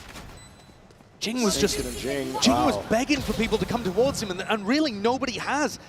Jing's positioning was cute, but no one's coming his way. Yeah, and Crashy's brought back into the fold now. This is feeling inevitable. Updraft dash, cute play indeed, isolating the fight. Forsaken trying to make a go of it now, trying to really do the damage. But a bullet to the back, it's all up to Jing, and it's brought it to that 1v1. Smokes v smokes, Boaster sticking and denied the chance. They brought that one back from an impossibility. Really beautiful positioning and phenomenal impact from 2 incredible players. What was going on there? Okay. Absolutely bizarre. But this play from Forsaken, again, enormous impact, just what Mel was talking about on the desk. He might not be exactly at the top of the scoreboard, but every kill he gets is huge impact. And he set up a 1v1 for Jing to slam dunk. Stem the bleeding for now. Kayak on another pretty aggressive position. The drone designed to try to push him off, and he dips, not giving away the fact that he's got the op. Trying to re-peek it as well. That's a wide face, something. Lucky just evades the bullets. Does Kayak take Alfia's advice and refight? Or is he looking to play risk-averse and set up the retake with the rest of his team? No dash available, it would be risky, just trying to take that timing inside that smoke, but the updraft, quick scope, bullets raining down onto him. Something, though, has been dropped. Chopped down at the knees is what it seemed. Chronicle having to deal out that damage here on site. Still with a recon. Kayak. Kayak's op is fantastic at preempting these spots that PRX want to fight. He's perfectly posted every single time. The dart is a 180. Pac-Man has got to do a lot from this spot. Jing, again, heroics are called for. It's forward. The positioning, they're looking to try and stunt it, trying to stop it. Knives in hand. PRX drawing blood. But again, that re-peek playing into Fnatic's hands to buy. Chronicle already on the defuse. He's got to start swinging, and he's got to do it now. It's all safety. Play for Crashies, watching for that peak. These rounds are going to be tilting Alex in the coaching booth, I think. It's just not good enough for PRX. Look, and in the replay, how often they're fighting one by one. Forsaken on his own. That was a bit of a double fight together, but here Pac-Man swings with Divide having no real support. PaperX need to be coming up with ideas of how they want to fight together, or what timings they want to take together in the post plan. Because Fnatic are essentially just waiting. Yeah. They're not even really scaling on the retake, they're just holding, knowing that PaperX are going to run into the more. It's a large reveal. PaperX are all grouped up. Well, they've got a massive ultimate advantage in this round, Brent. So if there was a round to try to do something quick and hit them hard, hit them fast, it would be this one.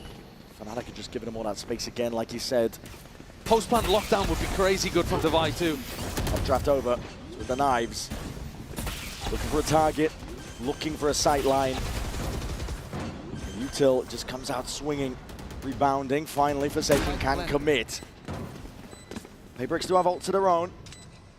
Yeah, my eyes immediately go to Divide, wondering when he's going to try to use this. There it is. Smoke's dropped down. This is Fnatic trying to make a go. Lockdown's there. Already in. This is Fnatic trying to make a play for this. Kayak. There's no stopping this guy. Disgusting work, but a lockdown cannot be broken in time. Albiedo found himself a pocket, found himself a window. And Forsaken is going to do it all. Offload him with the ult. It's time ticking, really. That point. Found the kill. Running him down, though. Forsaken will be finished. And Kayak on the defuse. That's close. That's so damn close. Oh! Less than a second on the clock of Fnatic. Perfectly execute a really difficult retake. How on earth do they get that into a 5v3 whilst battling through Divi's lockdown? Not sure what's going through something's head here on this peak. I don't think that's a good one, but this shot is bonkers. A ludicrous one for Kayak to be bringing out. Absolutely jet diffing something. And like I said, it's got to be tilting because I don't think PaperX are actually playing these rounds particularly well in the post. Earlier on Sunset, I think you could argue both teams were really bringing a good game, but now PaperX letting Icebox slip, and this could be Fnatic equalizing. Kayak been unbelievable so far with his form. Icebox really is his playground, but he's forced to concede that space. Jing forward, sees it onto the shoulder poster. Gone, Alpha responds. It's traded out, but there's pressure in mid, and Device still looking through, but finally spotted out. Players need to deal with him, but it's all chaos thrown into the mix. Forsaken and Divide. There with a 3-2-1 swing. Chronicle gone, and PaperX still alive in this map for now. When all else fails, rely on the W gaming. That was a really large swing back towards Chaos. Controlled to some degree, sure. There was a double lurk set up, and Jing went for that same play, trying to get deep into Snowman on an unexpected timing. And this time finds a target to be able to work with. But it was Chaos. I mean, this play, Divide just running up tube into Alpha, yeah, he's just hoping he finds that timing and doesn't get punished. One round at a time. Fnatic choosing to go for a half bite here to make sure that their economy doesn't get completely broken. Kayak swinging, and look at it just draw blood out of them. PaperX. They are still there though, Divide. Can sense it, posturing occurring, and a deep push and peek by Chronicle. It's already anticipated. Good awareness from Divide. Yeah. Expecting it all now.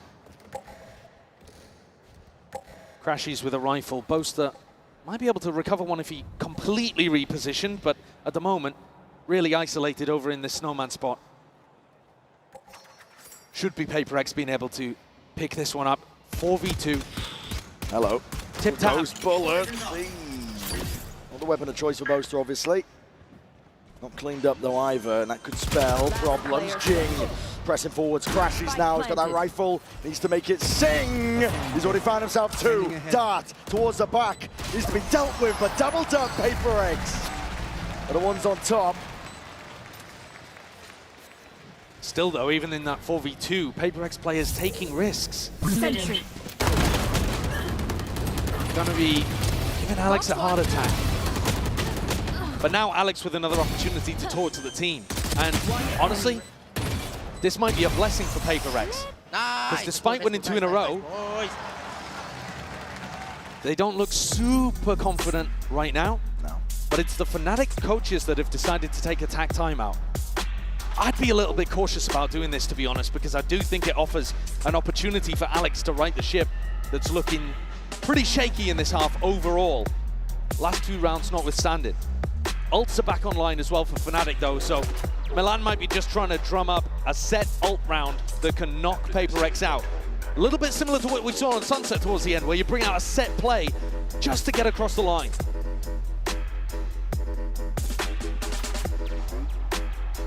And Fnatic do have depth. You know that they've got the experience. You know that they've got one of the greatest callers when things get scrappy in a mid-round. But this coaching staff has also proven themselves. It's been a great run since Milan got promoted to the head coach position. Fnatic, they just need the one. PRX, as you mentioned, it was a critical timeout taken by Fnatic. Good time to insert what's going wrong for them. PRX, Alex will happily take that space, but 3 rounds still stands between them, drawing it to OT. Jing going for another really deep push. Forwards, Crashies is good. Ajao with a movement still. This is going to be rapid. And Jing's all the way round towards the side. One more TP. Try and get out of dodge there, but committing that paranoia. And Kayak filling in the pieces. Alpha tip tap in with the movement. That's huge from Patman, being able to pick off the 1v1 fight against Alpha and trade Chronicle. It's all over the place. Patman can't reconnect with the rest of his team to really pop down this Viper's Pit on site. Just tried to adjust, missing on either side. Planted. Dropping it down though into that 3v2 Boaster. Might have just caught eyes onto Patman. Patman tucked up close, but Boaster is wise to it. He's just trying to delay for as long as possible. Actually, maybe he didn't even... the high ground! Oh, what an off angle. God damn! I thought for a moment there, maybe he hadn't realized the Boaster had spotted him, but repositioned into a spot that he was going to be favored on. And this round, I think, again, another reason why I was a little bit worried about Fnatic taking that attack pause. Because Jing immediately comes out of it with a really unexpected way of pressuring these players over towards the mid-split. That recon dart that got thrown over the top from Forsaken. Oh, and the timing here as well. And this operator, it's critical to Fnatic's game plan. And this sets us up with a strong potential for overtime. The Fnatic economy is in a really bad spot now. And so, one more rifle round before OT. This play, though, I think huge credit given to Patman. Jing's in a pretty horrible spot there. And Patman has to win the battle against Alpha Year through Duke before he can go and help him. Take a look at the buy, though. Yeah.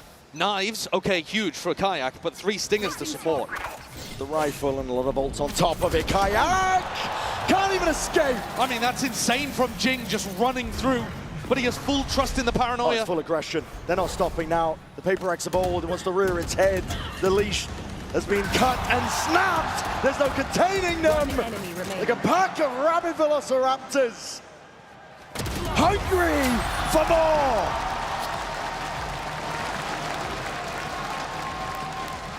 You get to see the full gamut of PRX here. We started out on Sunset with them playing that slower, more strategic style. And now you get the full W gaming. The last 4 rounds have been really heavily powered by Jing just doing crazy stuff on Omen. And this last round of regulation, at least, Fnatic have got to try to make an adjustment to stop that in its tracks. And they are all in. Why wouldn't you be? Operator here. Smoke in your face, or trying to obfuscate. Is the Hunter's Fury that's coming out swinging. They thought it was another one of those fast hits. Crashies gets the ult baited out as PRX reset. Conditioning for you. Devise one away from an ult of his own now. Slower tempo. Even the ult just thrown into it. Jing obfuscating the intent, but bodies are now trying to form up. That's supposed to draw bodies away from the A site and make it easier for PRX, but there's still a pit here. There's still a lockdown. Yeah, it's a lockdown for a lockdown here in this spot. Alpha's ready.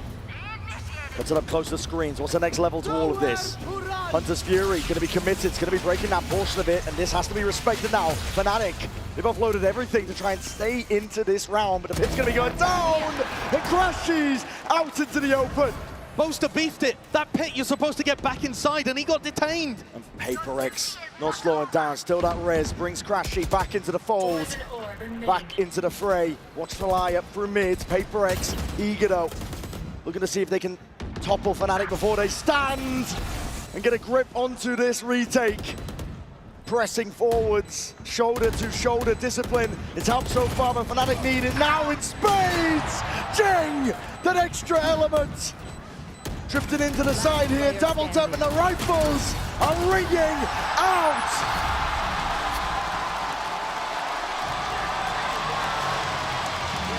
PRX grab a 5th round in a row to take us into OT. Felt like an inevitability on Sunset, to be honest with you, but here on Icebox, Fnatic take a timeout and it goes straight back in their face. PRX dial up the tempo, something on a high ground.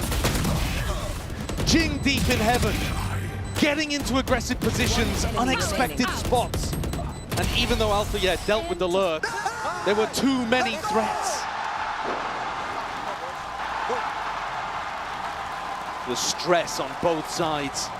And again, a reminder that when you look at the map pool, it feels a bit like a must-win for Fnatic. Next one is their permaban. Standing ahead. Smoke on the corner, something. Glass cannon operator. Opted into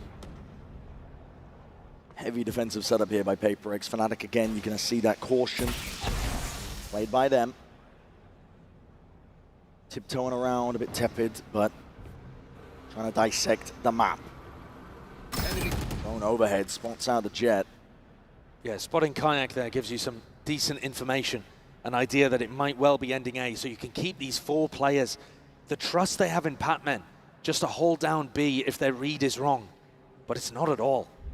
Forsaken with exactly the right idea of what's happening here.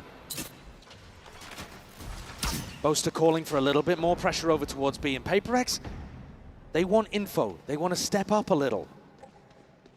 As Boaster sniffed this out, he's calling for Fnatic to reposition.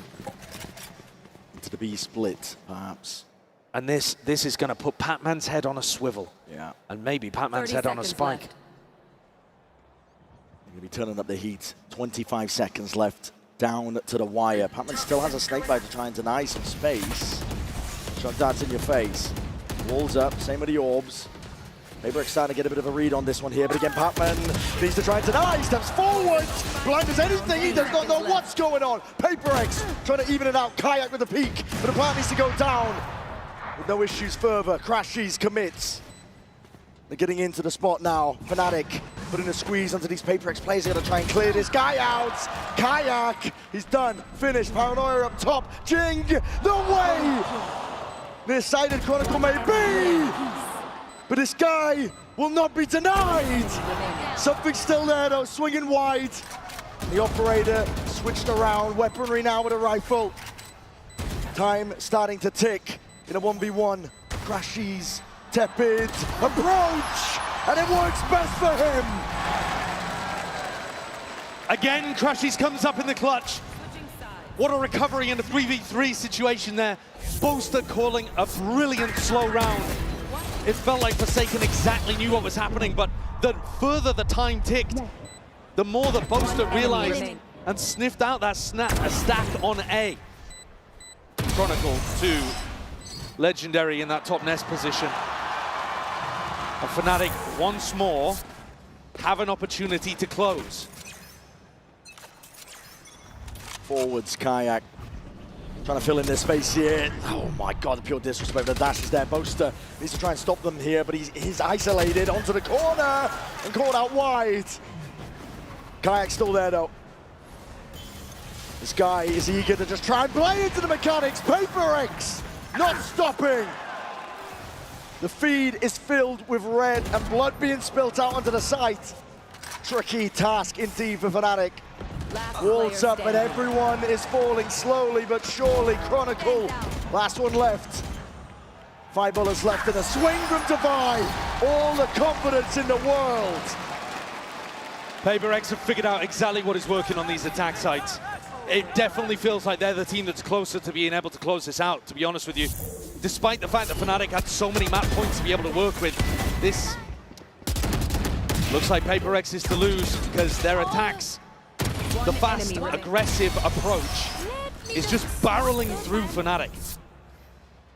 Something, again, that pulls out the operator, and Fnatic, they got an extra timeout to use once things go to OT, and they're going to use it fairly early on. 13-13, and Milan wants input. Every player, by the way, on Fnatic, over 20 kills apart from Boaster, who's only got 7. That's a little bit rough. Struggling to put up the numbers. At the same time, though, it does show you that the other 4 players are all having very good performances. Yeah. Because all 4 of them have had huge rounds, big moments. And Boaster's calling has still been finding impact, even if his rifle isn't. That's what Fnatic are leaning on here. To be honest, Brent, I think you look at the other side of things, and the player at the bottom of the scoreboard there is something. And if he can find one round, just one, with the defensive off, that will right all of the wrongs of what he's been up to in this map. Because PRX have already got the game plan for the attack side, it's working. If he can find a big operator round here, he could well put his team up to a maybe insurmountable lead. Placing swamp grenade. Fnatic taking his time to recuperate, breathe a little bit. It's a slow orb that could have been thrown out, but Forsaken, no, he's just, I mean, okay, scot-free. Yeah, he was playing for that pretty heavily in regulation. Less important, arguably, here in overtime because everybody starts 3 away. Don't know if you noticed that Nano Swarm as well that was put down on top Jenny from Devi. That's where Kayak's been pathing to almost every time. So they've got a very specific counter plan here. Look at Jing holding that paranoia as well. They know exactly what they want to do to counter this Fnatic A hit. Primed, ready to pounce here. It does feel like these timeouts have been helping Alex and PRX more than Fnatic. Drone's broken. Deep control towards B. Any posturing by Fnatic is put to an end. And now, eyes set over towards A. Triple face, alarm bell. It's going to be gone. Jing there with a paranoia! Oh my goodness! It works perfectly. The game plan, absolute perfection. Cut them to shreds, and Fnatic now left scrambling for options. There's the op value as well. Devi tucked onto a position that's really tough to clear. And Kayak is going to try and win that. Final bullets left! Spike down. Mid-animation, Boaster, the captain himself. He's going to right the wrongs of the round, but on top of the ropes, the purest form of disrespect, PRX. And that was the round that they needed. Every attack round has been going well for them. They won the last 5 in a row to close out regulation. One enemy remaining. It's been pacey, it's been fast. W Gaming and the train keeps on trucking. Let's see if Fnatic have an answer, because all of the pressure is now on them. Oh yeah. On their attack side, PRX are sending it. Revealing area. Grouped up, deep dark paranoia. They're making it feel like it's that fast B pressure. And Kayak is taking liberties, taking risks. Him versus Devi finds it. That's huge info as well. You see Devi on this side of the map, you know at least that they're defaulting. You don't know for sure that they're coming back over towards A, but you know it's not that fast B hit. And look how quickly Alpha just takes all of this space on B. Oh, yeah, deep push. Mid-round information going to be given up here. The rest of his team, an attempt of a punish at a jump spot. Boaster, the acknowledgement he was looking for. I mean, what a decision from Forsaken to try to fake.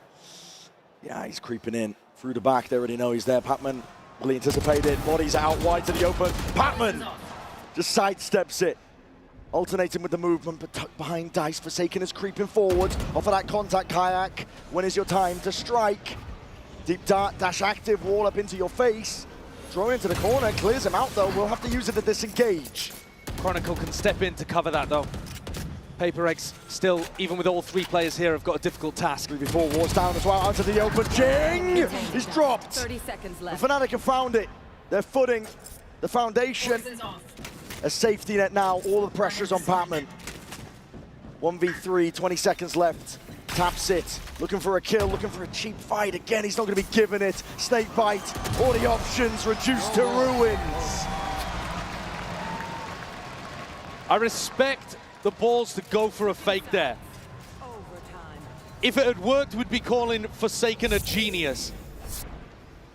But actually, he just deviated away from a game plan that's been working for PRX. The pace, the aggression, Fnatic did not have an answer for it. And instead in this round, maybe overcooking things slightly. Went to fake that fast pressure and played into the kind of tempo that Post is super happy to call against. Immediately, Kayak realized it was a fake. Alpha got quick on the flank, and now we're back to even. 14-14. Up overhead with the util. Something still going for the operator. Every round on defense has been trying to make it work. Did find a little bit of value with it over towards B. They've got to be watching out for this paranoia again. It worked so well last time for Jing, but he's not really in a spot to use it now. Cheeky with the positioning. It looks to me like they're trying to fake that it's only Alpha here on A. You know, he's the player that's getting up, getting forwards. Lost man with the dart. It's going to be a drone. Fnatic faking like they're taking B control. Looking to see if they can pull bodies to make A little bit weaker. Soften it up for the take now. I mean, that's nice. Patman takes contact, which disguises where the operator is. So it could still be on A.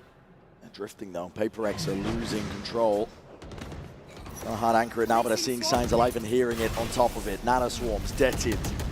All up in your face to delay. Do they play to flood? Do they play to defend and deny the spike? Devi is hard committed. He's seeing just a body. He's peeking over towards the top of this row. And we're seeing it now. Paranoia's forwards again. There's a wall into your face. Fnatic have access towards it. Insane! What is that by Jing? Fnatic! Vice grip now over towards the site. And it's scraps on the floor that Patman has to pick up and make something from it. Damage done, bullets raining through, but right from the side, Chronicle never denied. Something here, operator in hand, but this is just dire. Oscillating the momentum of this map, happening round by round. Picks up the rifle, but you got one hell of a task, and no clearance again. Time's ticking. It's all against it. Crashes knows it. Big round from Chronicle, but also a wild play from Jing. We saw the value we got from the Paranoia in the previous round. This time, tries to send it again. Throws that out, goes for the TP. But I mean, that is some nutcase behavior. You see it did land onto Crashies, but just there's way too many people around there. Again, Holy respect. shit, bro. Holy shit, that's size, bro. Respect for going for the play, but keeping things simple might have had PRX already close out the map at this point. And a couple of rounds ago, it felt like they were completely in control. Now it does not. Now it's flipped, 180. Thing is though, PRX, again, could just go back to playing those fast attack sides. And we've yet to see Fnatic demonstrate they have an answer. Yeah. There's been no evidence that they actually can deal with that pace. But the more that you have to battle against their map points, the more you start to overthink things. And this map, if it ends up being important later on, will be a difficult mental barrier to overcome for PRX if they lose control here. They did such a good job getting to overtime, denying 5 map points. Fnatic have clawed it back. One more round is all they need to seal up Icebox, draw us level here in a best-of-5 grand finals. Fnatic's job is to deny, keep that trophy out of reach. He's taking a peek here early. It's an operator in his hands, wall up and over. You don't anticipate this one. It's a classic play, or do you? Heads-up play, you're trying to use those walls against PRX. They were born in it, molded by that play. Beautiful anticipation from Forsaken. Now, the wall does still block Patman off. And Alpha, he's pushed up. Alpha, you are so hard committed here, but he just spots it onto the drone as well. And my God, man! Does he deliver? Taken out eventually. But he's brought it into a 3v3. Hearing the footsteps, the rumble, Patman, there's a timing to be taken, and he just grasps it immediately, jumps on a chance. And this isolates Crashies. Crashies would have to be a hero for Fnatic to get this across the line. Towards the back of the box. Walking forwards here, there's a wall into their faces. There's a game on those timings. Again, Crashies, surely not long for the world. And there it is, Patman from behind. PRX not done yet. Planted. A round where Fnatic tried to pull out a cutesy play, and it leaves the caller in a 1v3. He's destroyed at the end. 15-15. Neither team can get a proper advantage over the other and get a grip on this. They're bringing out tactics they probably haven't tried in quite some time. Both teams have got depth. One enemy remaining. But things get scrappy the deeper you get. You are insane, bro. You are insane, bro. All compliments. Thanks. Back up on their feet here, 15-15. Well, PRX fighting aggro. Aggro as anything, Kayak though. One shot to the dome, Jing is gone. Wants a little bit more with that dash active. It's going to be used on either side. Something just needs to try and escape. He's got the safety net of Forsaken watching over the shoulder. And Fnatic back up, anticipating some level of aggression elsewhere around the map. Alpha almost got an opportunity to pick off Patman in mid with that attack up. And Patman is not going to go for it again. PRX are anticipating a re-hit here, and that does look like the idea here. Just cautious for now, though. And Fnatic always with these opportunities to pivot back to Boaster. Boaster's done a very good job in this map of just applying options, giving himself options to work with. His is the more passive role, just making sure nobody pushes out of B, and once again, Patman is asked to do so much. On a knife's edge here, on top of the wall, it's a dart. Trying to take this timing pass. He's going to try and push forwards. Take the fight to it. There's an orb in the face of these players. Wall up now on top of it. Creeping forwards already. He caught this timing before. Wall up though. Surely it's going to be watched for. Spam happening, occurring. Popping up on towards the top! Alpha! How the hell did you land that one? Spike planted. Best scenario you could really hope for if you're Fnatic in this spot here. Again, Alpha, shoulder, peeking out. Taken out. Deep down against the back. Primed, ready, and finally let loose with the slow orbs. And you can see that 3-2-1 with a swing. Timing to be taken. Something's on the flank. Already ripping his way all the way past. Needs to be taken out. Something. He's found it. Dash back already. But the time is ticking away. 2 bullets. And 2 bullets, 2 players, not enough to get it all done. Fnatic again with a really solid round to put themselves up once more. So many opportunities to close this.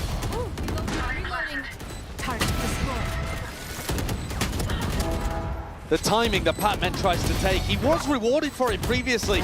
This time though, not focusing on the planter, seeing if he could catch a player that was looking to defend and failed. Forsaken pulls out the Odin to try to deny the orb, the wall perhaps? Second guessing it. Yeah, decides not to go for it in the end. Down again. Jing TP's forwards. This is it. Fnatic trying to lock in, trying to step up to that task that's ahead of them here. And there's the player that's been driving the train forwards. The engine power was coming from Jing in all of these fast attack rounds. Now something has to step up an entry. Dash already popped.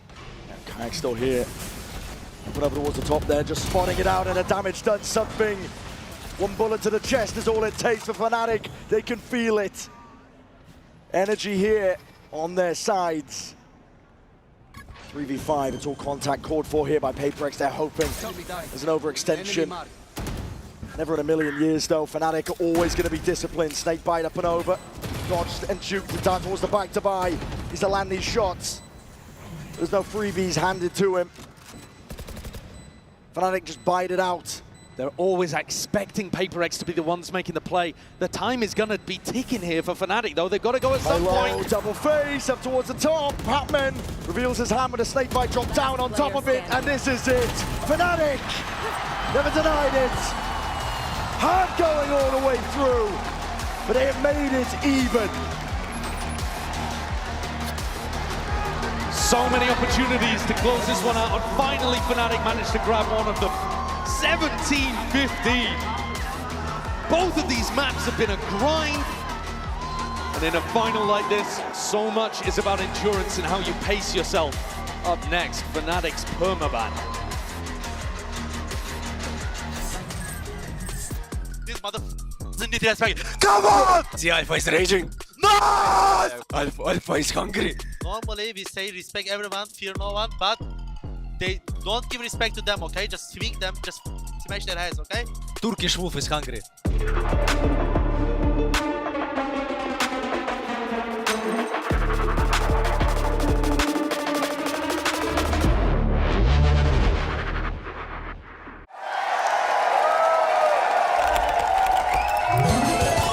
Red Bull gives you wings.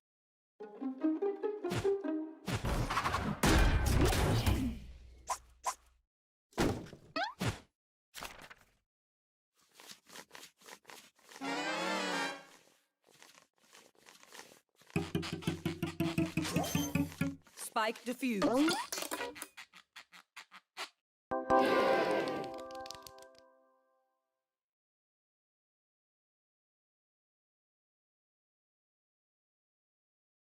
The human body was built to move.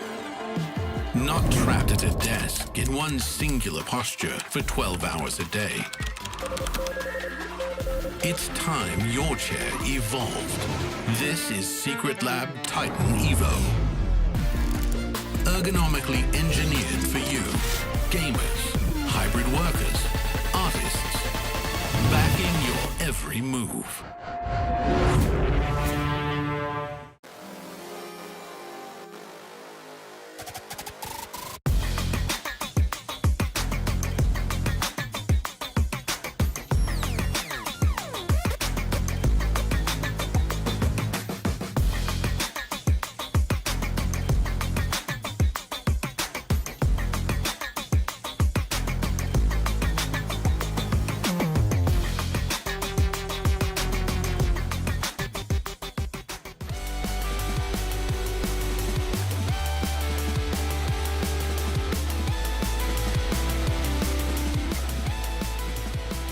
What's up, everybody? Vansilly back on the floor right now. Well, you know what time it is. When I'm at the bottom of the stairs on the stage, it's time to play a game. It's time to play pop-off. I'm still waiting for my contestants to come on. Actually, let's bring them right now. Let's bring them right now. We actually have Abigail representing Fnatic, and Kat, please come in. Everybody, Toronto, give them a hand of applause. My friends, it has been an intensive game so far. How are you doing? I think your voice is almost as gone as mine. Yeah, I'm out of breath. Awesome. And for you, Kat, are you going for PRX here? I'm pretty sure it's a 1-1 score line. You think they're going to win it all? Oh, for sure. Awesome, awesome. Okay, Kat, I had you coming on. I was like, hey, do you know what we're doing? And you said you have no idea. So the premise around this, it's popping off. So I'm a bandwagoner. I don't know who to go for anymore. I don't know if it's going to be Fnatic or PRX. So you guys are going to help me predict. So you're going to lace on to these apparels that we have. Apparatus. There you go. I got my English right. And then we're going to have you pump a balloon. And if your balloon pops, that means it's going to be your team winning the next map. Are you ready for that? Okay. So we're going to get our cardio in. Are we good for that? All right, yeah. Let's go. How many steps do you do a day? Oh, like 5. How about you, Abigail? What? How many steps do you do a day? Oh, not sometimes. 0. This is gonna be intense then, I guess. I don't know how many steps we're gonna take here, but we're gonna get the helmet up. Let's get the helmet up. Kat, you got the PRX with the balloon. Abigail, the Fnatic one, you ready for that one as well? Too much hair. We didn't plan this really on trying to get the helmet on time.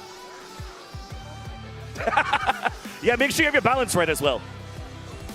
But Toronto, are we gonna try to go here for Abigail with Fnatic? Or how about Kat with PRX? I saw the votes up there, and it looked like there was a lot of PRX fans in the audience and around the world. So, all PRX fans, louder than Fnatic. PRX, make some noise! And Fnatic, make some noise!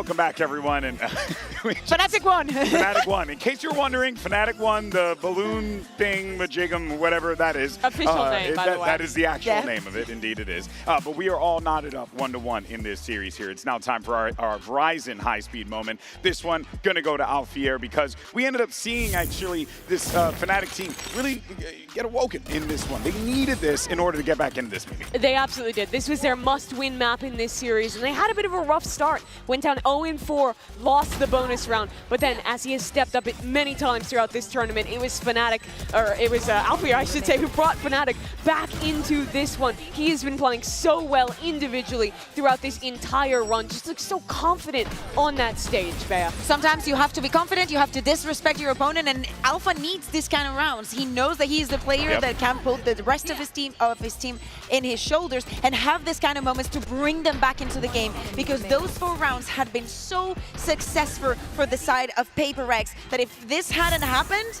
we wouldn't be where we are right now. Yeah, and if it would be different. If we're thinking ahead to who might put on that bracelet and be MVP in a couple hours, I think the top contenders for Fnatic right now are Alpha and Chronicle, both of whom had really big impact that game. Yeah, but let's not forget about the rookies though, right? Because we've been seeing Kayak as well as Patman step up a couple of times here, Bea, and it's been great to see the rookies take to the stage like this. It's so important. We had clutches coming in from Patman. His lurks were on point and an absolute pain in the ass to deal with for Fnatic. Kayak also 11-3 in opening duels, and we were seeing it round after round because of the approach that Fnatic has in this map. Yes, they're very good at retaking and whatnot, but against a team that doesn't really have that many means to get the spike down, Kayak needed to be the one actually spearheading from the defense, making use of that operator that he's so good at, Mimi. What impressed me the most of his defensive opping wasn't even when he was going for forward peaks. It was when Fnatic was flying back and getting set for their retakes. He would pick really good angles to punish PRX trying to fight deep into side. Because the way you counter Sage retake teams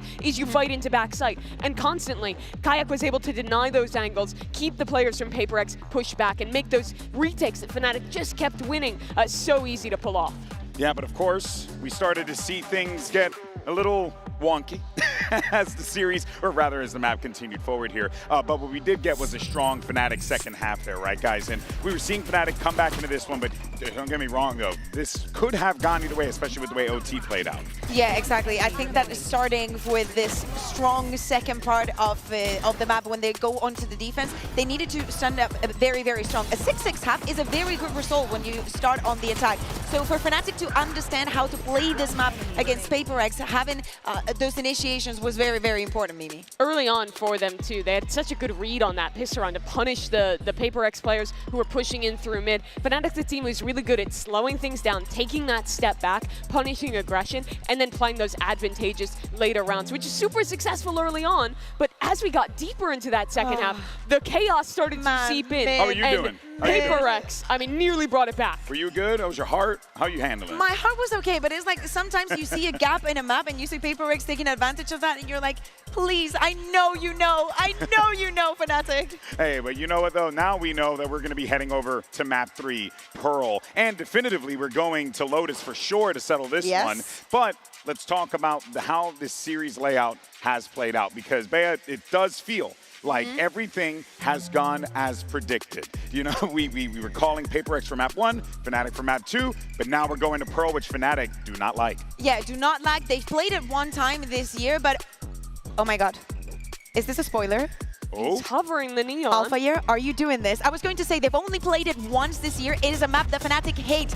Previous to that, 2022 in VCT is not something that we see a lot from PRX though. This is the first map that they played in this competition, and a 13-1 win for them against Heretics. So it's very smart for them to be picking this map as their third one. And Alpha, are you going to do? He used to play the neon on this map. We haven't seen it a lot, but with this double duelist approach from Fnatic, I'm liking it. And this is basically the comp that we saw T1 be very successful with when they were playing and when they went on to win Masters Bangkok. On defense, especially, those two duelists can work so well together to play into these Flood retakes. It's two players that we know have been playing amazingly just as shooters this tournament. I would love to see this comp get locked for Fnatic. Well, they're still hovering over it. They haven't made any changes as far as like selecting other options. They're using that time effectively to communicate, right? Because you know Boaster wants to make sure that he's just giving the orders to the troops, right? And it's very important to make sure that you lock this thing down. If that was the must-win map on Icebox for Fnatic, I think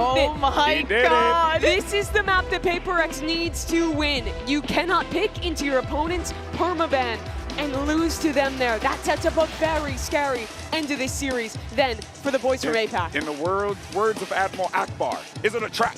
Are we in for a trap? What is going on here? It might be, you know, you're going into the unknown. PRX knows this map very well. Going back into this double duelist that favors them so much. Now we get in the double duelist versus double duelist, something that we will get to see in Split if we get to that final map. But I want to know how this changes the perception that PRX had. And also, 100% important, Davai having such a good series and playing on device. All right, folks, let's get ready for map 3. Send it back over to your casters. Here's Brent and Sideshow.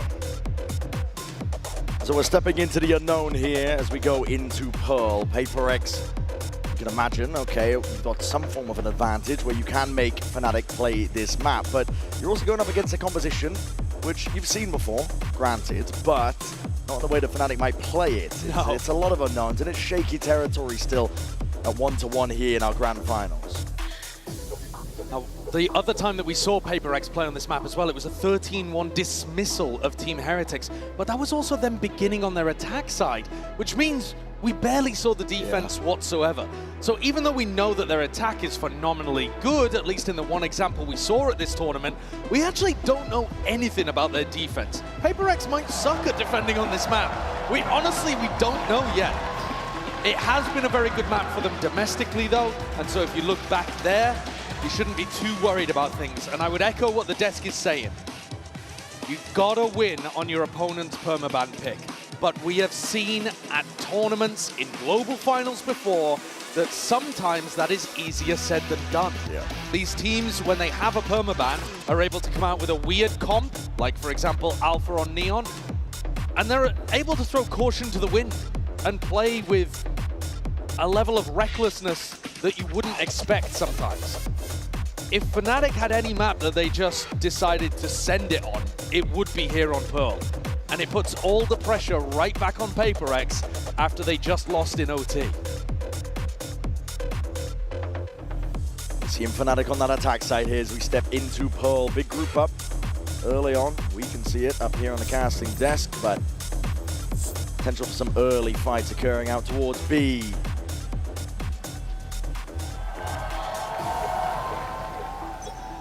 Map 3, where things really start to heat up in a BO5 grand final here. Something and Divide looking down B long, wondering if they want to take contact early. PRX trying to fight over both edges of the map. And now spreading back out again to make sure they collect any timings like this that have gone missing. But exactly as Chronicle and Boaster go to take some art control, Jing was backing up. Posted now. Oh my goodness. Forsaken, not to be outdone.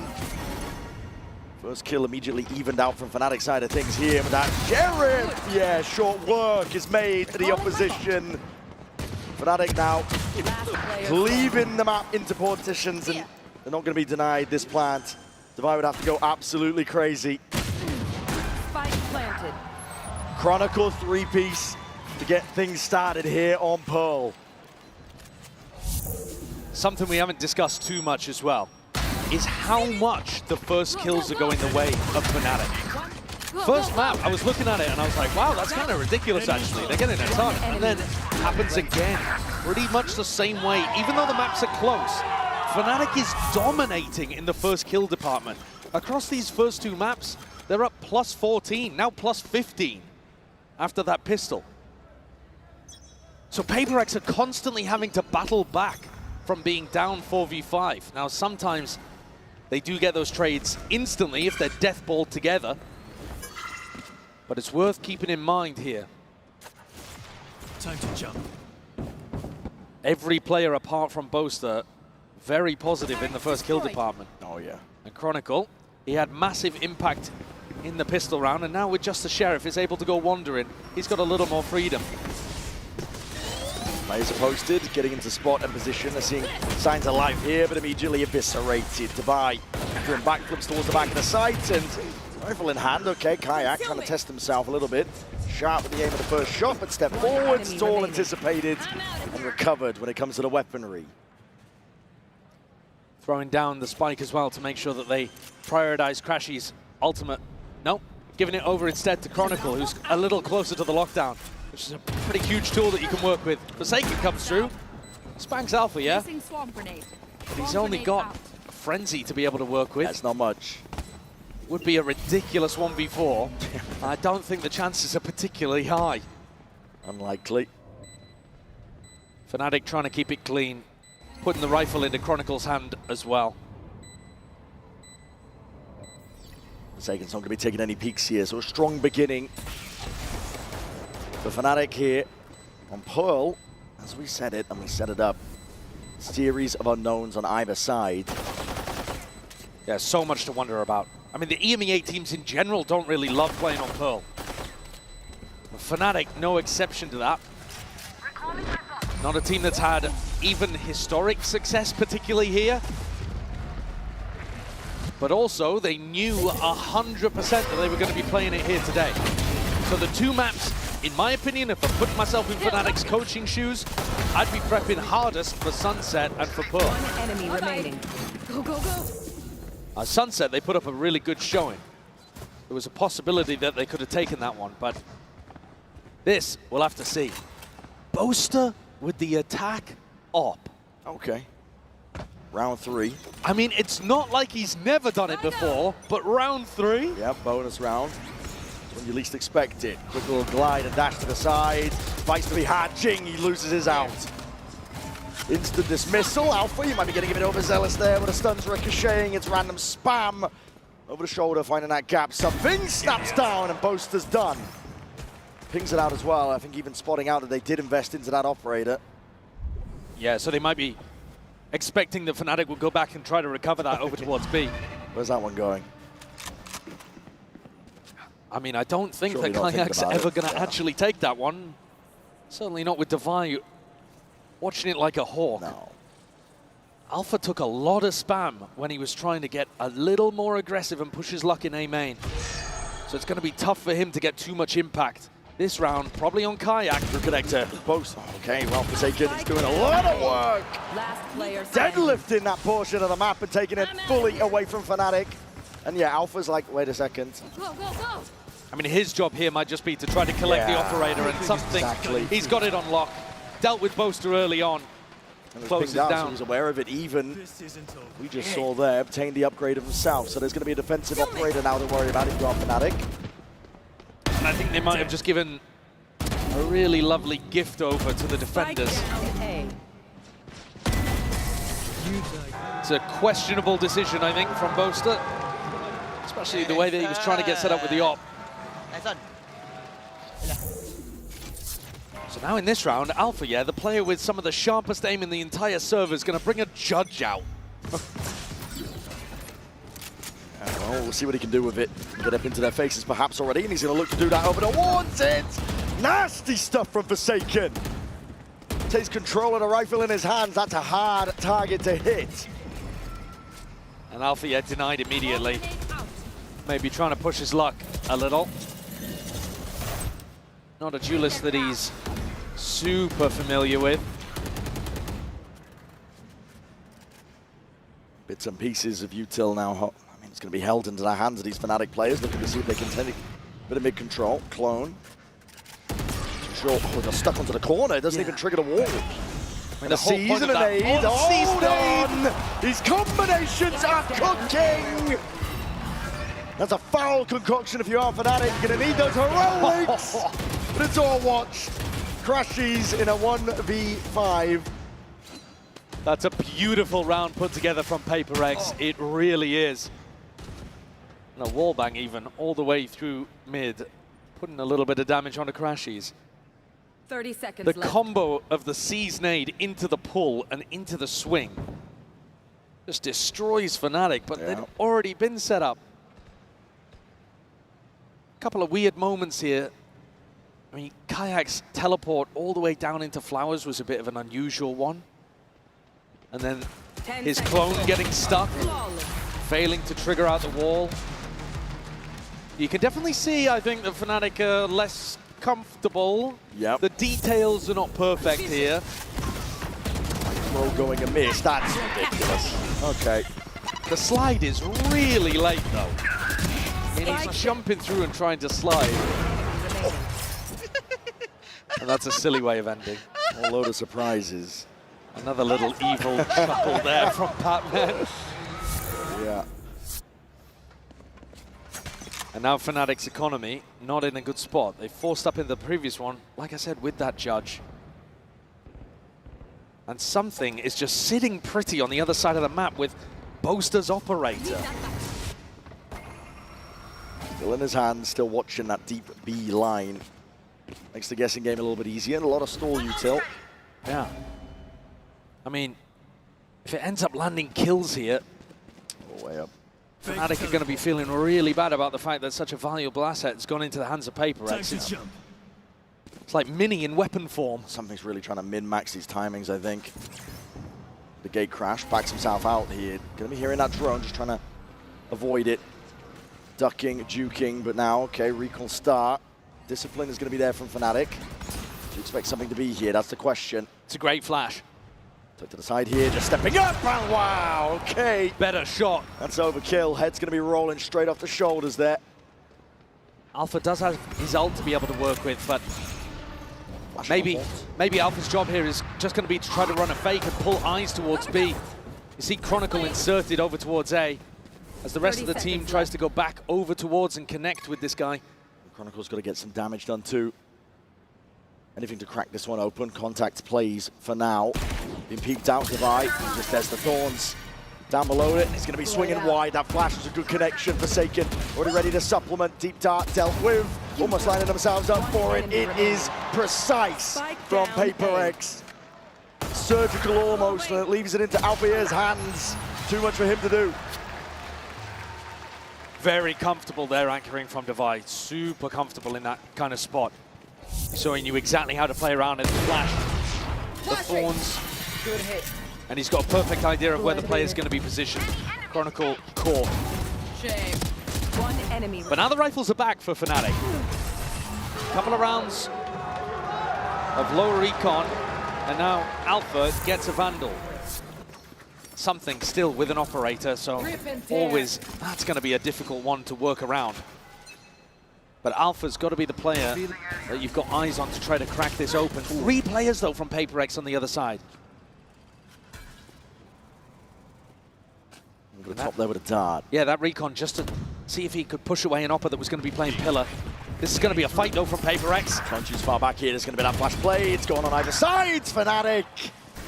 Drawing blood. Jing, he's hard committed onto the corner. Do you want to stay here? Oh my goodness. He wants to step up to the challenge. Satchels barely there to evacuate. He's going to be taking a high ground.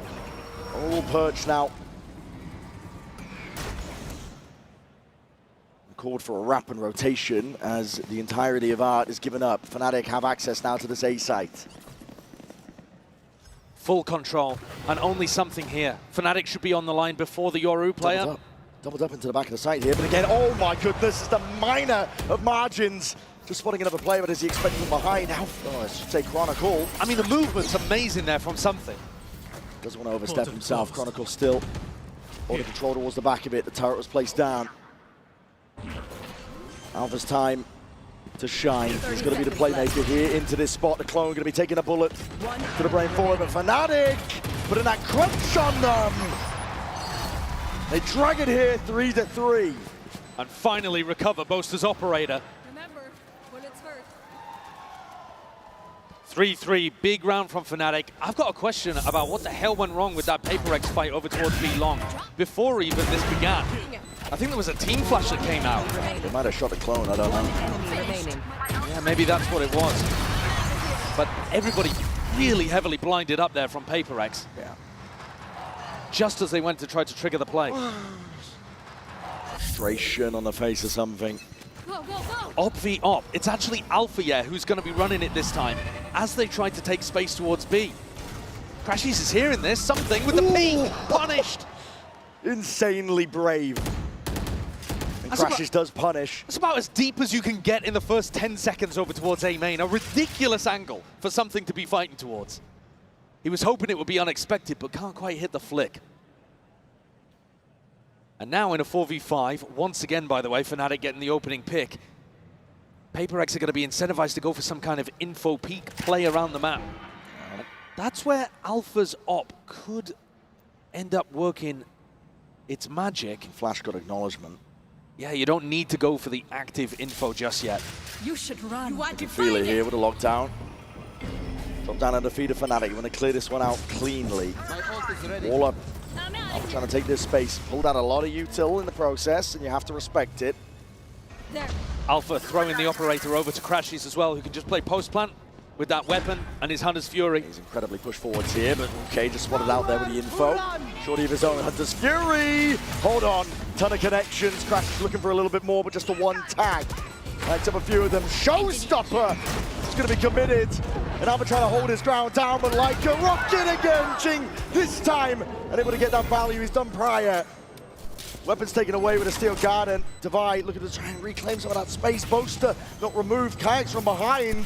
Full control. Containment is ordered, and Fnatic have got it all under lock. Divide towards the end.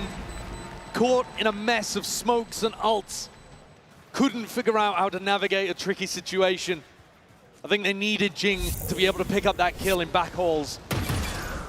But the duelist taking some wild fights. Alpha deep pushed up as well, just trying to play off the back of Crashies' ultimate. Fnatic, honestly, look like they've got some nice game plans on their attack side. Three of them. I had 3 of them with my ult. They're definitely in control. And like you said, Brent, there was a huge connection with Crashies' ultimate the first time he ripped it. Got 3 players down to 70 health. That definitely helped Alpha. But yeah, let's return back to the game plan from Fnatic then. It's that same slow-paced style on their attack side that they've been playing all tournament, and PRX are getting baited into going for these fights. And that's then allowing Fnatic to go for pretty simple execs and get the plant down. And the one thing that Fnatic's been amazing at all tournament long, really entirety of this team, has been post plants. They've been winning 82% of their post plants in this tournament. If you're PRX, you cannot allow them to get that spike down. But that also does mean fighting, and Fnatic are ready and waiting for it.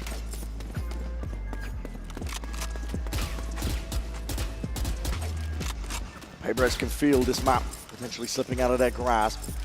Has been back and forth, to be sure, but Fnatic are stringing together these rounds nicely at this point. And this next one could be massively important, because you look at Forsaken, Devi, Something's Operator, they wouldn't have any of those weapons back online. Money again, Deep Horn. Not going to break this one. Alpha looking to get posted. It's him versus something. Oh my goodness, that's immediately. The clone going to be taking that bullet for him. And Alpha instantly gets on the line. Doesn't see a re-peek though, and Boaster's calling for this regroup on A. Jing, danger player, tucked. Forsaken playing a bait and switch. I think no, though. His A main control is going to be lost to them prior. There might be a timing drone forwards. Jing just swinging out wide. It's all anticipated. With open arms, Alpha is turning you into mincemeat. That's a crazy play from Kayak, and Alpha's there again. He's just playing his team in perfectly. Put your body on the line, because at this point, what could stop him? 4 kills, ace online. The crowd wants it. They're cheering. Get Alpha plucked out of the sky. 4 HP between him and a sick clip. But I don't think Divide's going to be able to keep this up. Alpha has done way too much. And Chronicle cleans up the dregs. That round demonstrates not only the incredible awareness they have of PRX, knowing that Jing is going to be playing that position, or at least a serious threat of it. Alpha's attack up gets value, but then the killer instinct afterwards to dismantle the play and push forwards into an Astra that's way too far out of position. Alpha continues to get further and further ahead, I think, in the MVP race. 12 and 6. shutting it all down for PRX. I'm going to bring this one back here. It's aggression, a staple of this team. Now through mid. Giving up on it. Boaster, I think, just calling to try to keep some of these anti-ecos pretty simple. You know that teams are going to try to fight over towards mid, so they've got Chronicle watching that. You just have Crashies feeding you info on the other side, and then you try to end B.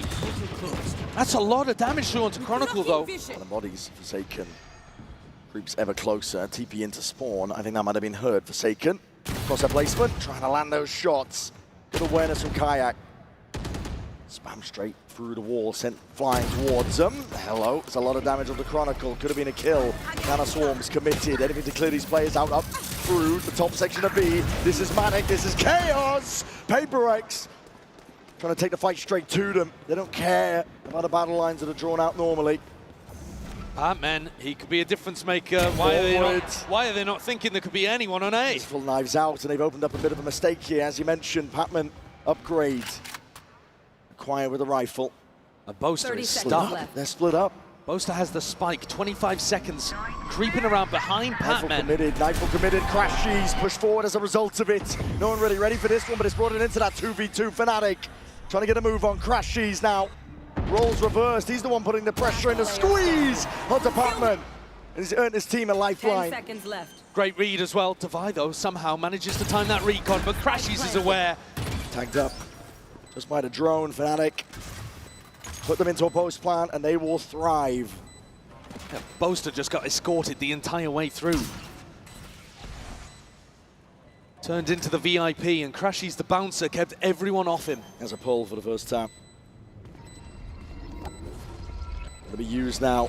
Devi, one hell of a clutch is required. And none of the space to do it. Shock darts flying. Crashies just playing his life perfectly. Impeccable work. Impeccable work indeed. Fnatic.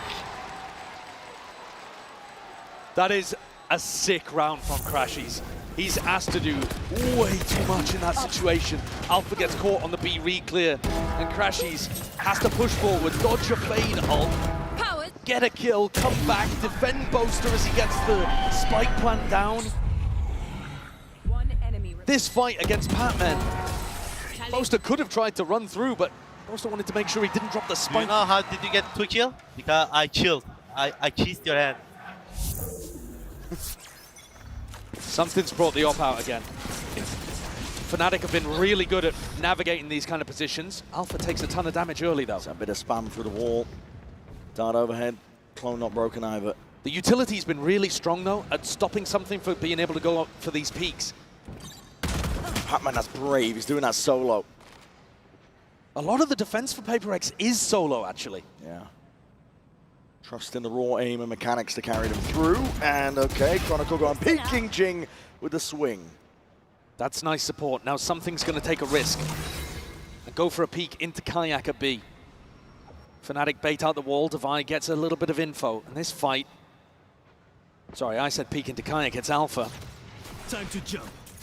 Alpha and something kind of staring at each other through walls. And Boaster's making the call to come back in this direction. They might not know that something's on the line. Here. Oh, he spotted him. Oh, the ping's out. Deep position and target acquired. Alpha gone. Call for a pivot now by Fnatic. That was the backup policy.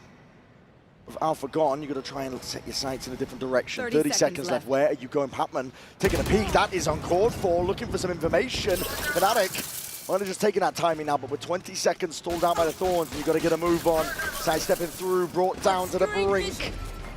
Weakened, damaged as anything in a flash and a repeat! Devi delivers! My ultimate's ready.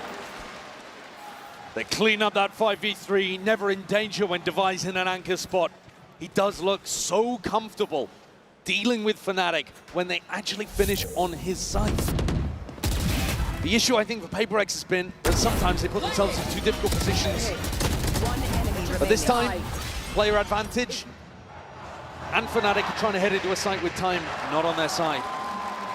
Something keeps the operator over towards B.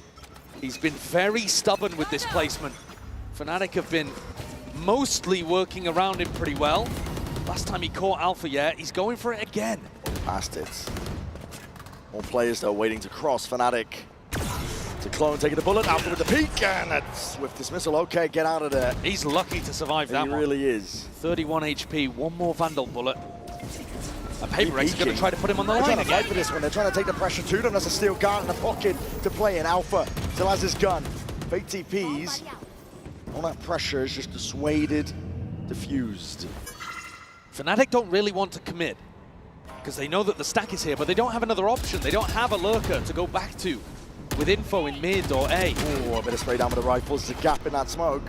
Time to play with it, but already that Cosmic Divide is going to be fading. It's not going their way. It's traded out. Showstopper. It's here for Jing. When the time runs short here, you could be in dire straits. Forsaken. Looks like he wants to go for a peek of his own. Flash through in his face. TP into the back of Halls. Kayak. Anything to deal with him? My God, man!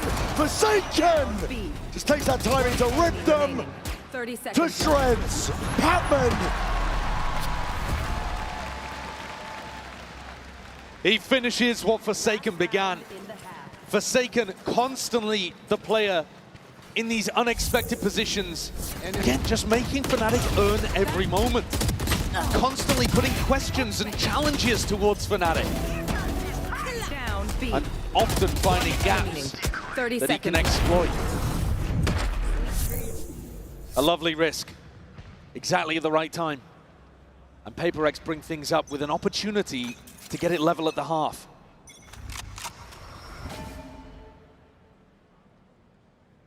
Jing's very fast with a haunt up towards B, but Fnatic don't know too much about that. They're on the exact opposite side, facing Devi. And Devi has been excellent anchoring A.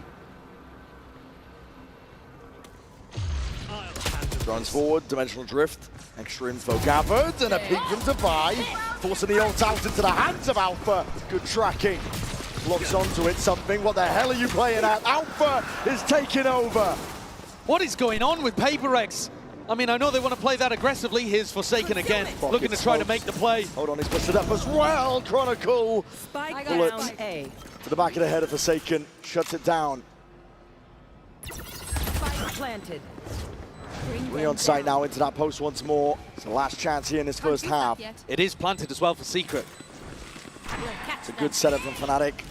PRX trying to get a move on. Jing almost lined up for him. Just the one known, it leaves it to the rookie. He's been the glue for this team, but in a 1v2 already, players playing their lives, just spotting signs of life. Fought through. Tap, left guessing, but now spotting. Half on the defuse, might be earned. Patman just holds it down, but again, just a peek and crashes. Deliver on to death. Fnatic getting huge value out of the operator in this half. A really nice anti-strat to deal with PRX where they go for these aggro peak timings. But I think PRX kind of lost the plot a little bit towards the end there. The ultimate from something bonkers. The swing from Devi, unusual because he was anchoring those spots passively so well. This is Fnatic's permaban map, and they are up 7-5 at the half. You're so good, bro. Unreal scenes from Fnatic. You're seeing smiles across the board for them. For now, though, we're going to send it down to Vansili, standing by with some of our co-streamer friends.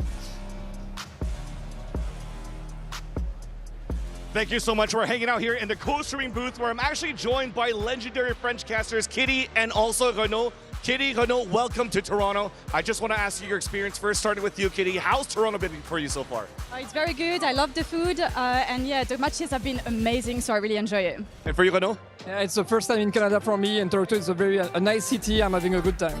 And the games are actually pretty awesome so far for this grand finals. What's your take so far between these PRX and Fnatic game? I think PRX can take it. I thought it was hard on Icebox, but they managed to come back, and I was not expecting this, so I think PRX can take it today. Renaud, what about you? For the moment, everything is here. The game are tough. Fnatic is fighting back on Pearl. I didn't expect that, so it's just amazing to see that we have a very nice grand final. Awesome. And now that I have your presence with me, is it okay if I practice my French? I'm going to start asking you a question in Avec French. plaisir. So what do you guys think about the new map Corrode? Comment trouvez-vous la nouvelle map Corrode? Je m'attendais pas du tout à ce qu'on ait autant de petits angles à check. Les bombes sites sont très surprenants et donc je m'attends juste à énormément de gunfight sur les points, les choke points. Et donc ouais, moi j'ai juste hâte de la jouer tout simplement. That's actually pretty cool because now you're saying basically if you don't understand French, all the words were in English there. So choke points are cool, bomb sites are awesome, spike sites, there's going to be a lot of quick gunfights, so I'm looking forward to that one. What about you, Renaud? Moi, la chose qui m'a surprise, c'est les wallbangs partout. C'est vrai que la map a l'air d'être conçue pour ça. Et j'ai hâte de voir comment les équipes vont jouer comme ça avec les Odin, les Guardians, etc. Alors, merci beaucoup. Désolé, on n'a plus assez de temps, fait qu'on va retourner avec le match. Thank you so much, everybody. Let's get back to the game. Let's head straight back into it. Vantalie just flexing, really. And I know. Lorax is on board. I mean, does the Lorax speak French? Do the trees speak French? I don't know. Don't ask me. Maybe they do in different parts of Canada. All right, let's take a look at the Coinbase Econ report. I mean, one of the players here that's up towards the top, Alpha, who had an op in his hand at various points, was getting kills with a shorty, was getting kills with his ultimate, with a Vandal. He's doing everything everywhere. And you heard it as they went into the halftime. Crashies saying, you are so good. It must be wonderful for Crashies to be on this side of it rather than the other side of it, as he was in the past playing for Optic and NRG. Frequent. I mean, Crashies, a staple in best of fives. He's used to them. He is. He's had the second most Grand Finals appearances out of any player in Valorant, only behind Chronicle, tied with Boaster. Yeah, which you wouldn't expect. Oh, it's crazy, isn't it? Well, they got so many with the Optic NRG core, and then back here again. Incredible stuff from him. And they go into really get this ball rolling here. 7-5, Boaster, timing taken. Hello, right click's not delivering him what he wanted. PRX are the ones who survive, but Alpha, instant response. He does claim the life divide. Gone for a swing and a peek, and that is called for. That is beautiful by Fnatic. Oh, that's unreal. It's poetry in motion. The synergy there on the wide swing, and Alpha readjusting targets. Holy. Forsaken's been good, but he's not been able to recover situations like this, surely. Spike down, hold on, his damage done. To Alpha at least, but from behind, Kayak just trying to remove those wing cons, and there's damage done to Forsaken. He's going to be able to have access to the spike. There is a possibility. He'd have to get funky with a smoke, though, and somehow pick off a cheap kill on Alpha. Available. Dead Sit consumed is going to bloom, blossom, partition up the site. Bit of spam from Fnatic. Hoping to catch a freebie. Second star down. Consumed again, just trying to cut up the sight lines onto this one. Chronogodo peeks it, and Alpha takes it. As if Alpha needed more. They feed the beast. Spike's dead. Go, go, go! That showcases synergy as well from a duo that have not been having like too much experience in these kind of roles, you know. You've got Alpha as a hard entry here, and then playing Crashies in. Crashies still somewhat new to the team, and Alpha doesn't play a lot of the hard entry like this, but that's masterful stuff. Your comms are insane, your aim is insane, you're insane. And Crashies is loving his time with this team. Yeah. He's talked so much about how good the vibes are, and surrounded by incredible talent. They're in full control of this map. Which is mad to say. It truly is. Done. Forwards again, forcing the issue. Boaster from behind. Quick work there with a stinger. Getting funky with it. Yeah. Horn forwards will not help you much at all. The fight is immediately gone, and this is just complete control, isn't it? Here. Fnatic gliding, sliding forwards, trying to set up Chronicle for the goods, and Boaster right there to claim it.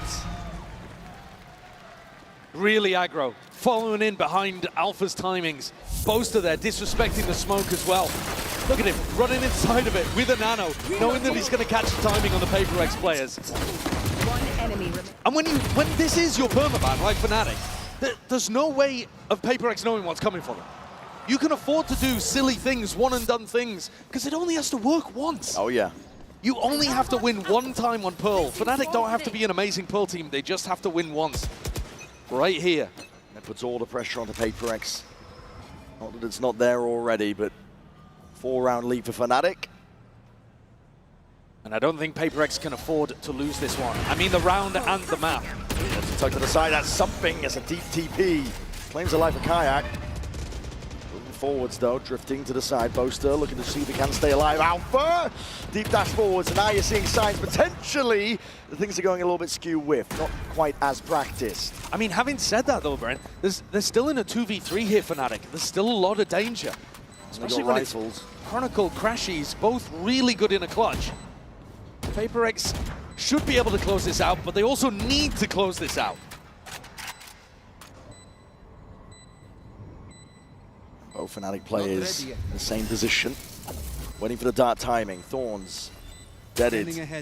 Dart to back Halls. Halls going to be used as a response for it, and there it is. Good flash timing too from Divide. Completely catches Chronicle. And 3 rifles saved. Bunch of armor as well. That's going to keep PRX in this one. Very aggressive on the peak from something. And Jing ready for that reclear. Alpha has gone for it quite a few times now on defense. All 3 rounds we've seen him slide in, trying to play somebody else in around mid. And this time Jing wise to it. And look, the eco's a little wonky here for Fnatic again. Alpha with a judge. I do like this play. Seen PRX go for this before. Recall smokes, horn, flash. Allows Jing to get set up. Very difficult to contest A main against that kind of pressure. And then PRX, they threaten that they could have left somebody inserted. And they're going to go back to contest Kayak. And they're probably going to find this timing just as the gate crash starts to expire. Yeah, puts pressure on the Kayak. Either take it or you renew another one. Spots the body. Yeah, look, just as he has to throw out another gate crash. Flash overhead. Layers down his retreat a little bit better. You're going to see another flash.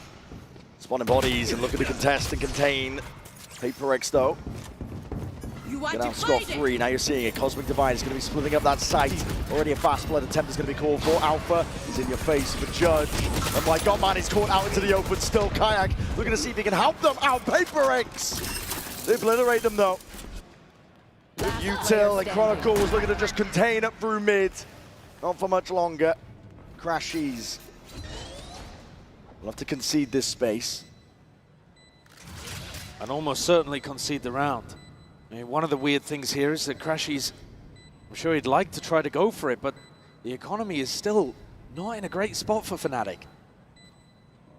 Didn't manage to win the bonus, and then had a judge to work with here, and neutralized. Okay. It's a great shot onto Forsaken, and nobody else really trying to hunt him down.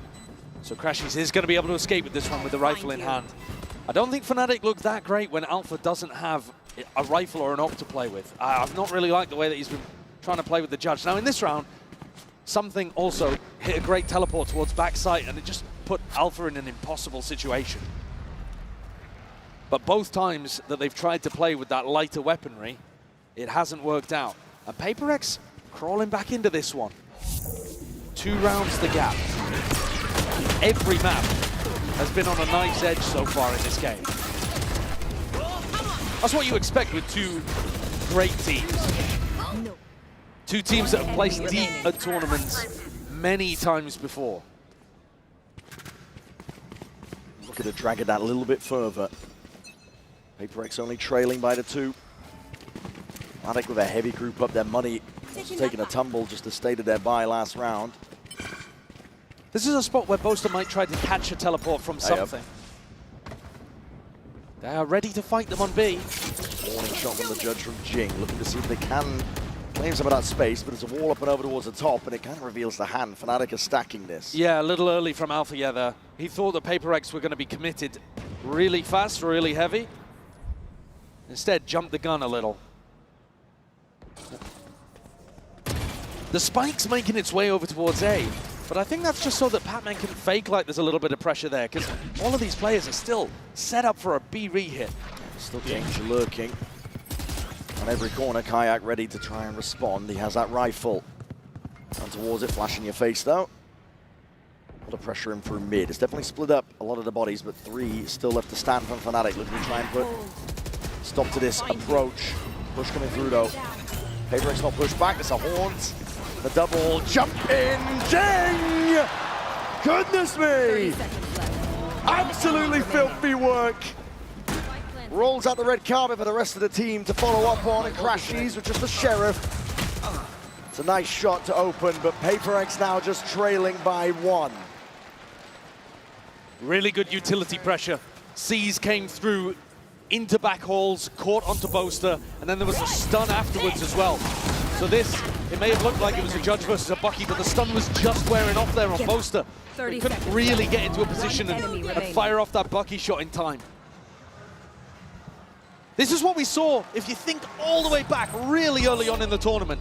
PRX played against Heretics.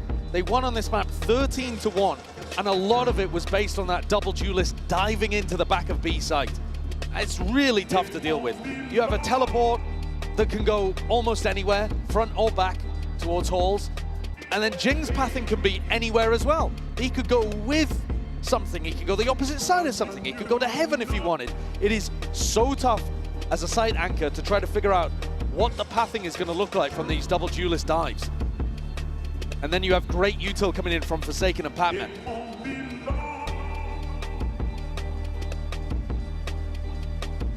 Fnatic are losing their control on this map. It definitely looked like they were set up pretty after winning the second pistol. But now, might be seeing the difference between a team that's got some real depth in the strategy and depth in terms of scrim experience, match experience, and a team just kind of trying to wing it. Yeah. Tale of two halves. PRX really feeling like they are in control of this one, even though they are trailing by the 1. Fnatic scramble together a bit of a buy here with the money. Operator in the hands of Alpha. Far back position though. This dimensional drift is going to be increasing the pace. PRX will take it towards them.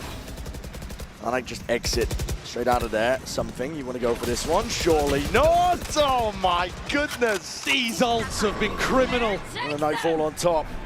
Looking to lay claim towards the back of the side. Patman is alone, by the way, and he's going for that peak swing anticipated. Hunter's Fury, back pocket of crash. The plant is down, he's done damage. A major opportunity for Fnatic to get back in. Jing though. Judge. Oh, shut down before he could even see a glimmer of a Fnatic player. It's a complete denial of space. Fnatic now methodical, surgical, picking apart the players and picking apart the site. Divide. Been playing well, but not this well. Cosmic Divide in your face, you have to give it up. Fnatic now. What a response on the backside of that timeout. It is a big round for Fnatic to be able to get, but I think you can't watch that and not have questions about the way that something plays this. He comes dry out of his ult, no utility used, and just tries to catch Boaster while he's throwing down utility. I mean, that's got Alex furious. Yeah. The information that he gathered was good as well. If he'd been able to bail, they probably still have full control of the A site. Can't be making mistakes like that. Kayak. The operator flash in your face though. Just get away from that spot. Even go over the repeat as a flash. Adjustment, tries to snap to it. No bodies there, but no kill claim. Jing now with that showstopper. He's looking to try and open this one up. Pacey. Pacey indeed. Boaster needs to get a hold of this one here, but here it is, different direction, and Jing, no dice. Can't claim it. Kayak from under. Something's been dropped. Divide just trying to take a lot of this space. Boaster, no more bullets to really make a stand against it, but that stun rattles, and it connects. Shorty, both bullets gone. PRX are the ones in control.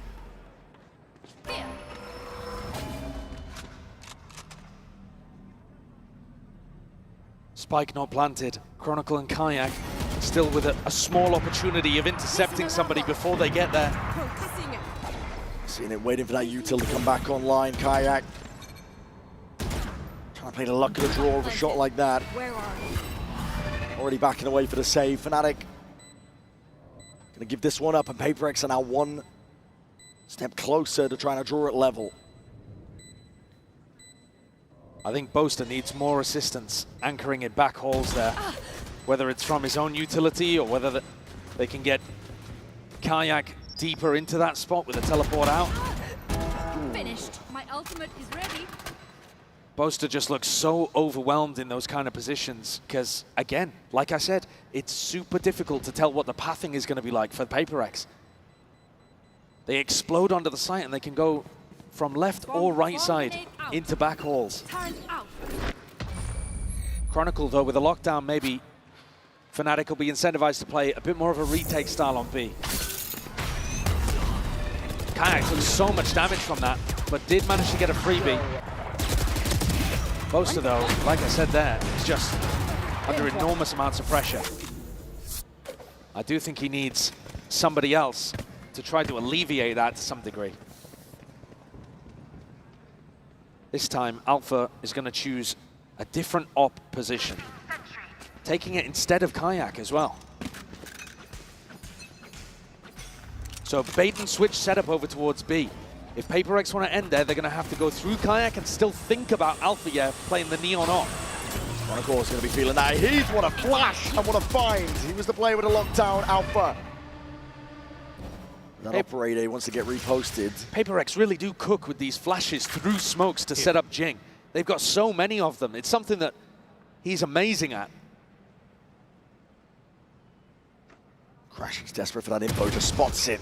Overstays it, but still gets out.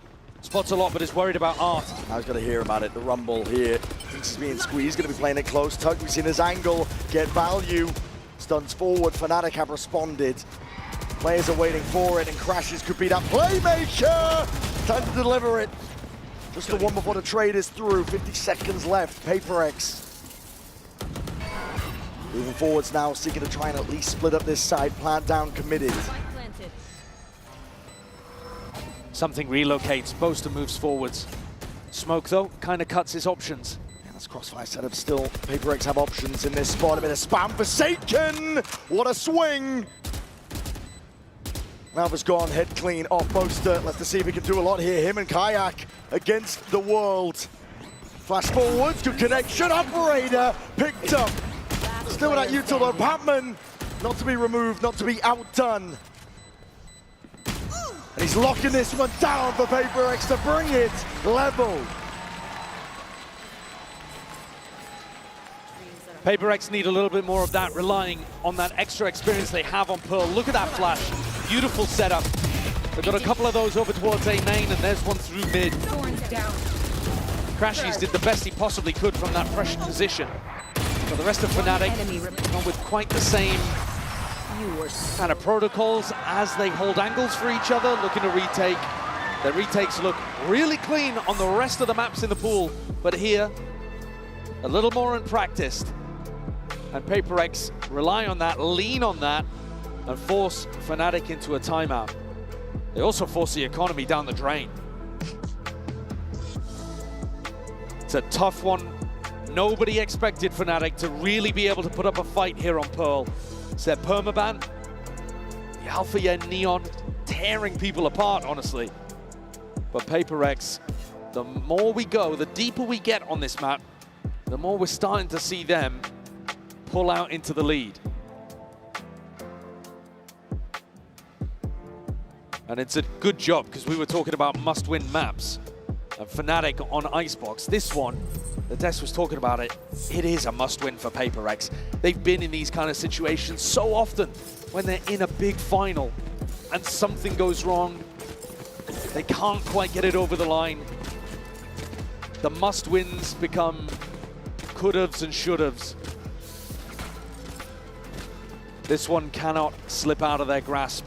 You never know how many more chances you're going to get. They've already had so many. Time to jump. Up to PRX to make their own destiny at this point. 10-10. The money is knocked down for Fnatic.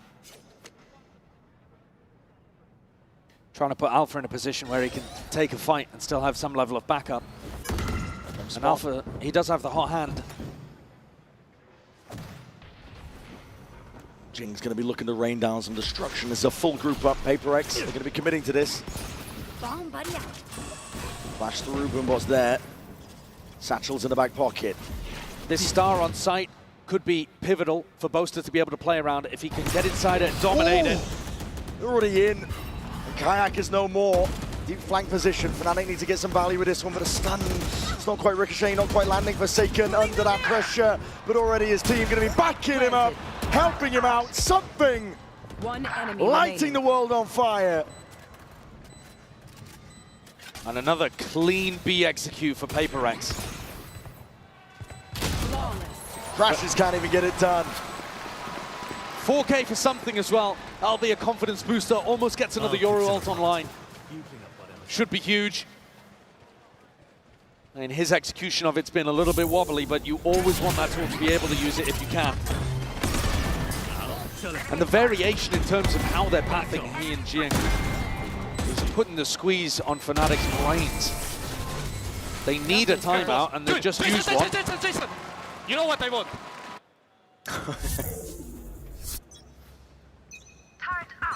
Forsaken. Yeah, getting flustered in a moment, I think. Forgot to buy armor. Yeah, no armor whatsoever. It's PRX up to 11, though. It's up to Fnatic to see if they can answer back. Stop the tide. Kayak. Here. Left guessing. He's thinking about it. He's pinging it out so that Althea can watch it. Try to put a little bit of spam. Recon confirms. Oh, and there's a damage. That's really nice from Fnatic. Very good awareness, great comms from Kayak. And it's been the B execs really that have been the problem for Fnatic. This hold on A looks pretty good. Forwards again. Sees just about dodge. Jing's in your face though, and what the hell do you do about that? With the judge in hand, here with the footsteps. My God, man! From that kind of range, he's getting away with murder. PRX are all over this one now. That nade rebounding. It's a pick your poison situation. Crashes. He's barely there. Tucked down. Slim pickings with the help, but Fnatic are grouped up. Down overhead. Spam avoided. Goes both ways though. And Divide! Lighting them all up. Back at the site, Kayak would love to save this gun, but that is a luxury he will not get. Jing provides more of that magic that PRX are looking for. His entries early in the tournament were unstoppable, and here's an example why. The movement is so tough to hit. Look at him bunny hopping in through here, halting his momentum in midair as well. And then goes for the push onto Chronicle, anticipating that Chronicle was going to be backing up. There's a prime example of how you use the judge on the attack side. And things were tense earlier on for PRX, but now it's all smiles. Yeah. Who's next?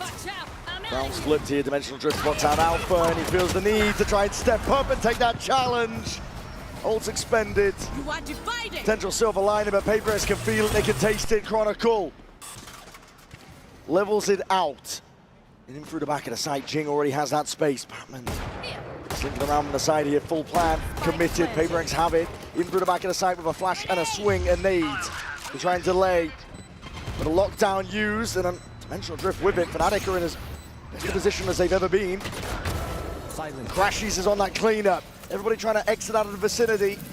Could even get a little bit more. Patman, damage done. The rifle rings out anyway. Something straight back in, and a nightfall as well. This is space given up, granted, and kills collected. Fnatic are against the brink. And Forsaken the one to deliver it. The death blow potentially here on this map. And Forsaken drops his adversary. No pull required. Forsaken gets them over the line at 13-10. Way tougher than they might have thought it was to get past Fnatic on their permaban. But PRX take a 2-1 lead in the series, and everything from here has got to be perfect if Fnatic want to deny the trophy again.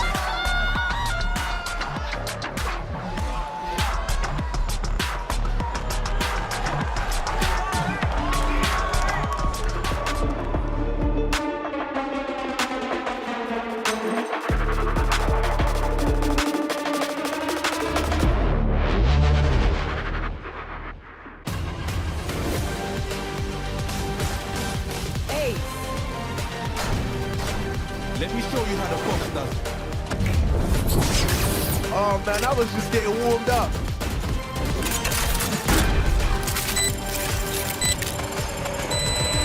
Spike defused.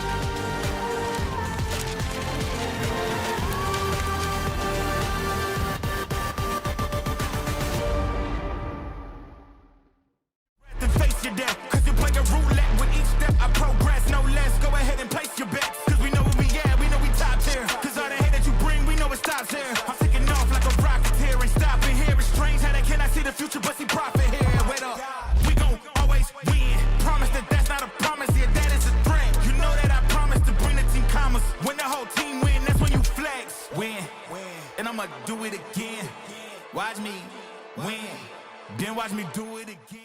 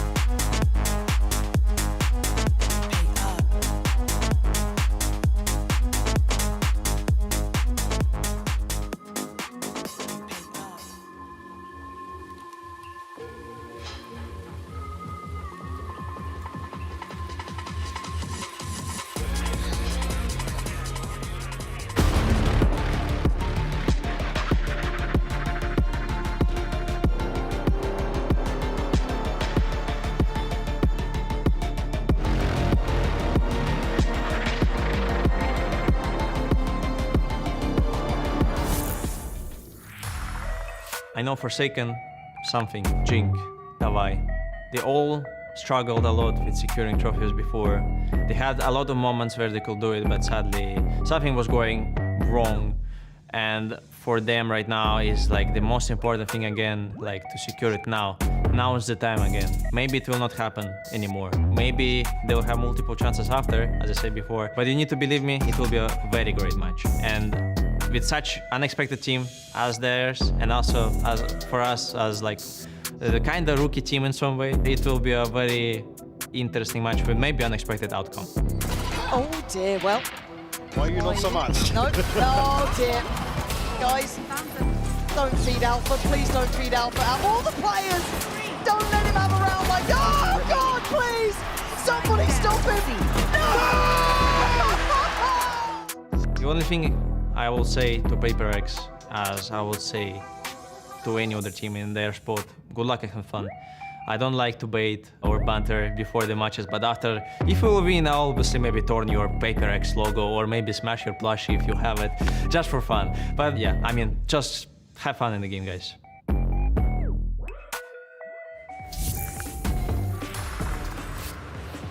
PRX are now one map away from winning their first ever global title in their third grand finals. I'm Mimi, and I was listening into the comms of both of these teams during that critical third map. And going into things, it was one that I think PRX expected to win. This is Fnatic's permaban, the one that they were supposed to take easily. But it was anything but that. And a lot of the questions around this PRX team have come down to the leadership. In the past, when you've asked them who's running the ship at PRX, it's been all of them. We're all adding ideas.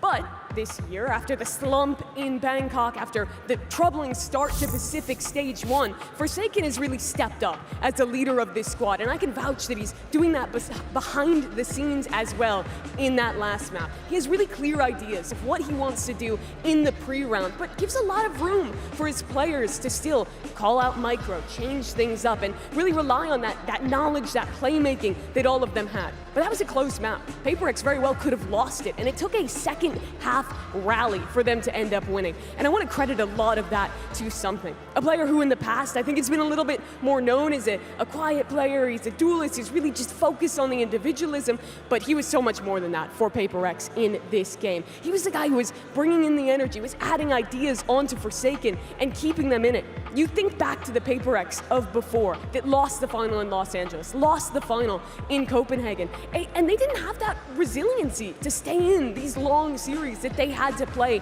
in those tournaments. But I think that showed that here. Came back in a big way on this map with their key players stepping up and now are one map away from that trophy. We'll talk more about that and get you ready for map 4 as we head back up to the analyst desk with GB and a very special guest. Thank you so much for that, Mimi. Great breakdown. We're now joined by Shopify Rebellion's Alexis here on the desk. Guys, Toronto, give it up for Shopify's Alexis, please. Gracias, gracias. Thank you, thank you. Alexis, it's a pleasure to have you here on the desk. Yeah, I mean, what a game that we just saw there. If you're just joining us, which, by the way, I mean, where were you? It is now 2-1. You've missed out. You missed out, now for sure. It's 2-1 in the count now. PRX, one map away from being Masters champions. But Kukuka, we talked about what this Pearl map was here. This was a map that PRX needed to win because this was the perma for Fnatic. Absolutely. It's good to see that, you know, they had a plan, Alpha going on the Neon. We could see there in the attack the ideas that they had, but you just cannot go up against what PRX has ready for the attack. You see a lot of Jing going in with the Judge, was funny enough, is probably what we anticipate coming in for Lotus as the next map. We see something that Mimi was mentioning, a huge turnover from first half into the second one, because I feel like on the first one he was not finding the impact that he could have or that he usually gets to have when he's with the operator and whatnot. I feel like it's not often that we see a permaban map be that close. It was really obvious that Fnatic had an insane plan, especially Alfier's op. I feel like his pressure with the attack op was insane. But I feel like Divide kind of handled it really well. I feel like his Vice was insane on the A site, that they had to keep pressuring B. The half ended up not in their favor, But then when they swapped sides, it looked really good. Yeah, you could definitely tell here, Alexis, that Devi, there was a lot on his shoulders here, especially with those, you know, the Steel Gardens needing to make sure that he was there to ensure that he could lock down these sites properly. How important is it for Devi to be popping off at this time? Because it seems like he's on another level right now. Oh, it's super important. His util usage was incredible. The timing that he was popping his thorns out was completely stopping their hits. I feel like Fnatic was pressured into hitting the B site, and it felt like they didn't want to do that.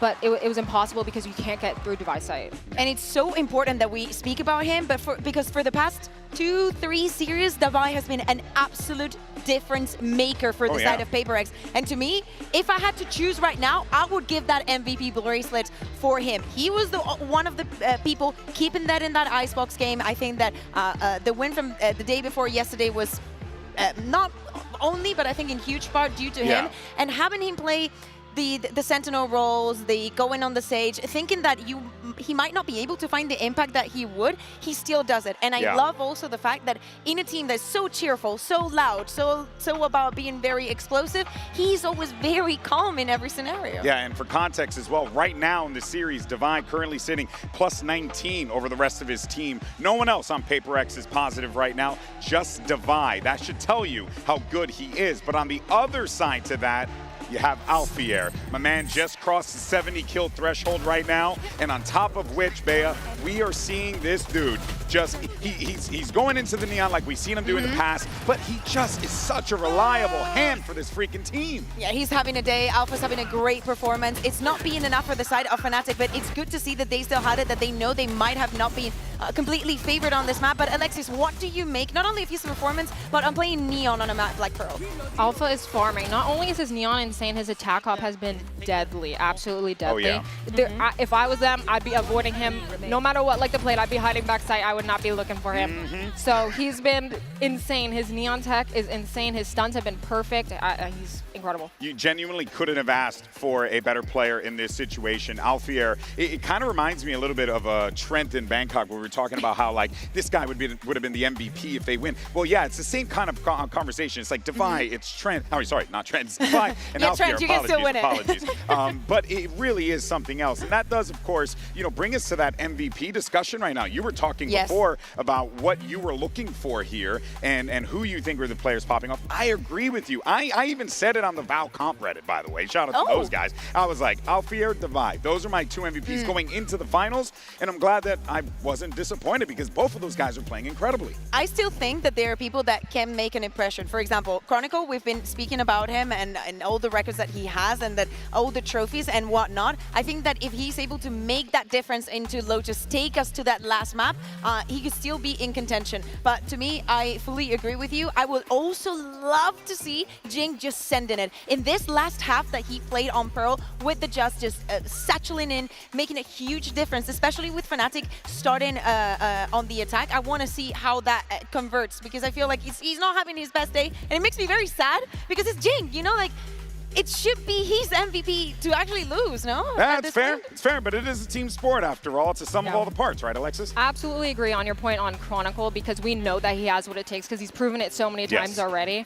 Also with Jing, I agree. I feel like Lotus is a really good map to show his ability, and he can really shine on this map for sure. All right, well, we're waiting for our agent select here in a moment as we get ready, but let's not forget what is at stake right now, because PRX are one map away from doing the unthinkable, a thing that we thought we would never get a chance to see, PRX lifting a trophy at a global event. That being said, Fnatic, they have all the tools to be able to force this one. We're now diving into the agent select. Kukuka, let's see what we end up getting. Yeah, PRX is not going to think a lot about it. Just picking out the same compositions. We do not expect changes this further into the competition. But as to what you were saying, PRX so close to winning their first ever best-of-5 win in a global stage, and for it to be their first trophy. Third time might be the charm, and 3 maps is all they need to close this best-of-5. But of course, we cannot forget, it is Fnatic on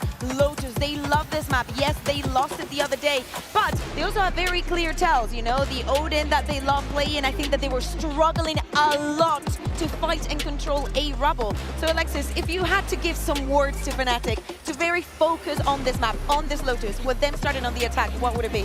I would say don't wait till 2.5 seconds to get into that bomb site like they Ain't normally that the truth, do. sister? Ain't that the truth? If they do want to do that, we need to bait out the Vice Util or else the Vi is just going to keep farming. So I would say bait out that Vice Util, maybe hit sites a little bit faster, maybe do some more pop hits instead of just, you know, the normal defaulting that they tend to do.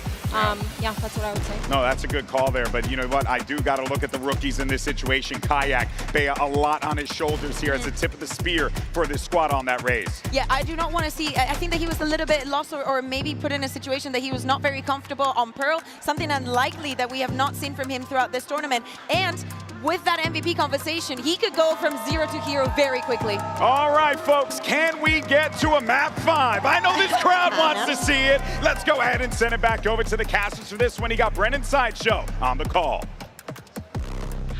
Map 5 all sealed up entirely here. Toronto, let's get loud here.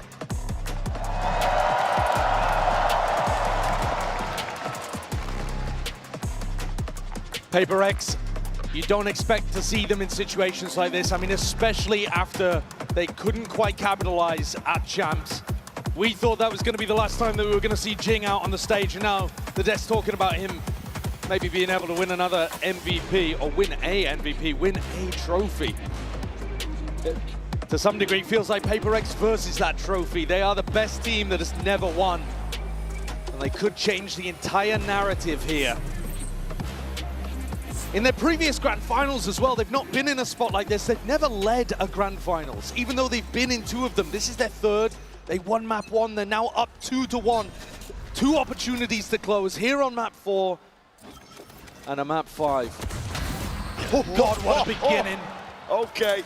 Straight through, what a prediction, and Chronicle's head is gone. PRX as well, taking a lot of C-mount control, able to open this door at any time, put the squeeze on these front B players, but they don't have anybody in sight giving them info. No turret to play off either.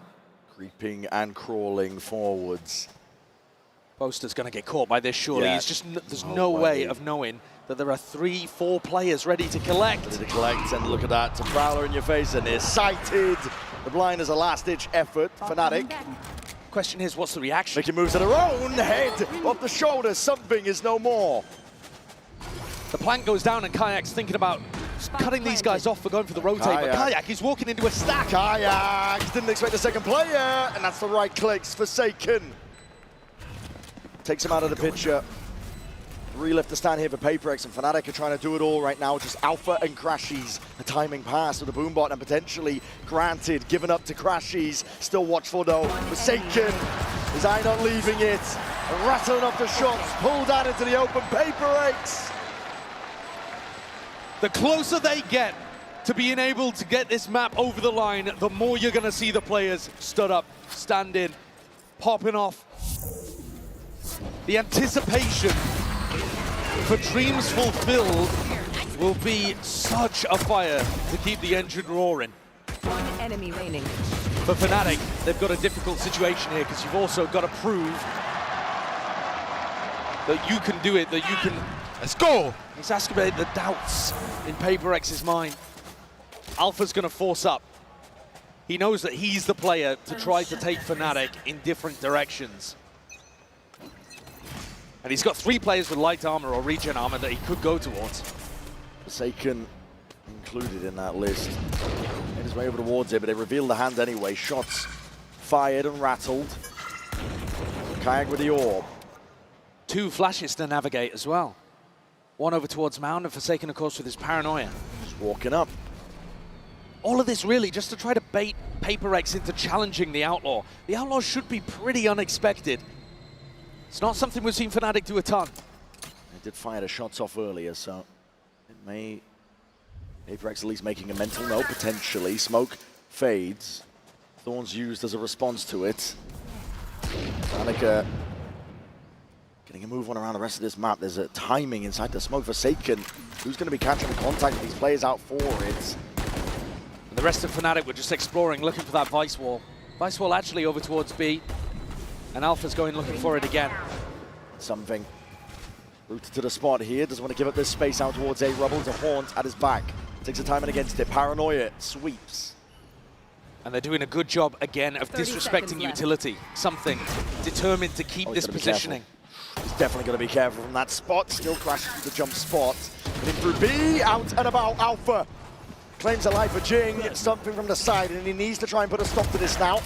Losing control of a lot of sections here. The spike is going walkabout. Can he even get it into the side Chronicle! time? This is ridiculous. Something, he's left in a 1v3 to try to get it done. And the plant, it's got the time. Surrounded, calling for pause. Calm in the midst of it, doesn't anticipate it. Crashes, sidelines him. And savors the shot. Just watching as his prey walks into the crossfire.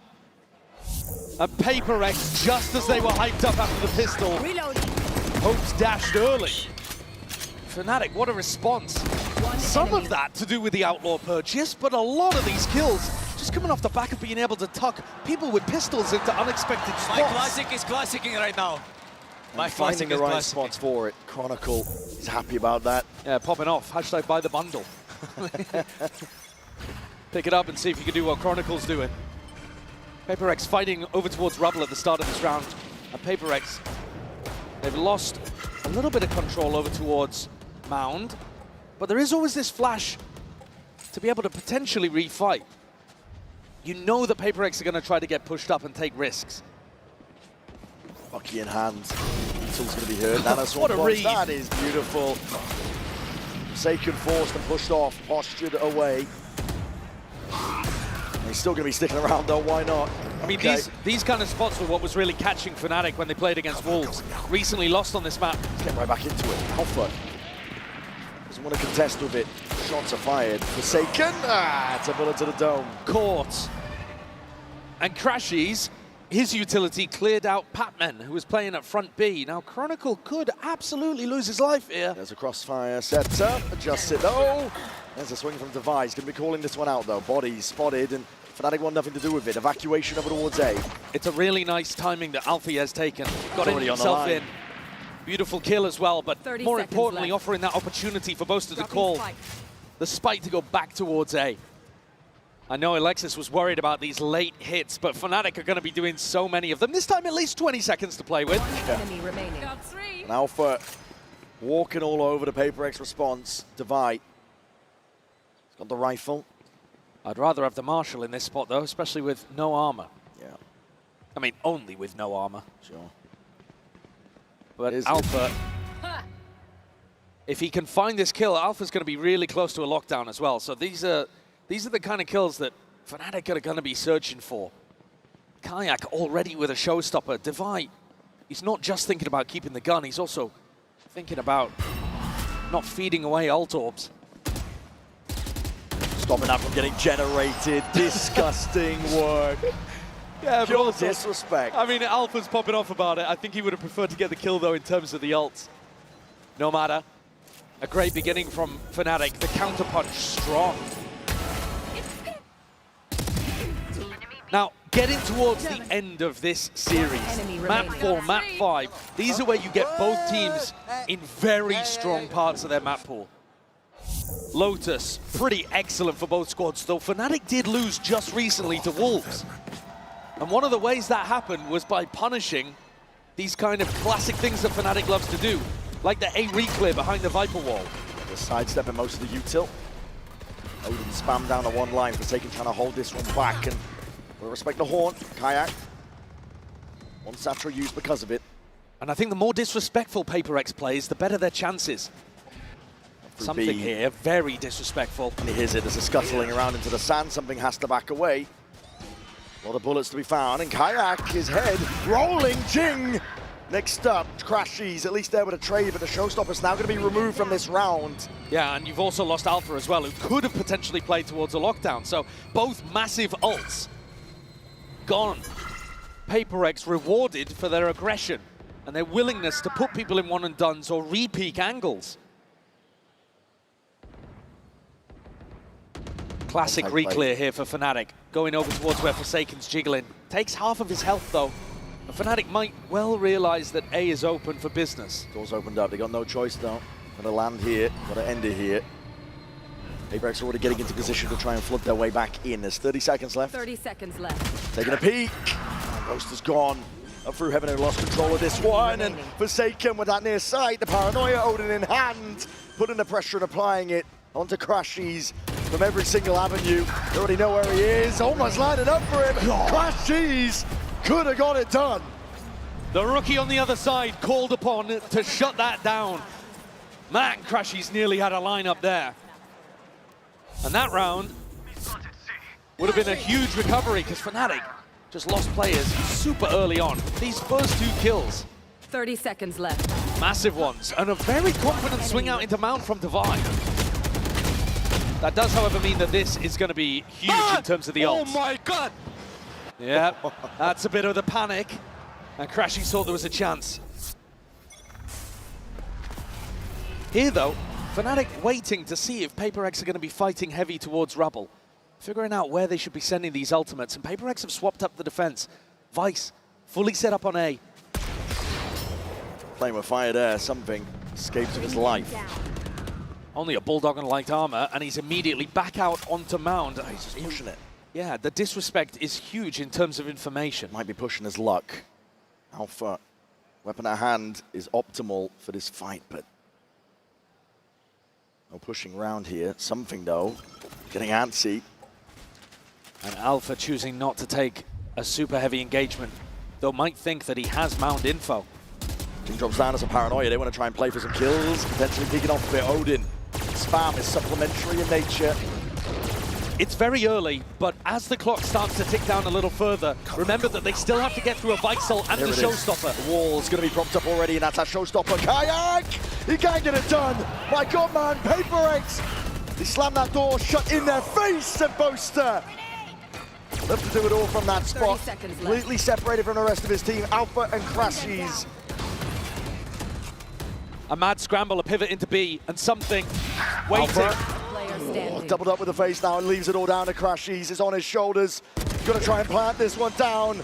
They claim towards it. That's a kill collected. B main cleared up, but doubled up from PRX if they play this together. Crashies under that pressure. PRX will not let it slip. They navigate another spot where Crashies felt like he had a chance at a clutch. Something deserves a lot of credit in that round. The confidence to get back onto the angle over towards Mound allowed Forsaken to make the call to stack over towards A. It's a great read, but it's one he's not able to do without his Yoru player being supremely confident early on. It's good, but be more confident, okay? He's talking about being more confident in the swing towards the end. The actual positioning in the round was confident. I liked it. And it's knocked Fnatic down onto a half buy. They haven't actually had too much of a chance to use these ults either. No. The only one invested early was Kayaks. And responded with Jings. Split up early here, doubled up onto Mound, PRX. Stomping their foot down to hit that though. Here's that confidence again. Trying to take it here with the Outlaw in hand. Jing is going to try and stop them. Rifle in hand. He's an absolute menace. And Alpha slinging his way through, but already revealed. And Jing is hunting. He wants it. Denied by Divide. Divide shuts it down. Jing, though, he just gives a little wry smile.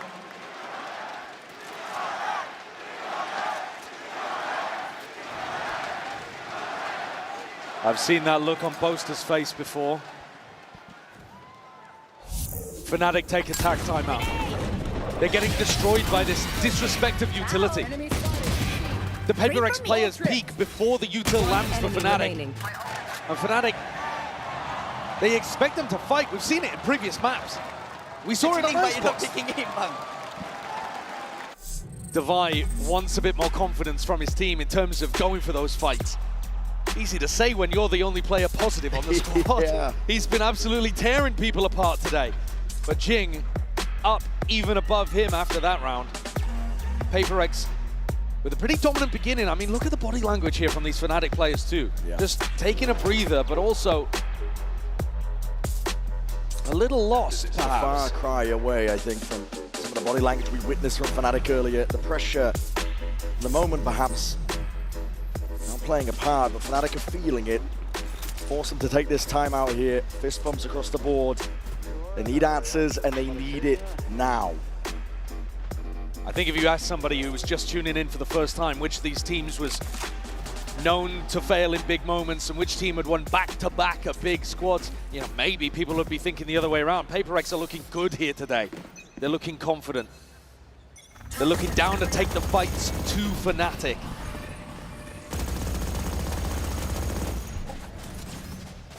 Bit of presence shown by Fnatic. That's out towards A, and then making a move on now. Now we're in your face, Patman.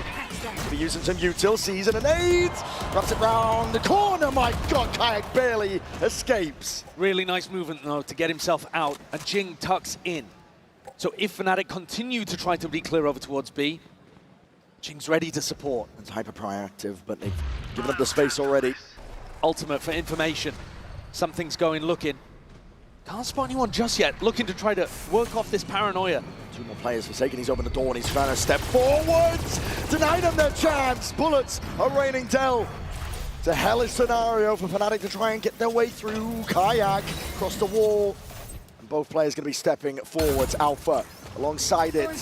Divine might not realize that there's two players in here. Ults could come through on either side. It's a lockdown drop down by Alpha. Divine can save his for retake. You already know that they're going to be coming back through the Nightfall. Pushing forwards, Alpha pushing forwards. Has to give up that space with a Prowler in his face. It's a good plan. Open for Mound, but Forsaken. Kayak trying to hold on to the back. There's that Nightfall, and here it is. The pressure mounting. PRX trying to put on that squeeze once more. Coming into this one with a little bit more fire, but off onto the Mound. Against that Odin spam. Nothing to hold them back. Fnatic, we're in the comfort zone. They're immaculate in the post plants. They know how to play those situations perfectly, and the one round the PRX actually allow them a bit of space on site. Fnatic deliver. Once they can get into those comfortable protocols, things are looking fine. When PRX respect the util, respect the ults, Fnatic look comfy. So the whole game plan for PRX has got to be to continue this level of fighting. Possible in the game, bro. Nice! Good job, boys. Something has a glass cannon up to pull out. No ults, though, for the defending team. Watching for it. Alpha holding, slight angle, alarm bot placed. Spotted out. And it is Alpha's job to try to put pressure, or at least get information over towards Mound, and he's going to ping right into this, right into the op. Swings into it. Something's handed a freebie, an easy one. Toxin screen down. And look how aggressive these setups are. Something getting posted on this angle. Forsaken deep over towards Rubble as well. Fnatic have no space on the map. Oh, and PRX are eager. Denied them every single inch. Pure proactivity. Yeah, I mean, look, Forsaken alone holding towards A and doubled up on B and C. A tight forward choke point positions. Might be about Amedia's match though. That's Util going forwards, and that paranoia, hold on, sidestepped. Kayak's hard committed, was near-sided, vulnerable though. He got to step forwards and just barely dodges. Double TPs to get the hell out of there. But Jing immediately reinforcing the position, tucks himself into a bit of a one and done. But if Jing does get one, Showstopper is online. Patman meeting Boaster. Oh my, Boaster! 30 seconds left. He's cracked the code, I think, perhaps, of that. But look at the clock. Less than 30 seconds and 3 players defending A. Pivoting back over towards B. Walled off, something's there, but the operator in hand has to dodge and juke and hide away here. There's a seize, just keeping him locked into place. Showstopper against the back wall. Jing! That's enormous! He's a menace! A calm killer for PRX. That's Showstopper. He was positioning himself to try to get value from it over towards A. And instead, a bank shot splashes it off and picks up 2 with the AoE. What a player. Rocketed Jing to the top of the scoreboard for his team with a play like that. And a 4K earlier on, Bren. I mean, 2 of these rounds have just come straight from him. Yeah. Head in hands for the Fnatic coaching staff. But it's so predictable, these late round pivots from A to B. It's what we've seen day in, day out, and look at that! What are you going for there? On the anti-eco of all rounds. to be going for it. It's relentless. It's the PRX of old. I mean, it's a mad play. They don't want to give up any sort of space whatsoever, but they have given up something's life. And they've also given up the operator. Alfie picks that one up. I'm not sure if Devi would be happy about that because Ilya was confident or hoping he did it on a different timing. Blue room's been opened up as well on top of it. I believe could be some damage done towards it. Bomb grenade out. Alpha with the operator. Attack side round called for. Slow, steady. But it's this control over towards Mound that's just killing Fnatic right now. Crashies just jump spotting. Sees signs of life from Forsaken, and Forsaken is overstaying. Finally backs himself away. 40 seconds left. Yeah, but then Forsaken just jump spots and realizes it's a fake, and you keep the defenders over towards A. And Patman with the peek. It's Kayak gone. Spike drop down! 30 seconds Raining left. down with the bullets. No punish in sight. Crashies is isolated on a bloody island. Patman, the rookie, with Jing by his side. And they are getting into a rhythm. Patman with a nervous twitch in his seat, but they're up 6-3 on what could be the final map here at Masters Toronto. PRX have been staring at that trophy all match long, seated between these two teams. A culmination of years of dreams. And the hunger will be fiercest now as they're closest to their trophy. 3-round lead for them again. Aggression is the name of the game, but it's likewise for Fnatic. They're not slowing down here, all the way up through the gun. TP backing away. Kayak tries to get it done. Rifles in hands with a spammer on the corner, and Boaster's already up there. A change of pace for Fnatic, really getting aggressive, putting people in aggressive positions. Devi gets punished. Misses the peak indeed. Jing's right there though, and that has stopped the plan, but he's revealed his hand, revealed his position. Plant down, pit down. Bit of covering fire. Necessary now, but it's being slowed down. The decay is kicking in. Very tough situation for Jing and something to get back in with. They need a kill to just come randomly through the smoke. Hot shots and RNG. What's played for here? Stepping out wide. Alpha wasn't even set up for that one there. Falling in midair, but still managed to just get control of it, get the kill. Looking for Jing is left in it. 1v3, not doable. A really nice shift up for Boaster. Call in a quick round, instantly in on B. He knows that they've been trying to post people up aggressively over towards Mount, stacking towards A. The gap should be in this middle site. A great turn on the flash from Alpha as well. Crashies, just a piece of bait. But Alpha and Chronicle clean that one up. Still a chance for Fnatic to draw this half level, and I think that would be a major win for them. Showstopper, lockdown, big tools to work with. And they're going to try to push back these defenders on C early on. The C information has been a nightmare for Boaster to call against. And it's Devi. Full speed ahead. The Showstopper already pulled out. Kayak. Got to pick and choose your target well here, but already Devi's going to be revealed. Out towards it. Still that fuse. Waiting for it. Something gone. Taken out. Chronicle. Watchful eye towards a flank and a timing. An opportunity missed by Forsaken. And the faster pace that Boaster's called is working wonders. Throwing Kayak in with his Showstopper. Devi pinned in place over towards Pillar. And the Horn from Crashy is getting huge value as well. PRX need to make an adjustment. Their game plan is excellent against the normal pace that Boaster's going to call. But a mid-round, mid-map adaptation like this is why Boaster is currently the greatest of all time. Where are you? Can he do enough to get them back into this game? Patman can feel it. Net's closing round him. Timing just missed there. These guns, they're last-ditch crucial. effort. They are critical at that, Josh. We're heading into round 12. They've got to force. He's going to survive. Oh, and he does. God. Not able to keep his armor, though. Not that they had the money to be able to drop for a teammate anyway. Fnatic have set themselves up for a nice final round. Big rifling advantage. But ult's starting to get on the board for PRX too. Devi caught out there. Felt like he had to go for the play. Swing in front of the Showstopper. And there's the Horn, grabbing value too. Alpha, top of the scoreboard again for Fnatic as they try to claw back into this map. Elimination on the line. The pace, it doesn't stop there. Fnatic are trying to take it all the way to them. Put a stop to it. Try and draw it level. Jing is down. He's earned his own. Alpha! What a shot! Plucks him out of the sky. Plucks him out of the picture. And he's not stopping there with something. He had to do it for them. It's a mad dash now and a pivot over towards C. Boaster's got the info on where both of these players are, so he knows it's free, he knows it's safe, and Fnatic's protocols are excellent in post plants. Chronicle, he's looking for the flank.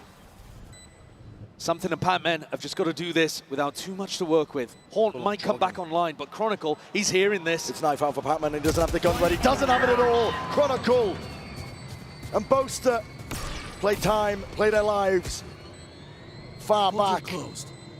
And they're just waiting for something to play into their open arms. Something! Something! Disgusting! He tears Fnatic's post plant to pieces. And he's made it to the defuse with so much time. He had one way of being able to deal with that 1v2. And he took his timing and delivered. A player that sometimes struggled with nerves in big moments, but a deep breath and a big play.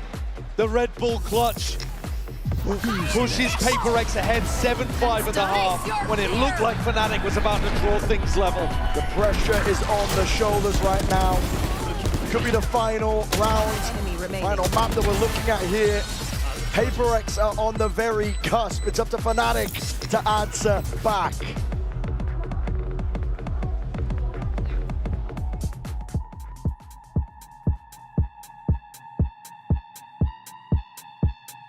All right, Toronto, the game couldn't get any closer right now, but Fnatic are still behind by one map. So if you want this to go into a map 5, Fnatic fans, let me hear you say Stupefy on 3. Are we ready? 1, 2, 3! And for PRX fans, if you want this to finish right now, let me hear you choo-choo on 3. 1, 2, 3! Oh my God, that is a loud train. One more time though, we gotta stop the train, Fnatic fans. 3, 2, 1, Stupefy! And one more for PRX, and we're gonna stop it right here at Masters Toronto. Choo-choo on 3, 1, 2, 3! Oh, this is looking pretty tough. Good luck here for Fnatic. Let's bring it back to the game.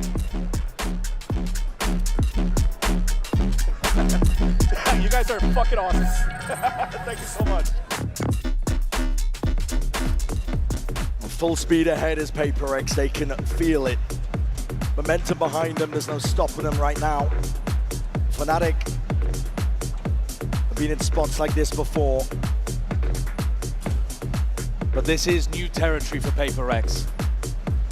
Even though they've been to 2 grand finals and seen the trophy lifted above the heads of their opponents, they've not even ever been up a map in one of those situations. This is different. Take a look at the Coinbase Econ report here.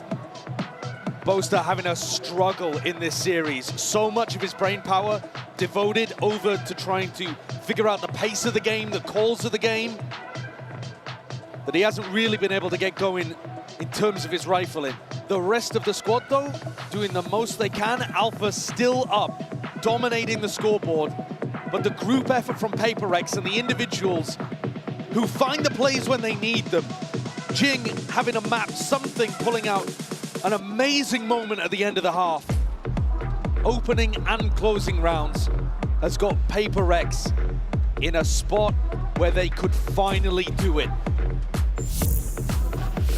The best team that has never won. It takes greatness to even make it to grand final spots, but this team has been defined by their failures, not their successes. And this half could change the entire narrative. Potential for a bloodbath. PRX want to go again pacey, nothing changed up, nothing switched up, double face, clone, boom one, absolutely everything! And Boaster tucked up, he's gonna cook my setup! Him and Chronicle put a stop to it! Launching thorns. PRX with that W game in trying to burst their way through the choke. 2 players though, still with tons of health here, Divine and something. It is absolutely winnable. It rebounds! Oh my! What a perfect wallbang from Kayak. And it leaves it all down to something in a 1v3. The pistol round essential for Fnatic. In the driving seat and more. Fake with the TP. Damage done to Chronicle. He's looking for barely ahead. It's reactionary. The Haunt reveals something not planted for him. And Kayak defusing. Kayak defusing, sticking half off of it. Swapping sides. Something needs the kills and he needs it now. But Kayak, the safety net that Fnatic needed. He holds his ground, believes in Crashies, and something is denied. This double hold, unexpected. Fnatic often holding softer, further back, deeper positions. And this time tucking tight with a crossfire at the choke point. And PRX step into the maw, get crunched. Look at this again though. Something forcing up the Outlaw, doing what Althea did to them. And round 2, it did go the way of the Outlaw force. There it is, Alpha. He's already wide out. Yeah, he's picked up one of his own. Trying to take that peek, there's a flash in your face, Kayak. None the wiser, barely gets control of the rifle in time. Doesn't have a lot of health to be able to play with. The rifle might be better off in somebody else's hands. He's actually swapped it over to Boaster too. Faith in the leader. And that'll allow Kayak to go for more of an aggressive peak without having to worry about bolstering the PRX arsenal. Fnatic need this to be able to get back in the game. An eco round here for PRX would be devastating for Fnatic's chances. And Alpha is perfection, as he has been out of charges. Basically all tournament. Up through B. Crashies. Eyes in 2 directions here, but he's just found the right timing on it. Jing, gone. PRX looking to group up. Up against Fnatic right now, where they're not letting anything slip, not anything at all. Chronicle. Tidy little 2-piece, flawless beginnings here for Fnatic. They needed it. Winning the pistol in the second half, winning the force in the first. It has felt like Fnatic need pistols to be able to hang in this game, honestly. And I don't just mean on Lotus, I mean across the series. PRX, they feel like they're in control of this. We said it at the start, it's almost their trophy to lose. You look at what they've done going through the upper bracket, the map veto, double map ban. And PRX now in a round where they have the economy advantage and are expected to win. The wall just went up. I think Chronicle's revealed his position here, and as a TP forward, Kayak defends. Blind as anything. Really dry there, honestly. And not a deep teleport either. Satchel's in your face though. Alpha! It's Clay Pigeon shooting. Plucks Jing out of the skies. Where's he going? Gun's not down, he's right in front of you. Hold on, a bit of a misstep. Pacman. Bullet to the dome there, Alpha's been dropped. Players starting to form up a bit of a barrier. Fnatic, they need reinforcements. Boaster's rotating over with the Odin. And a bit of spam, my God. I don't think the Odin's going to be here in time to try to deny the plant. Going to this corner, Forsaken feeling like he needs to take this and take the fight straight to him. Kayak dropped through the wall. The bullet that just locks down, and now a bit of patience to be played. 3v3, what an opening given to PRX. This round looked disastrous for them. Shadows traveling. Random spam and hoax. Flash forwards to buy with the peak. All trying to cut this one up here with the paranoia. Is picture perfect, but not the clear indeed. Boaster straight there with the Odin. Trying to trade this one out, but the bullets are running dry. And Pacman and Dubai not to be outdone. Boaster's run out of time. He's run out of chances. And that could be a round that Fnatic look back on as a big missed opportunity. If they'd played that with a little more patience, I think it should have been a conversion. Pretty disastrous entries from both of the duelists on PRX.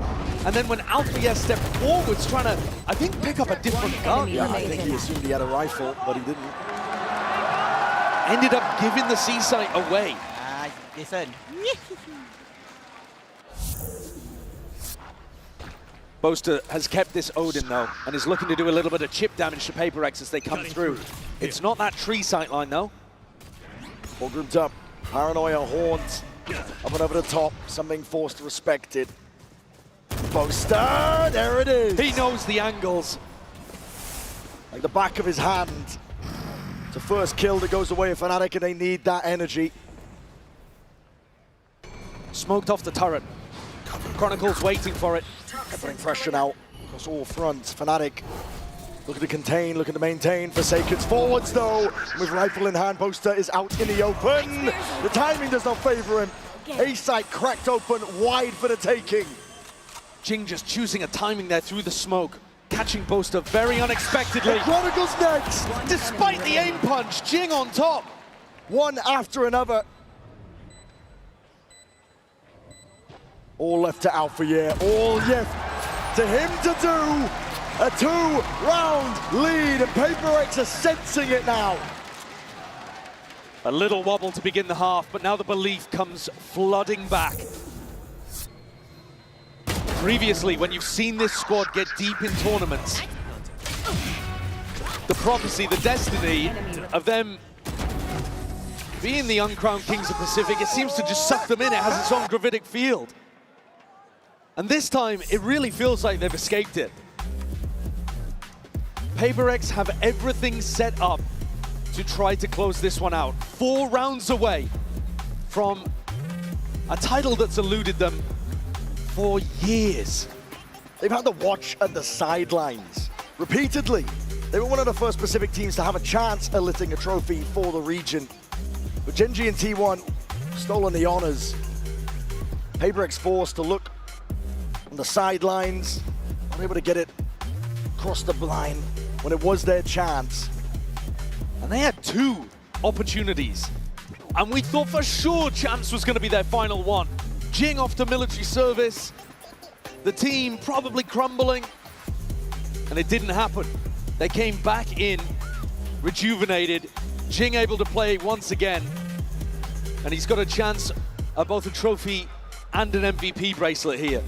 What's mad as well is that they're doing this after having some of their worst domestic results. They barely squeaked into Pacific playoffs this time. Barely. They were not dominating their region. They were the 3rd seed. But the train does not care about any of that. It makes no stops. PRX are looking to send it flying over the finish line for Fnatic. They need a lifeline. All the pressure now. Boaster is in hot water. Sliding past though, he's got that bucket in hand and he's going to try and take that timing. Forced to reveal it, lining them out. Alfia does deliver, but something is right there. Crashy's open onto the sideline again. Something is just plucking these players out of the picture. And PRX find the 10th round.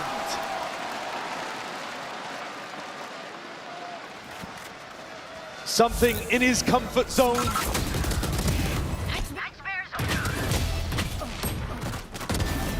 Delivering on these important kills, shutting down the ecos. 3 rounds left. Boaster's been in spots like that before, dejected, and still found ways of being able to turn it around. You cannot count Fnatic out until they are done and the trophy is in your hands. But they've got a rally here and now, and that is not the best beginning for it. Alpha's gone, Kayak. Watching too many angles at once! What is that?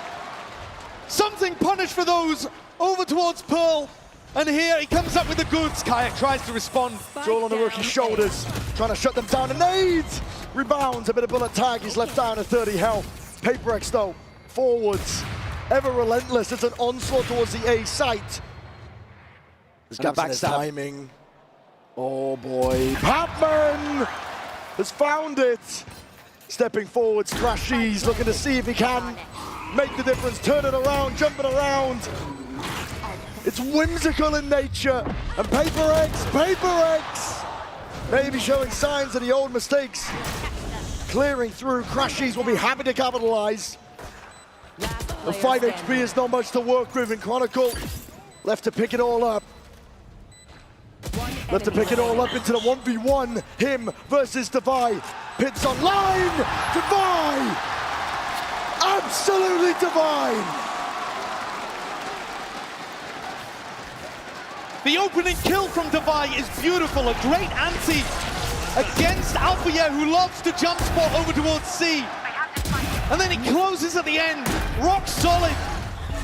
Reliable. One enemy remains. And stops the goat in his tracks. Chronicle on for his fourth. But a long way away at this point. PRX within touching distance. 2 rounds away. It's being thrown together. It's a pushback that's cobbled together.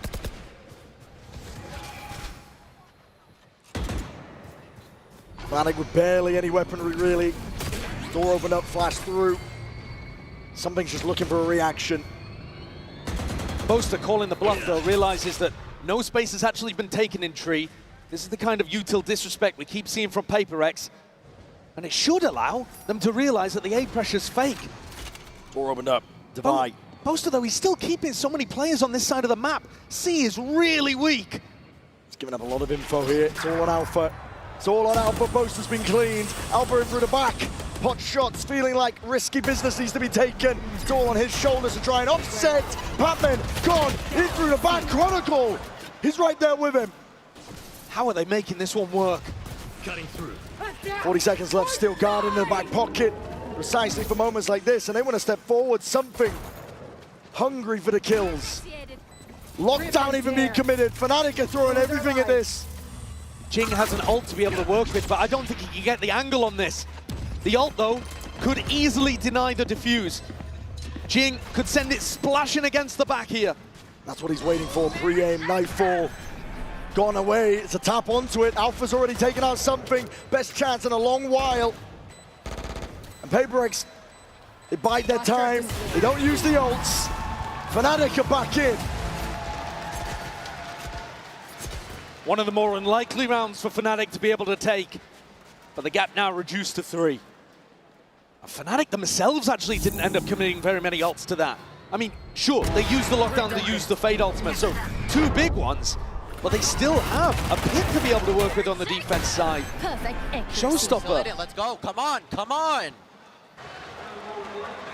Every player on Fnatic, with the raw exception of Kayak, has been in a spot like this before. They know what it takes to win. Crash is just trying to rally the troops. Caesar's avoided, disjointed, and Boaster is forward. PRX fully grouped up though. Nightfall to re-clear, flash in the face. How do you respect this one? Paranoia avoided, sidestepped. There's a showstopper, you're blinded right back. Kayak, he's gonna do it all. Patman drops him in place and a deep TP forward. Something is way ahead of the curve. Chronicle might have an idea. He's going to clear this. All depends how diligent he is. And he's not precise enough. Chronicle is there with it in time. 2v2. Chronicle fast. Steps forwards with a snake bite. Plant is down though. Vulnerable applies and the thorns on top of it. Divide! Head not clean off.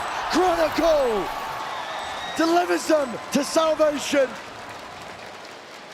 Showcasing exactly the kind of skills that put Chronicle as the winningest player in Valorant. I mean, he controlled and handled this round elegantly.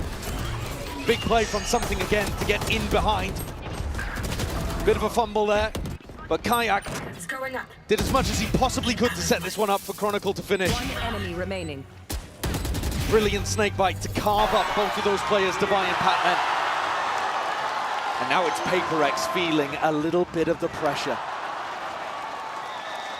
4 rounds in a row, from round 15 to round 18, PRX fully in control and always believing. Now, hands on heads, Forsaken. The doubt that PRX have felt before, they cannot allow it to blossom within them now. Take root and stop them from this run that they've been on. Fnatic's greatest asset might be those memories of failure that PRX have from being in positions like this before. And Fnatic are known as a team that can pull off comebacks. In the back of your head, you've got to be thinking, what do we need to adjust here to make sure that they don't keep getting these retakes working against us?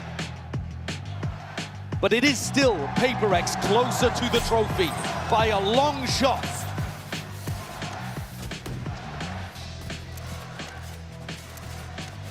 The economy, though, on a knife's edge. But PRX, they live their lives on the knife's edge. Between aggression and discipline, between greatness and failure. This one, another opportunity to fall on the right side and see if they can get up to tournament point. Operator and a flash in the face. Nine at angle.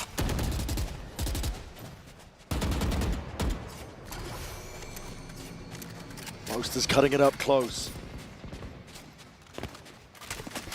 Pretty passive setup here from Fnatic. They don't have anybody trying to fight aggressive over towards Mound or Rubble. Much more drawing a line in the sand, deeper onto the site. Kayak's operator making a rotation east towards the A site. One more forward. Gate crash forward on top of it, something. Long as the acknowledgement, players are moving in a different direction though. PRX set their sights towards it, they force out the pit. Alpha, yeah, he's going to be under pressure soon, but there could be no better player for Fnatic. Locked down onto the floor, there's a horn to deal with, and what a peak, what a timing, Alpha. Finally coming online here. Forsaken bullies his way through Boaster though. IGL diff and gets himself in a position. Alpha, yeah, though, cannot be stopped. He's feeling himself. Patman can't do it all against the might of Alpha, yeah. Fnatic now just need one more step. There could not be a better player for Fnatic to be under pressure in a moment like that. One enemy. He follows up on a paranoia perfectly, immediately turns around, ready for a push through B main, and still manages to collect another. The passion he has in moments like that as well is inspiring to the rest of the teammates.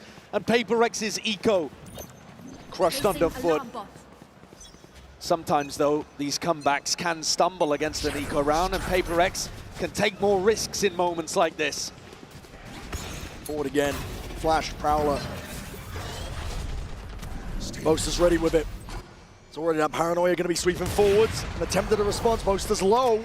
Dropped down to just 20, and the peak from Kayak, though. Get the goods they're looking for. They were expecting Jing to try to capitalize on that. Divine has been detected here in his B-lurk. Kayak's got to hit a shot. He really does, under that pressure. There's a TP into the back of the site, he misses. Just wide. Kayak giving up that space. A Boaster doesn't have the health really to be able to support him. Fnatic with a player advantage, but no massive ults to be able to help this retake. It is super possible that PRX can pull this off. Every fight is going to be in a good range for the Stingers and the Judge. Close quarters. What's called for here for PRX? TP, Boaster rejoining him. Just threatening that he could be trying to apply pressure on the flank. So heads on the swivel right now, PRX. Gonna do it all, no breaking in a haunt. And now all the way in, Kayak leads the charge. Chronicle to the side, Kayak with safety in numbers, a full stick, and Fnatic bring it level. Not just an incredible recovery, 4 rounds instantly responded, but this round is basically flawless. Once they get into this retake, the group up, the horn not broken, the kills coming through from Kayak and Chronicle are so clean, so fast. And Alex, nice boys, he nice must be boys, nice thinking boys. Come on, come on, come on. About the past. It's so difficult not to. Can PRX avoid the crumble, the choke? These are narratives that have been circling, swirling around these PRX players. They cannot play into their inner demons, but Fnatic are putting up a stalwart defense. An answer back to that pace. Crashies is under the pressure. There's a nade at your feet, power into the back. Flash on top of it. He needs some help, and he needs it now. Chronicle is the one to help him. And Crashies will be falling, but time has been bought, and Chronicle gliding in, sliding in.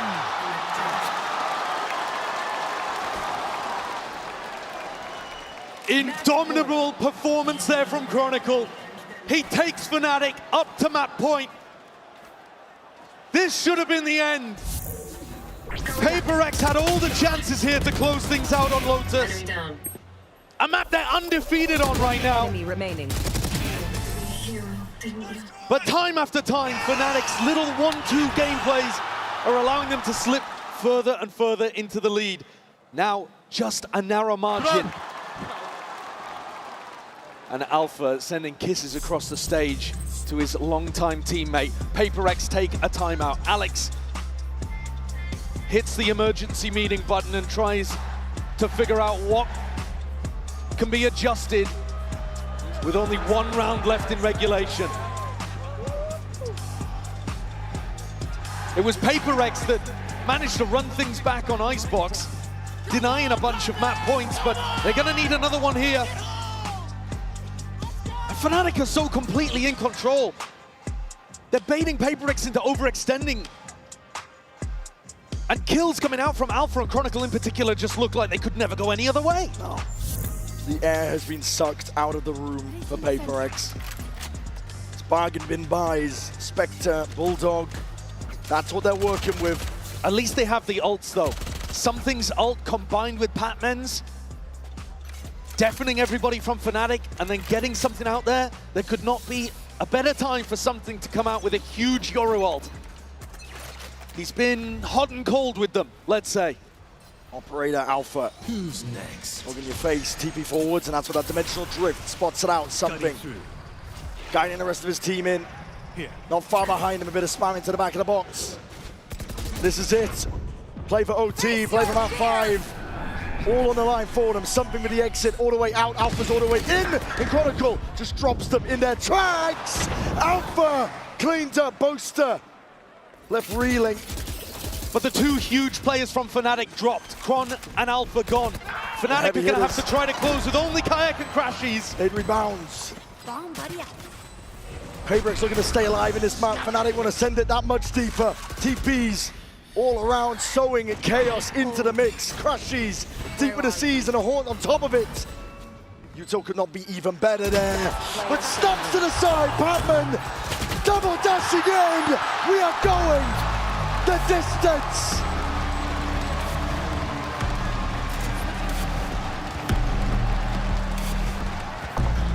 PRX forced to dig so deep. And it's the leader Forsaken who leads by example to get 4 on the board and push them through to OT. Patman as well though, hitting a great flick on the Crashies. And Crashies knows he should have been good for that. 5 in a row, but 5 is where it stops for Fnatic. 12-12. So even. A true game of greats against greats. Testing each other to the very limits. Alpha yet on point for almost a 30 bomb.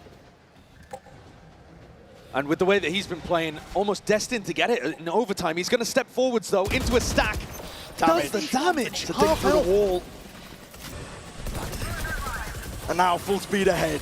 Fnatic baited out, TP's in. Boaster going to be rejoining Kayak, trying to take control of this. Smart to the corner, but you're out in the open, and Forsaken hit the buy. Collecting all sorts of kills, an attempt to even it out. Kayak still has that control. PRX all the way in. PRX are the ones in control.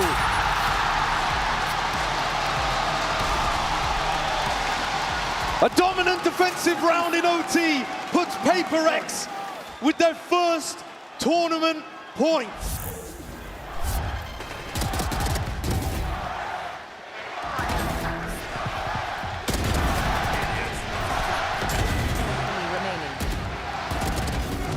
And just like that, PRX 1 step away. The Princes of Pacific that were ever promised have never been so close. It's within touching distance for them now. PRX take front B control, knocking on the door of Alpha Yez's site as Boaster Gets a little bit of pressure back towards him, over towards C as well. Another passive defensive line in the sand drawn from Fnatic. Not willing to fight over any of this map control. PRX winning a bit of that mental game. More confidence coming out from them. But it's all about the execution and the delivery. We saw in OT before, it went deep. No team was able to close out early.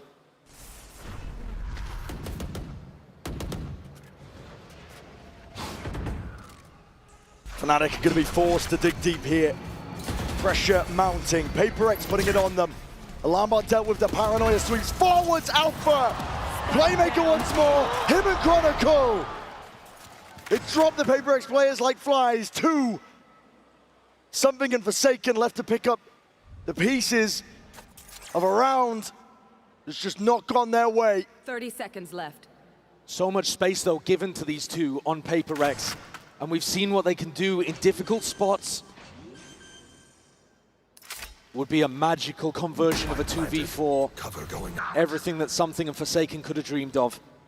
And these 4 players from Fnatic looking simply to play spoiler. Peace. Something, he's looking for any sort of kill he can claim. Risky business. And Fnatic gonna play this one smart. Patience is there, but a paranoia. Hold on, you till out into your hands. Forsaken, he's ISO'd the fights. And Something is wrecking them from on high. PRX do it all.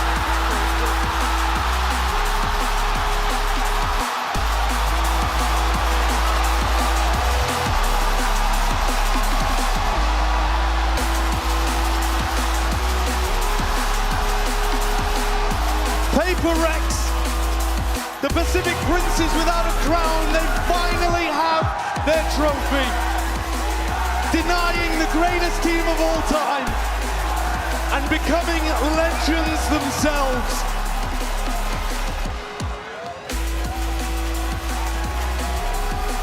It took everything, pushed to overtime. This one was not easy. It never is. But this will be a moment to remember and wipe away the tears of Copenhagen and Champs LA. Forsaken, what a job he's done with this squad. And the whole team together.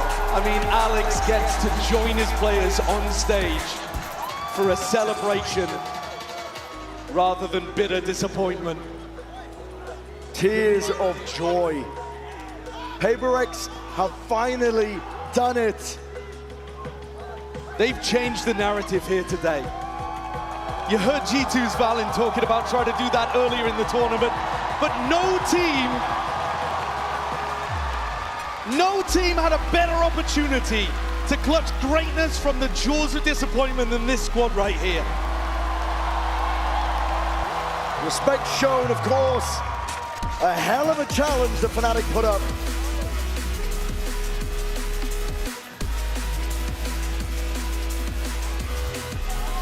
A tournament win, 2 Grand Finals losses, 2 finishes in top 3, a top 4 placement as well. There can be no denying at this point that the team is now defined by their success rather than their failures. For me, I think they change it completely. They change the narrative to being probably the 2nd greatest team of all time behind Fnatic. Overtaking squads like Loud and Optic, NRG, of which Crashy's played inside of. And flip that script. Tears of joy. And for PRX, this moment means everything. This moment right here is what all the hard work went into.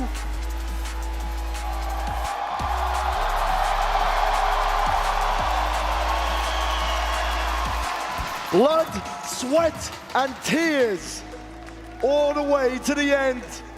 But the time is nigh for the prince that was promised to finally be crowned. PRX, your Masters Toronto champions!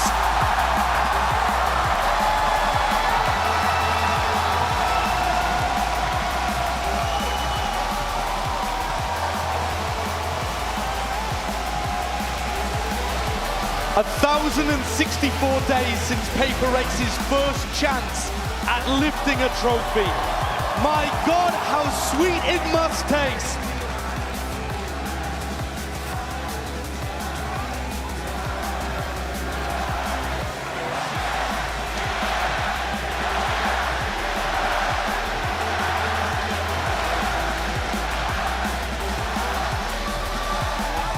Fan favorites from beginning to end, everybody everywhere rooting for them to finally have this success.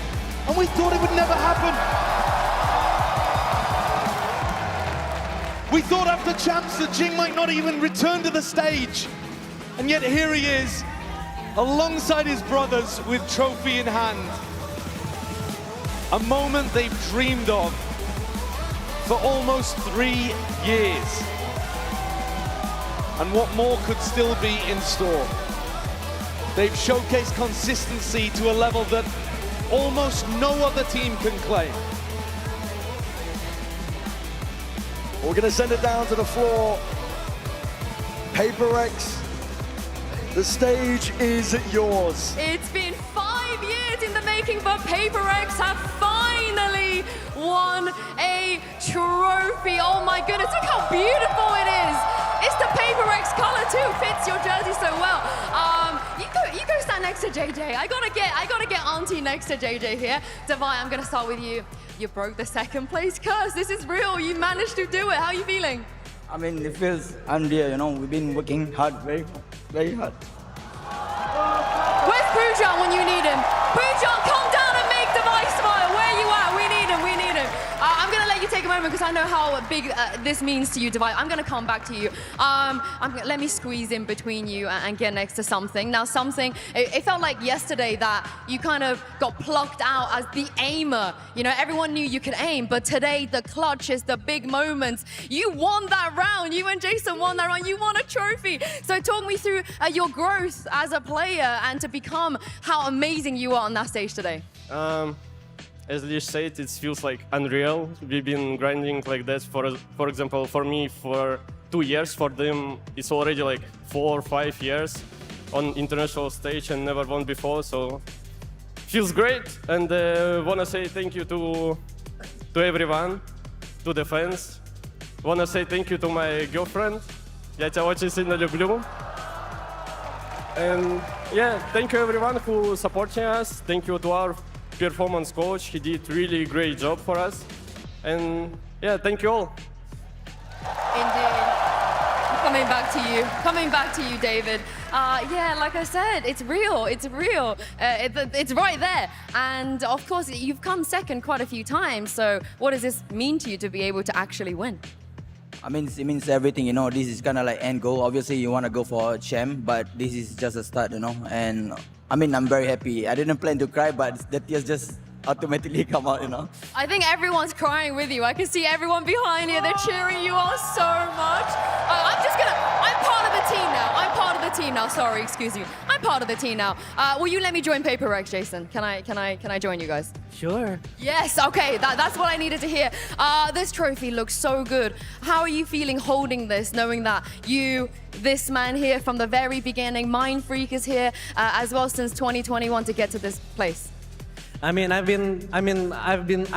feeling thankful and grateful because we finally had some trophy, you know, and I really proud of my team. They've been working really hard since in Pacific. And actually, I want to say happy birthday to my dad as well. It's his birthday today. Yeah, so Pa, happy birthday. I think this is gonna be his best gift ever. Oh, I mean, your other brothers must be like, oh, damn it, we're going to have to get him something better. But yeah, I guess a question also for the both of you, if you would like to answer it. I think the two of you kind of embody PRX, you know, your play style, your identity, your friendship. And for a long time, other people maybe didn't respect your play style and people were afraid to try this. But now you have a trophy, so your way is the best way. How does that feel? I feel good. I just want to say anything can happen in Valorant, guys. Trust me. Wasn't easy today, was it, Jason? It wasn't easy. Yeah, will you be able to answer the same question? Jing, you know that you've been kind of W gaming for 5 years now, so how does it feel to know that this is the best Valorant right now? I mean, Valorant is like a game that is always like changing, so there's like so many different ways to play it. I mean, I wouldn't say there's a best way to play it, but this is PRX way, and we're gonna continue playing like this always. I want to also say your mom, she comes with you to everything, and how does it feel to be able to share this moment with her? I mean, of course, I'm very happy, and I'm just very thankful and grateful for my life, because like, I never expected to be here. I was just like a kid that wanted to play game, and like now I'm a Masters winner. So yeah, I'm really happy, and thanks to all my friends and family for supporting us. And just because we win doesn't mean the train is gonna stop here, guys. We're gonna keep on going, and maybe we can more tournaments. I mean, they can win another one, right? They can win another one. They can win another one. And Patman, now you didn't have to go through the trauma that the rest of your teammate had to go through the last 5 years. But you joined this team, you joined at a very critical time, and then now you end up lifting a trophy so early on in your career as well. Who or what do you credit this success to? Before I joined PRX, I mean, while I'm in PRX, I live on doubts, I live on hates. Like, everyone is questioning about me. But like, finally, after a long time, I made it. So I'm so happy that I made it and with the team, because every night I'm crying like how to be better, how can I improve, how can I help my team more. And now I think everything is, you know, like, sorry. It's all right. I mean, it wasn't easy. So were you stressed at any point? Because you didn't act like you were. Yeah. Sorry? Were you stressed at all today at any point? Because it didn't seem like you were even bothered on the stage. I mean, while we're playing, I always keep telling the boys to smile, because the smile is very contagious thing. And once we're smiling, the positive energy will come. So I just keep telling the boys to smile. I think you make everyone else here smile as well. Now, Alex, I'm going to ask you the $1 million question, because earlier this year, it didn't even look like you were going to make playoffs in Pacific. And track by track, step by step, you've taken down every hurdle, every challenge. How on earth did you win that final today? That was a crazy four-mapper. I mean, we have a lot of people to thank, but first and foremost, I think I would like to thank Victoria, because she basically forced me to reach out to Mini, and that really kickstarted everything. After that, I think all the streamers behind us, Sliggy, FNS especially, thank you so much for helping everyone gather this amazing crowd. And we can feel everything, guys. We feel every shot on stage. Even in the coaching booth, I can feel everything, guys. It's amazing. And I want to thank all of you guys. I really appreciate it, guys. And hopefully more to come. You don't just stop here. Now, before I throw this over, Mindfreak is here. I think this is just as much your victory, Aaron, as anyone else's. This is as much yours, Mindfreak. You've been here in the coaching booth, you know, part of this roster for so many years. What does this one mean to you? Honestly, I think this means everything for me, because I'm really proud of them. Like, we were like 0-3 in the Pacific, and who knows, like, we are here, like, actually the champions, so I don't know what to say. You're also one of the champions, Mindfreak. Enjoy the victory, boys. Come on, everyone, one more time for PRX. But the celebration doesn't stop there, because Vansili is ready and standing by to announce the tournament MVP. Thank you so much, Jinsu. Indeed, I am standing on the stage here with Leo Faria, the global head of Valorant Esports. Of course, we're about to present our MVP bracelet. So, Leo, I'm going to let you take the floor. It is my honor to present this beautiful and special bracelet. The MVP award is about the one player who rose above all others. This player has been a foundational member of the PRX roster since February of 2021. He's dominant across multiple roles. He's also the first Indonesian player to win a VCT global event.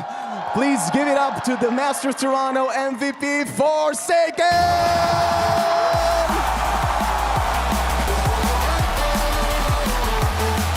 Forsaken with the MVP bracelet.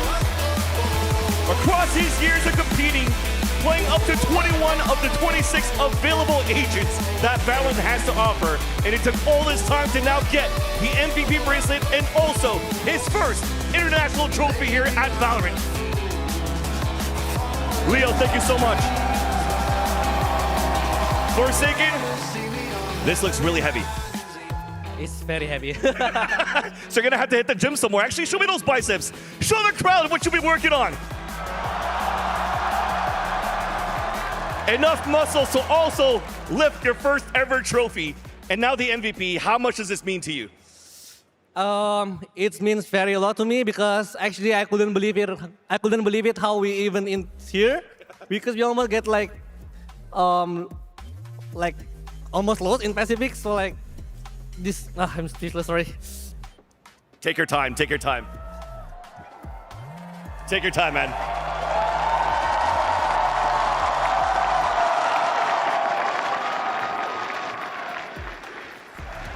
Yeah, I mean. Just take the mic. It's all yours. Tell them. I wanna say thank you for all the passengers that keep believing our train, guys. Finally, we can lift the trophy, and it's amazing, you know, to have you guys, to have all of the fans support PRX all the time. I want to say thank you to my family as well, my girlfriend as well. Bye friend, thank you so much. Walaupun Senun Cup. Thank you so much, everyone. Let's go. Forsaken, thank you so much. One more time, MVP Forsaken. And that exit here from Masters Toronto. Et on se revoit à Paris.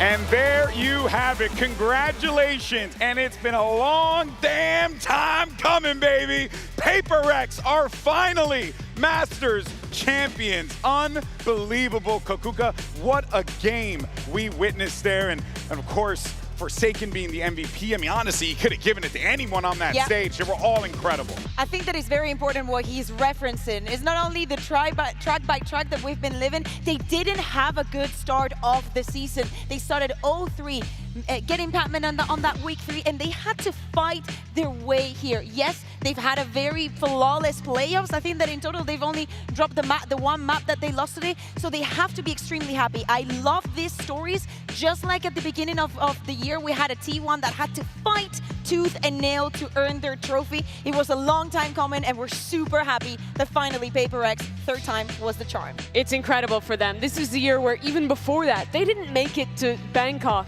a Masters tournament in Thailand, the first global event we ever had in Southeast Asia for Valorant. They weren't there, but now here in Toronto, in a year that wasn't supposed to be theirs, champions, and seeing Forsaken take home that MVP bracelet, it really has been such a long time coming from being that chaotic, wild team who made it to the Copenhagen finals and lost when he was a star duelist player back then, to now playing mostly the smokes, being a leader, growing so much with this team to finally earn a trophy.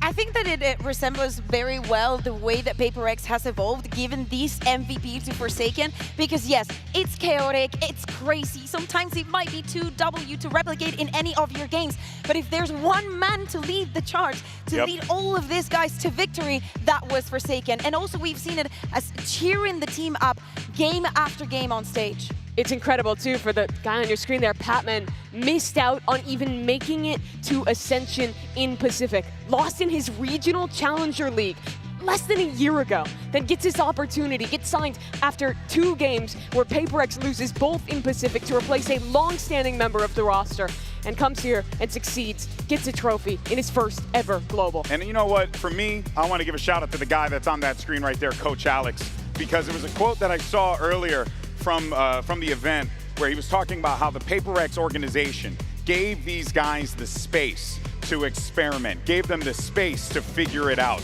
Most teams would ditch squads, they would drop them, they would leave them behind in the dust, maybe build around 1 or 2 players. But what this team does, and I'm gonna keep it a $150. I met this squad, that was one of the first teams I met when I did my first Valorant event. And the thing that I got right away was how much of a family the PRX organization is. So it's not just a beautiful thing to see for these 5 boys, and also Mindfreak, we cannot forget about him, and Coach Alex, but for this organization too, who has stuck it out with Valorant from the beginning. In many cases, right, we see like revamps, new rosters, completely new faces, or like 1 or 2 pieces that stay. I think that PRX has been very like coy with that, you know, not changing too many things at once. I think just keeping the tradition alive. As you're saying, giving them the space, it's difficult to find someone to trust in you that way. Yeah. It was the longest standing core at this tournament, PRX. 3 of the players who won today were the same ones that lost in Copenhagen 3 years ago. That is commitment to a squad that not many other teams in this game has. It's proof of how long a project like this takes to come to fruition through so many different metas, different players cycling through.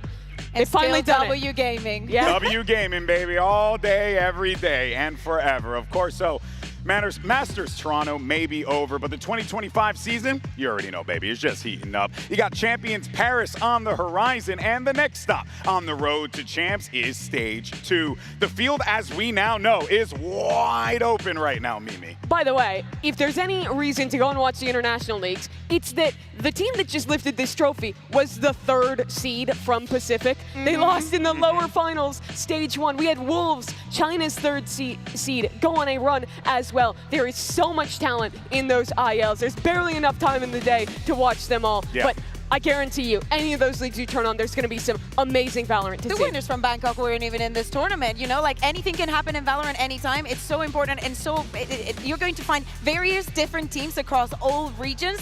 We've also, with the points that we have awarded this event, swapped things around, and we're going to be sending a lot of teams to champs, to Paris. So tune in. You literally do not want to miss out. Yeah, it's going to be unbelievable. And before we go, we do want to give a shout out to all of the incredibly talented musicians who contributed to the music for this event. And I gotta say, one of my favorite soundtracks that we've ever had here.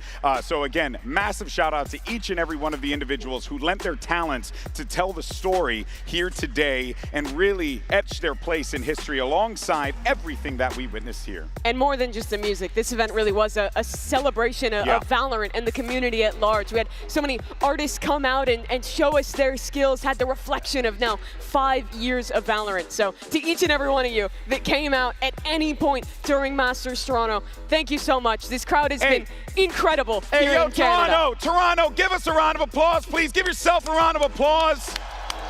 I cannot stress enough how freaking amazing each and every one of you were here, how incredible the city of Toronto was as a guest there, as a host for us as guests, and of course for all of Canada for welcoming us with open arms. But that is going to do it for us here today, and it's a shame to see you go. But if there's one thing that we've learned from PRX and their incredible journey, is that they've always brought the joy. And in these day and age, you definitely want to bring the joy. So folks, thank you so much for tuning in to Masters Toronto, and we'll see you down the road. Peace out.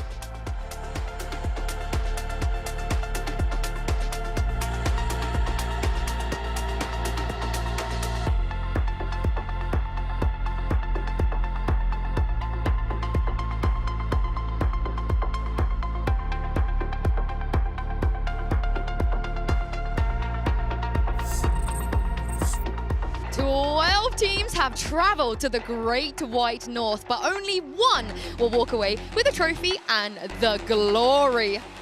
This is a rematch for the ages to kick us off at Masters Toronto. Does he have a timing on boost? Spots him out. Util in hand. Divine is divine.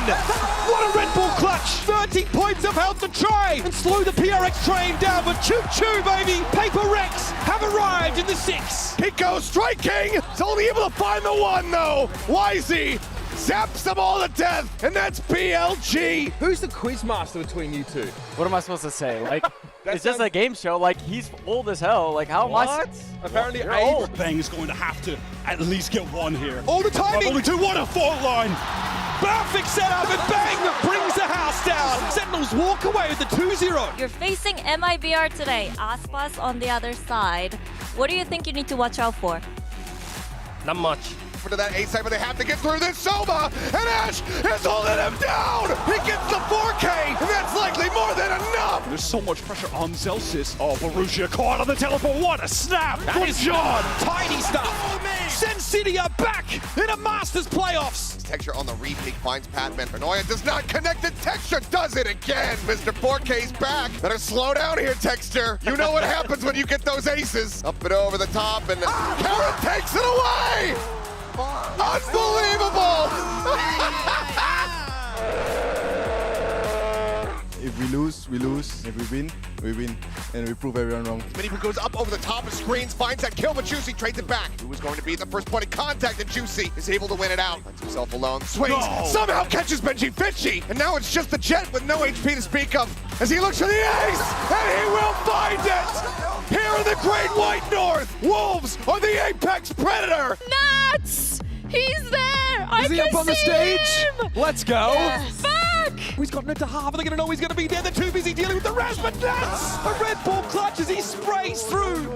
Ring around the rosy, but Nats now is convinced that this is the line he's looking for. Ice cold. Nats' arrival heralds victory for Team Liquid. Who's going to win between Wolves and Billy Billy Gaming? I think Billy. I'll go for Billy today. And Wingman? What an amazing take from Wingman. Base. Fully pivoted, it could get overwhelmed. This is dangerous, but Spring! Sonic Sensor there in market, I think forced Rushia back. He couldn't get involved in Spring. He's on for 4. 2 bloody goods! And it just so happens if you dare to dance with the Wolves, you might just get bit. Penny out into the open, Divide able to collect, tucked into this cyber cage, but it's not going to last very long. Flash out off the clone, Divide with another 3K. Camo, the only one left alive, and he cannot nail the targets. PRX looking unbelievably dominant. Not gotten this fight down, and something ends up getting picked off. As Forsaken turns, he gets distracted and picked apart. Camo still alive, still standing, still fighting. Team Liquid have completed the run back. Pain Shells buys some time. The push is coming in. Forsaken collecting 2, Divide finding another. Nats has fallen, and it's all on Kiko's shoulders. The 1v3 not to be found. Close but no cigar. The heavy hitters are here. The #1 seeds have entered the competition, and the game has officially changed. It's playoffs time, baby. Just Patman with everything to do. Swing on the corner, finds the first. The Haunt gonna be set. Re-swings, clears out Leaf. Prowler at the ready. Trent in front, and Patman is him.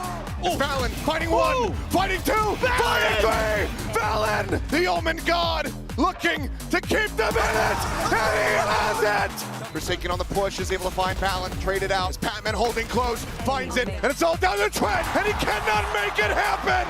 Well, today is our coach Hoyo's birthday, so, you know, we gotta give him a good birthday gift. 15 seconds left. He's playing close, and it's all on Bang. Wraps around, but XLG are doubled up. They are not willing to take 1v1s, and Bang's not gonna give him a bloody choice. Sentinels, the side quest is done. We gotta give him a good birthday gift. Siufat, those crazy guy is low, and it's on Monyet. Try to recon to light this one up. Siufat, the clutch that keeps the Wolves train running.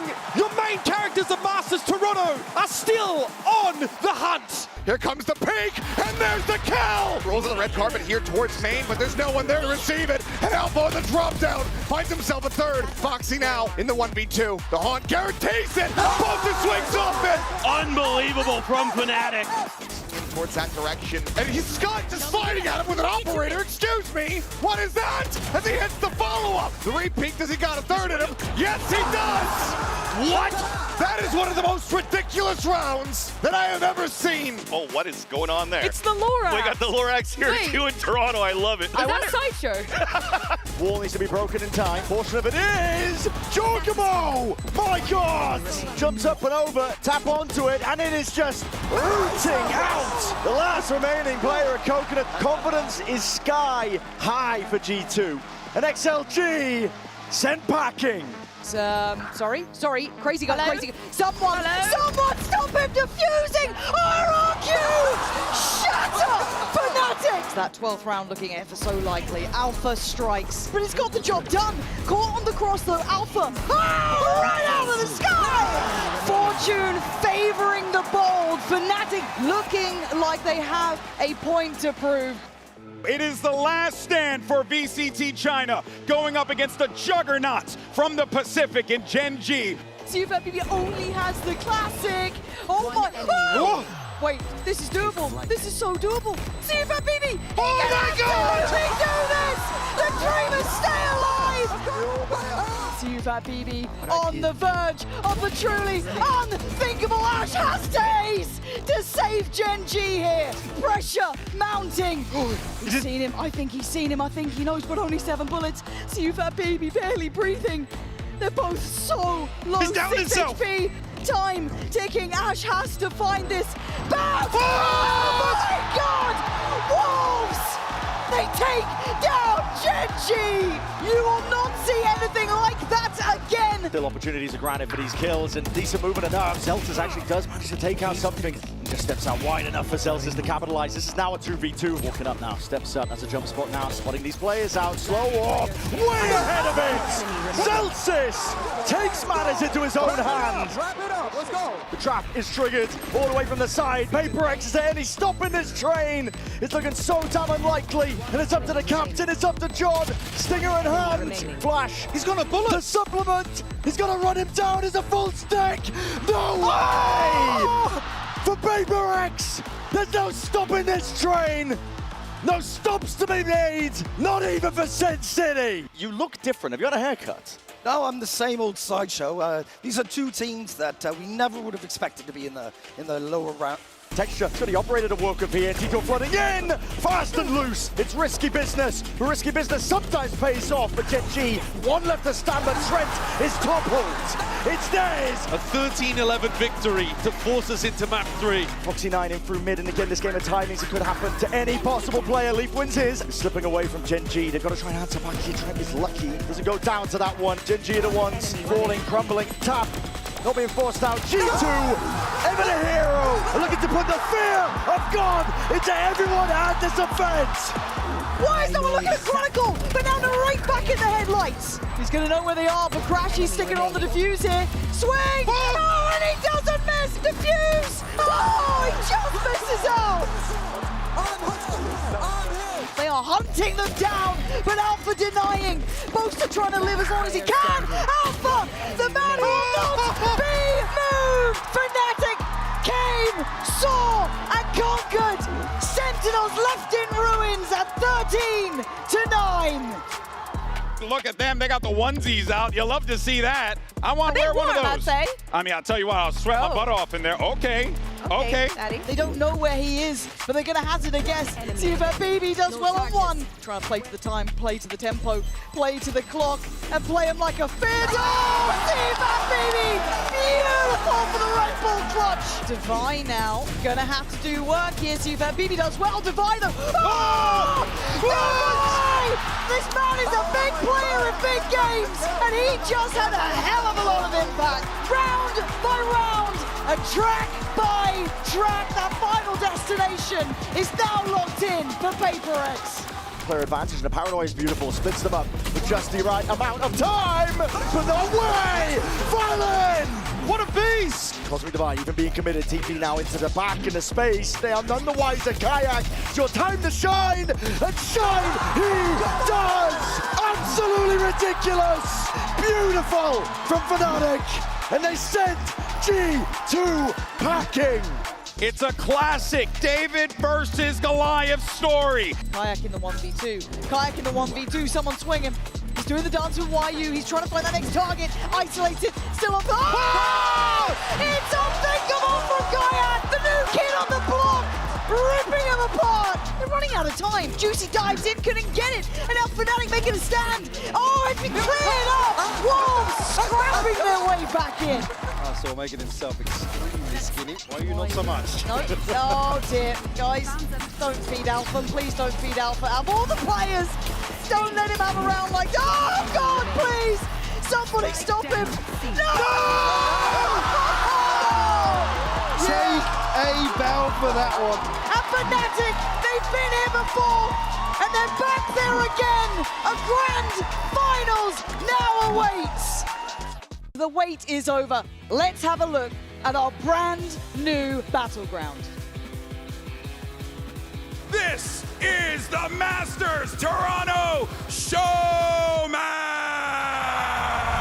You're gonna get punished. Oh! Toast is getting his three for sure. Ace. Oh no! The flash hits. Everyone come here, off the edge. Ready? With my throw button. I'm like a recycler. With my throw button. City waiting. You can see they want to go in. Oh, we got one. It's carrying the ball. She's still going. The loser is gonna get this cake to the face. Oh my goodness! It's been over 700 days since Fnatic lifted a trophy over their head, and for PRX, it's a feeling they've yet to experience. It's the unstoppable force versus the immovable object. It's time for the grand finals. All three players on PRX trying to make their own individual timing play. Forsaken, he's caught one. Can they catch the next? Crashes! Top pulls! Watch for Lion to a lot of it as the curtain drops. So does Alpha. 8-4 is where we leave it. Even 4 versus 4 now, and another 3-2-1 into the space! Kayak!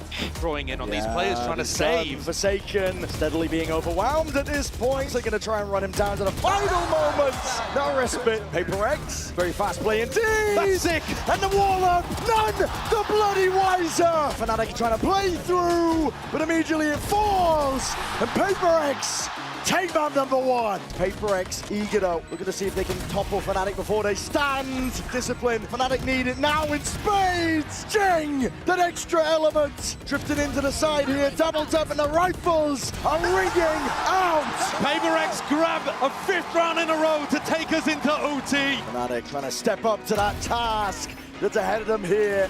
Kayak still here, just spotting it out, and the damage done something. Double face up towards the top. Patman reveals his hand with a snake bite drop down on top of it, and this is it. Fnatic hard going all the way through, but they have made it even. Timing thrown forwards. Jing just swinging out wide. It's all anticipated with open arms. Alpha is turning you into mincemeat. That's a crazy play from Kayak, and Alpha's there again. He's just playing his team in perfectly. Put your body on the line, because at this point, what could stop him? He's just about dodge. Jing's in your face, though, and what the hell do you do about that? Hearing the footsteps, my God, man! From that kind of range. Fnatic are grouped up, and Divide! Lighting them all up. Kayak would love to save this gun, but that is a luxury he will not get. PRX take a 2-1 lead in the series. Jing is there, and he's heard his ult. Alpha! What a shot! Plucks him out of the sky, and he's not stopping there for something. He had to do it for them. Chronicle and Boaster, and they're just waiting for something to play into their open arms. Something! Disgusting! The Red Bull clutch. Flash on top of it. He needs some help, and he needs it now. Chronicle is the one to help him. Crash Cheese will be falling, but time has been bought, and Chronicle gliding in, sliding in. Indomitable performance there from Chronicle. He takes Fnatic up to map point. Pressure mounting. PRX putting it on them. Patience is there, but a paranoia. Hold on, you till out with your hands. Forsaken. He's iced on the fights, and something is wrecking them. From on high, PRX do it all!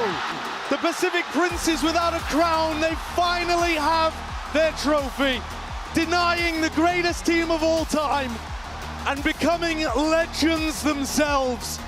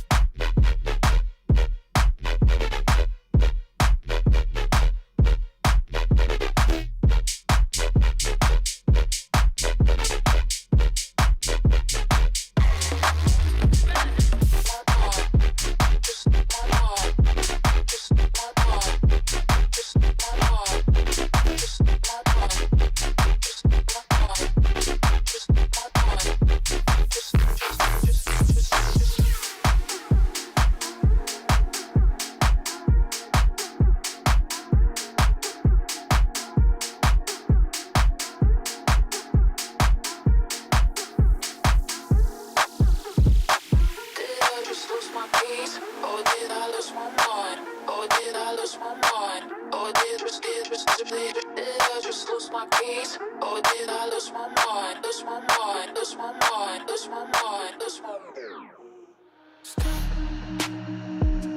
Stay a little longer.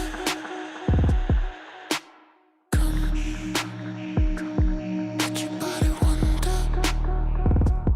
'Cause you got me sipping on